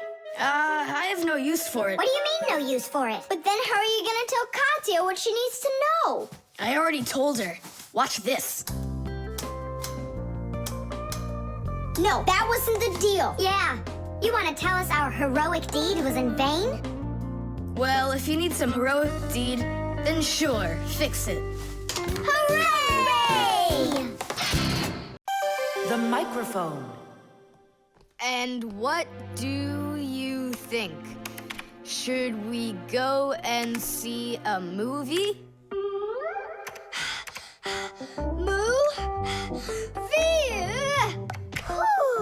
Hey, you didn't type everything that I said. You should listen more carefully. And you should try using less words. Nolik, hey. Alley-oop? What are you arguing about? Well, I was writing a letter to Johnny. I was, not you. I messed up my finger, and Nolik offered to help me. I had no idea that you're such a yapper. Oh, Now I see. Tom Thomas. Didn't you know that you can call Johnny straight from your computer? you sure? You see that picture of the phone? Just click on it.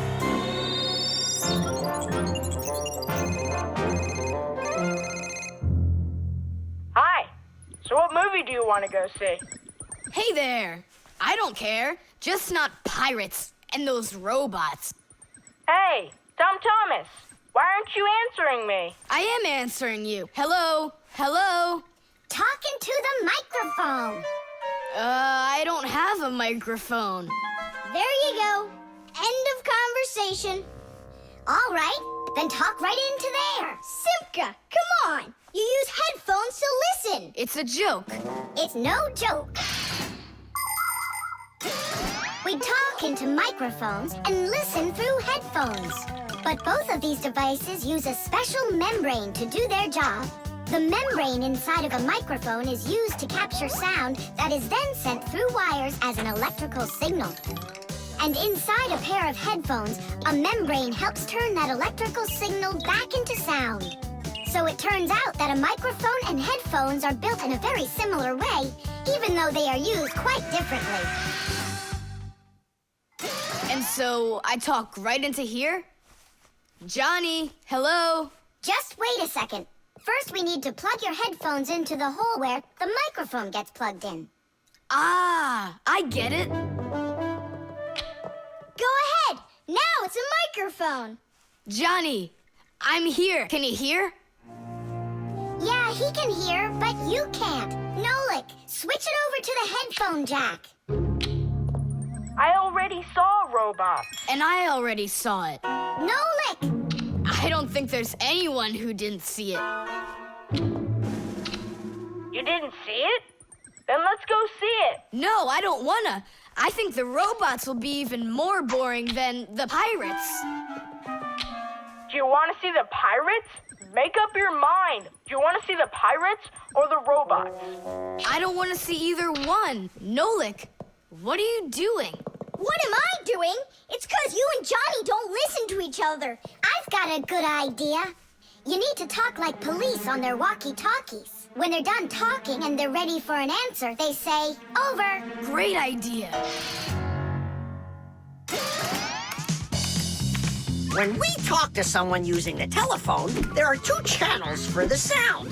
We talk through the first channel and listen to the other person talking through the second one. But sometimes two people need to talk to each other using only one channel. For instance, sailors and taxi drivers use one-channel radio sets. When a radio set's turned on, you can hear the other person talking, but they can't hear you talk unless you push a special button down. Then they'll hear you, but you won't hear them. So that means you have to take turns talking, because if everybody tries talking at once, nobody will understand anything. So then, to let people know that you're done talking, and you're ready to listen to what they have to say over. Johnny, hello. Why don't we try talking like police on their walkie-talkies? Whenever you're done talking, say to me, over, over. All right. So are we going to the movies? Over. Nah, I don't feel like it. Why don't we go play ball instead? Over.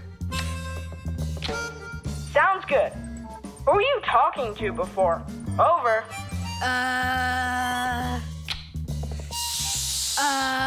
I can't tell you that. It's classified.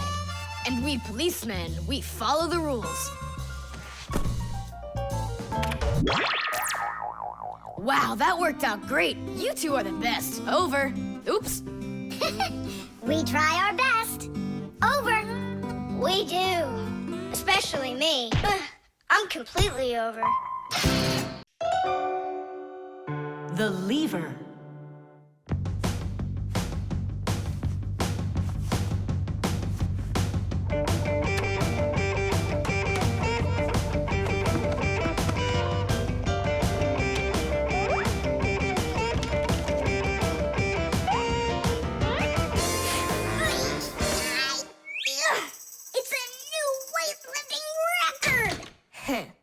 You're so strong. That's so light, I could lift it up with my finger. Oh my, but do you think you could lift up your nightstand? Don't know, never tried it. So then go on. No way! And you are so much bigger than that nightstand. But watch, I can lift this big pencil. And just look how much smaller I am. So, who's stronger, you or me? Well, I guess it's not me. The Fixies may be very small, but they are actually much stronger than humans. Yes, it's true. What, you don't believe me? Well, who's stronger, an elephant or an ant? You think it's the elephant. Well, of course, it's so much bigger. But did you know that one ant can lift up 50 ants its own size? And an elephant? It can't even hold up one. So it turns out that for its size, an ant is much stronger than an elephant. And the same goes for Fixies. Fixies are incredibly strong for their size. They can lift things that are 100 times heavier than they are. And Fixies can jump 50 times higher than their own height. If humans were as strong as Fixies are, they'd be able to lift an automobile all by themselves. Yeah, Tom Thomas, it's time you built up your strength. Well, how? Start lifting dumbbells. Or if you want to, you can use my barbell. No thanks. I'll use the dumbbells my dad has. They're in his office, I think. Oh, there's one. And where's the other one? Aha, there you are. I'll get you out of there. Come on. I'm helping you here. It's stuck. All right. Move aside. I'll get it right out. What is this, glued to the floor or something? Hey, what's all the racket? Hi there, Simka. We can't get the dumbbell out from under there. Well, of course you can't. The sofa's pressing down on it. So that's what it is. And I was worried that I lost all my strength. Well, that means we have to lift up this sofa. We can't do that. It's too heavy for us. We can do it. Tom Thomas, get me your hockey stick from your room. Mm-hmm. We can't move a sofa with a hockey stick. Don't worry, you'll see. Here, I brought it. What is it for? We're gonna use it as a lever. A lever? Well, yeah. A lever works the same way that a seesaw does, with a board resting on top of a piece called the fulcrum. But with a lever, one side is longer than the other, and that's the secret to its power. With a lever's help, it's possible to lift any weight. All you need to do is get the short arm of the lever under the load and push down on the long arm. And the longer the arm, the more weight you can lift. And that's how a lever makes people stronger. Well, can we find a fulcrum in here? Maybe this dumbbell. Can that be our fulcrum? Great idea. Now you're thinking the right way. You ready to go? Let's go! Lean on it, Tom Thomas.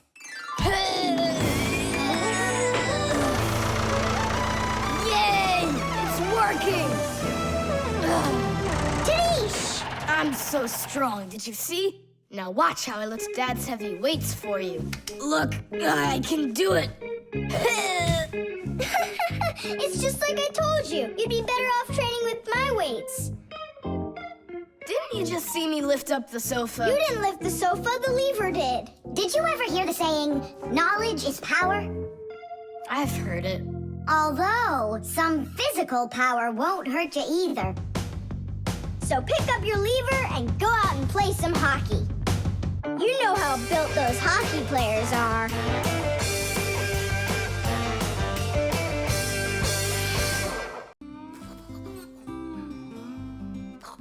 The remote. Hey, Simka, the button got stuck on the remote. How can we get it back out of there? Look and learn, Nolik. Please help. Oh, come on, come on, come on, come on, come on. Oh, oh, oh. Should I let it go now? Oops.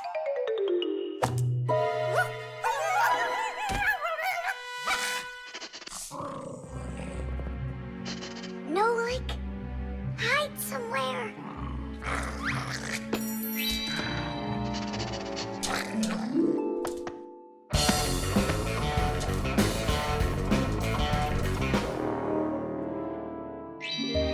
Nolik, she stole the remote. Nolik? Where are you hiding? Nolik! Hello there, Fixies. Hey, where are you? Hey, Tom Thomas, you got here just in time. Chusaka ran off with the TV remote. And so what? I can turn it on without it. And my favorite cartoon is just about to start. Forget about the cartoons, will ya? Nolik is missing! I'm afraid Nolik hid inside of the remote. And Chusaka took it. Oh no, Nolik's in big time trouble. Tom Thomas, there must be something you can do! Chusaka, Chusaka, come here. Where is that dog hiding? I'm gonna go look in the other rooms. Simka, Tom Thomas, here I am. I'm over here. For now, I'll wait here. Chusaka's not out there. Where are you? Hey, Simka. I ran to get a pack-a-mat. What are you gonna do with it? I'm gonna search for the infrared ray that comes out of the remote. That's so great. But what is it? I'll explain it to you. Inside of most remote controls, there's a special type of light bulb called a light-emitting diode, or LED for short. When we press a button, the LED sends an invisible infrared ray. And in the TV, there is a receiver for these invisible rays. The TV understands the command that comes from the remote control and carries it out, like changing the channel or the volume.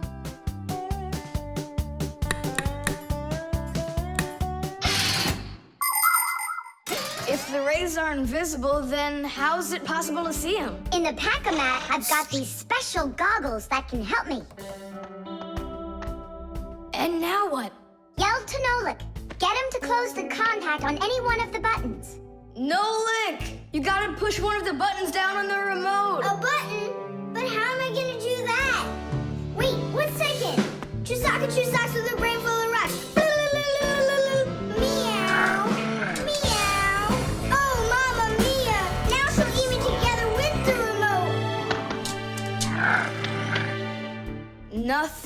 for you here. But here's something.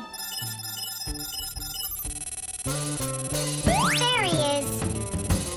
He's over there. Chusaka, come here. Do you want a hot dog? So you want to play tough? All right then.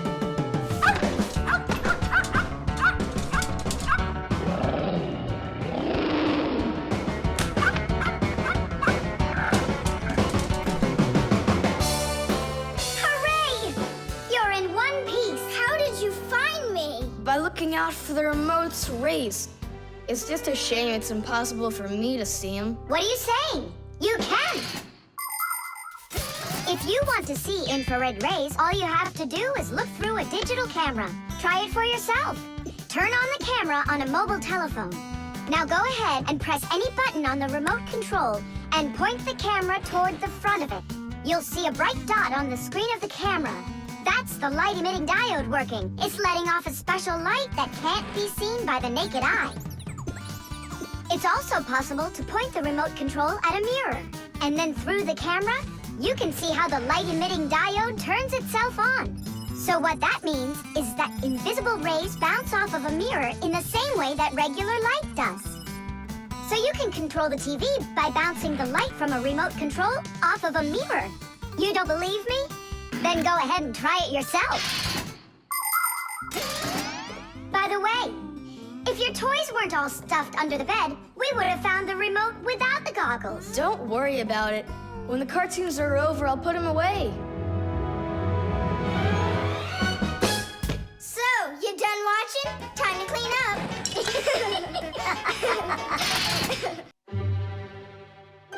The zipper. Hey, Nolik, look. Why did Tom Thomas go to sleep like that? Maybe it was some kind of homework for one of his classes. Uh-huh, gym class homework.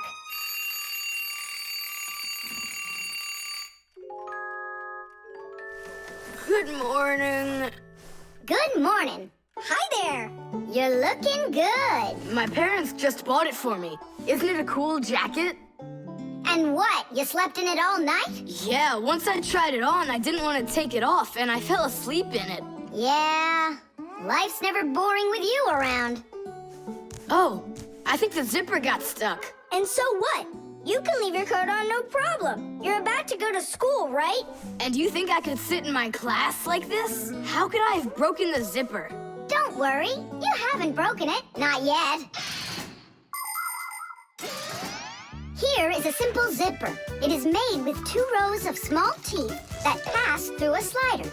The slider has 2 holes on the top and only 1 hole on the bottom.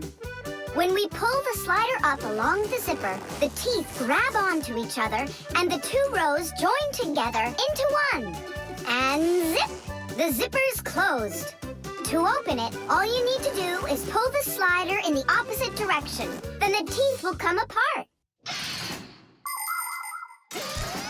But on mine, they're stuck together. And now what? What do people do in the morning?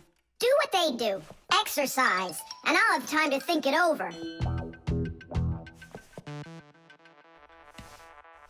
1, 2, 3, and 4. 1, 2, 3. And then what about me? Go exercise too. 1, 2, 3, and 4. And 1, 2, 3, 4. 1, 2, 3, 4. 1, 2, 3, 4. Simka, come on, think of something. I'm sweating already. Soon, okay? Go get washed up in the meantime. Whew. Do you think I could help you think? I think not. I think you'd be better off washing. How's it going, Tom Thomas? Did she think of anything yet? What? Did she think of anything yet? Ah, gotcha. Nope, she hasn't thought of anything so far. It's so hot. Just pretend you're a polar scientist. They always work in their parkas, and you know what? I'll be the penguin. Hey, where are you going? I can't take it anymore. All right, just sit right here, and I'll try to find the problem.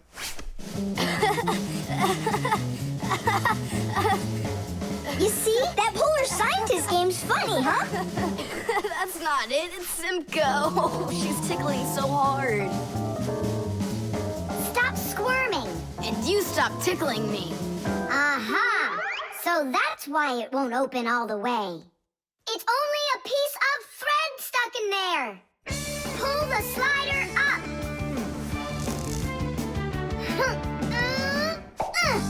Tiddish!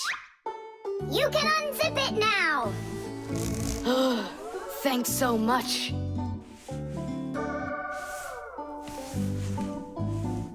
Here it is, a thread. That's what the whole problem was. You're kidding. So I've been sweating because of some piece of nothing? In technology, every little thing matters.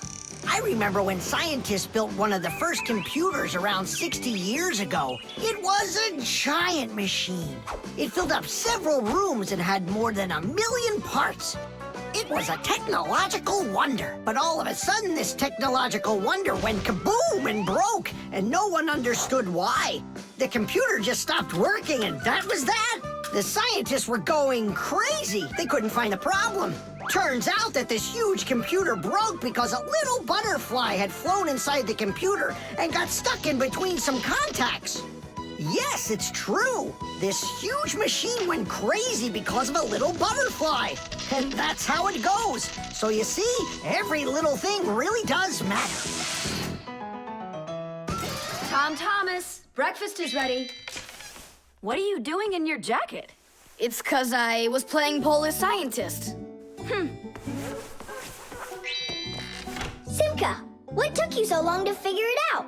I just thought it would be funny to see Tom Thomas do his exercises and brush his teeth in his coat, that's all. That was your plan? Well, yeah. Can I joke around a bit? The tin can. Well, what else goes? A flashlight. It's good to have when you're camping. Listen, Tom Thomas, just leave a little room for me in there. I'm good to have when you're camping, too. I'll leave you some room. Just hide in there so Dad won't see you. And you can't tell Simka anything about me going with you. All right. And last on the list, a few cans of meat. Hi, Tom Thomas. Have you seen Nolik? No. Then who did I just hear you talking with? I was just reading the label. Huh. Where did Nolik run off to?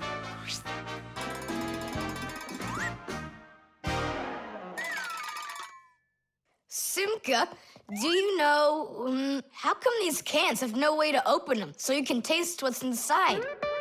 What do you mean? Don't you know what makes canned food special? It comes in a can. The thing that's special about canned food is that it can get stored a long time without spoiling. You see, meat and vegetables spoil when harmful bacteria start multiplying inside of them. So, if you can get rid of the bad bacteria or stop them from getting into the food will last a long time. That's why jars and cans are sealed very tightly. This stops harmful bacteria and air from getting inside and spoiling the food. So you're telling me that Nolik's not here, right?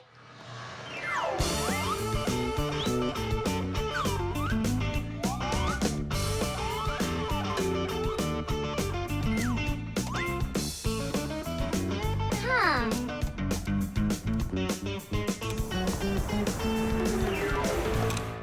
So it looks like he's really not here. Who is that? Where? All right, now I remember. There's another can I should take with me. There's something fishy happening here.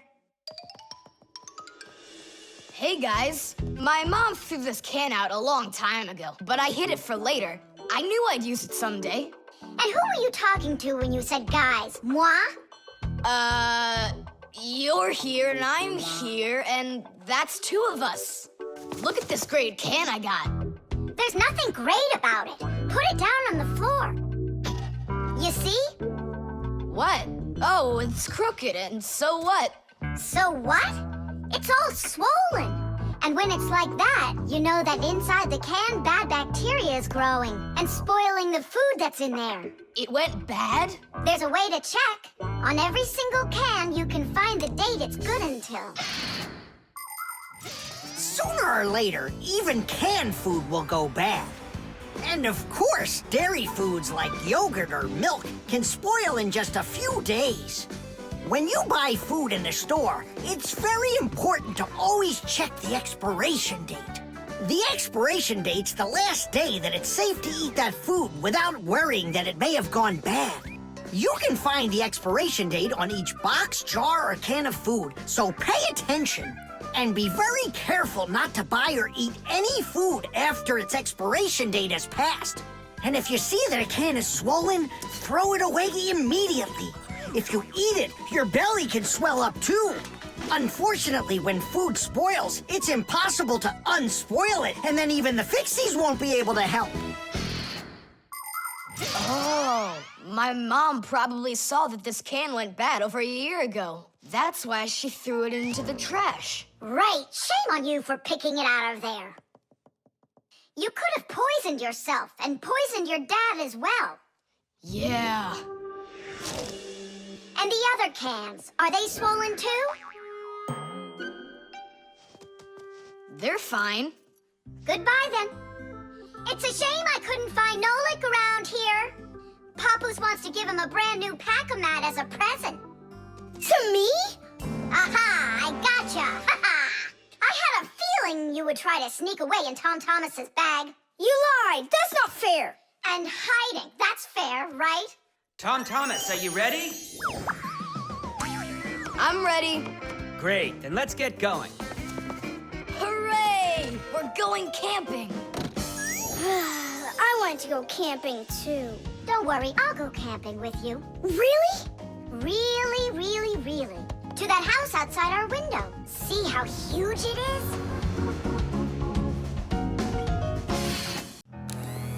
The mixer. Marcia, why are we going to the dishwasher again? We have a busy day ahead of us, and we all need to be charged up with energy. I don't like charging myself up in the dishwasher. Then how about the microwave, Nolik? Or the kettle? No thanks. I don't like it when we go inside anything at all in that kitchen. There's not one interesting thing in there. And where's it interesting, huh? In the computer. Marcia, will you let me get charged up in the computer? The energy there is sweeter. Our diet has to be nutritious, Nolik, not just delicious. People don't eat just candy, do they? Humans get energy from food, while the Fixies get their energy from appliances. Humans eat all sorts of foods, and so do Fixies. They need the energy that comes from different devices. Getting charged up in a car makes a Fixie faster. In a computer, smarter. And in a clock, more accurate. To get a balanced energy diet, Fixies mustn't stay inside of one place all the time like a television. It's healthier for us to move from one device to another.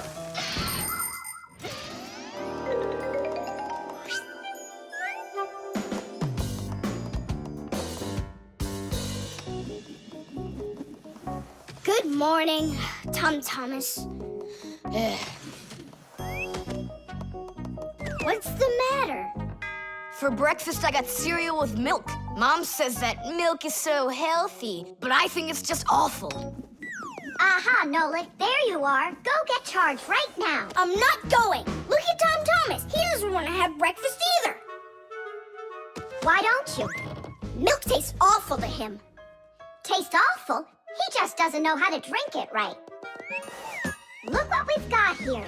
What? What? A mixer. A mixer is a kitchen appliance that's used to mix together different foods. With a mixer, you can make things like frosting, sauces, or an omelet. But the most delicious thing you can make with a mixer is a milkshake. It's easy. Just put some fruit, syrup, juice, ice cream, or anything else you'd like into a container and then add milk. Now use the mixer to stir it all up until it's smooth and creamy. And that's it. You've got yourself a milkshake.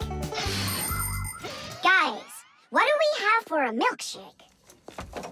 We've got a jar of jelly. Will it work? That'll work. And strawberry jam? That'll be great. Here's a banana. I found some chocolate, too. And I found strawberry ice cream. Start up the mixer. When you get up from your bed, yo.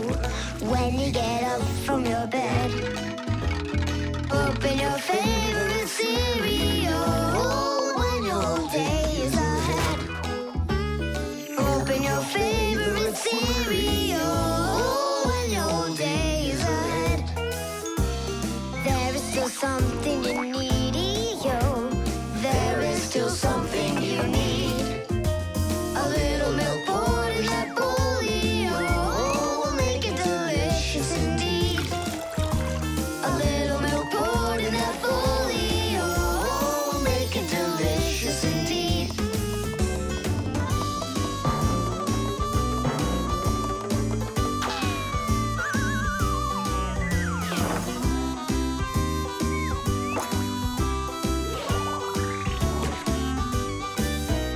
A little milk's all that you need indeed.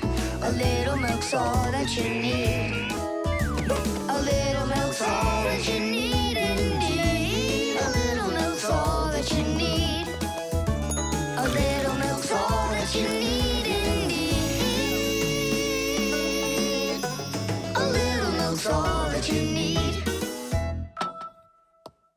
Wow, this mixer's cool, isn't it?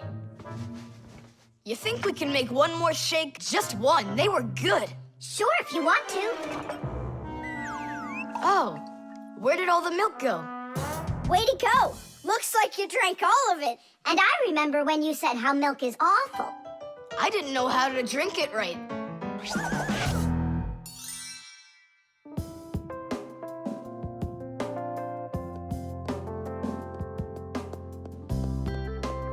Simka, what in the world were you up to? And what happened to Nolik? Shh. Just come, I'll show you.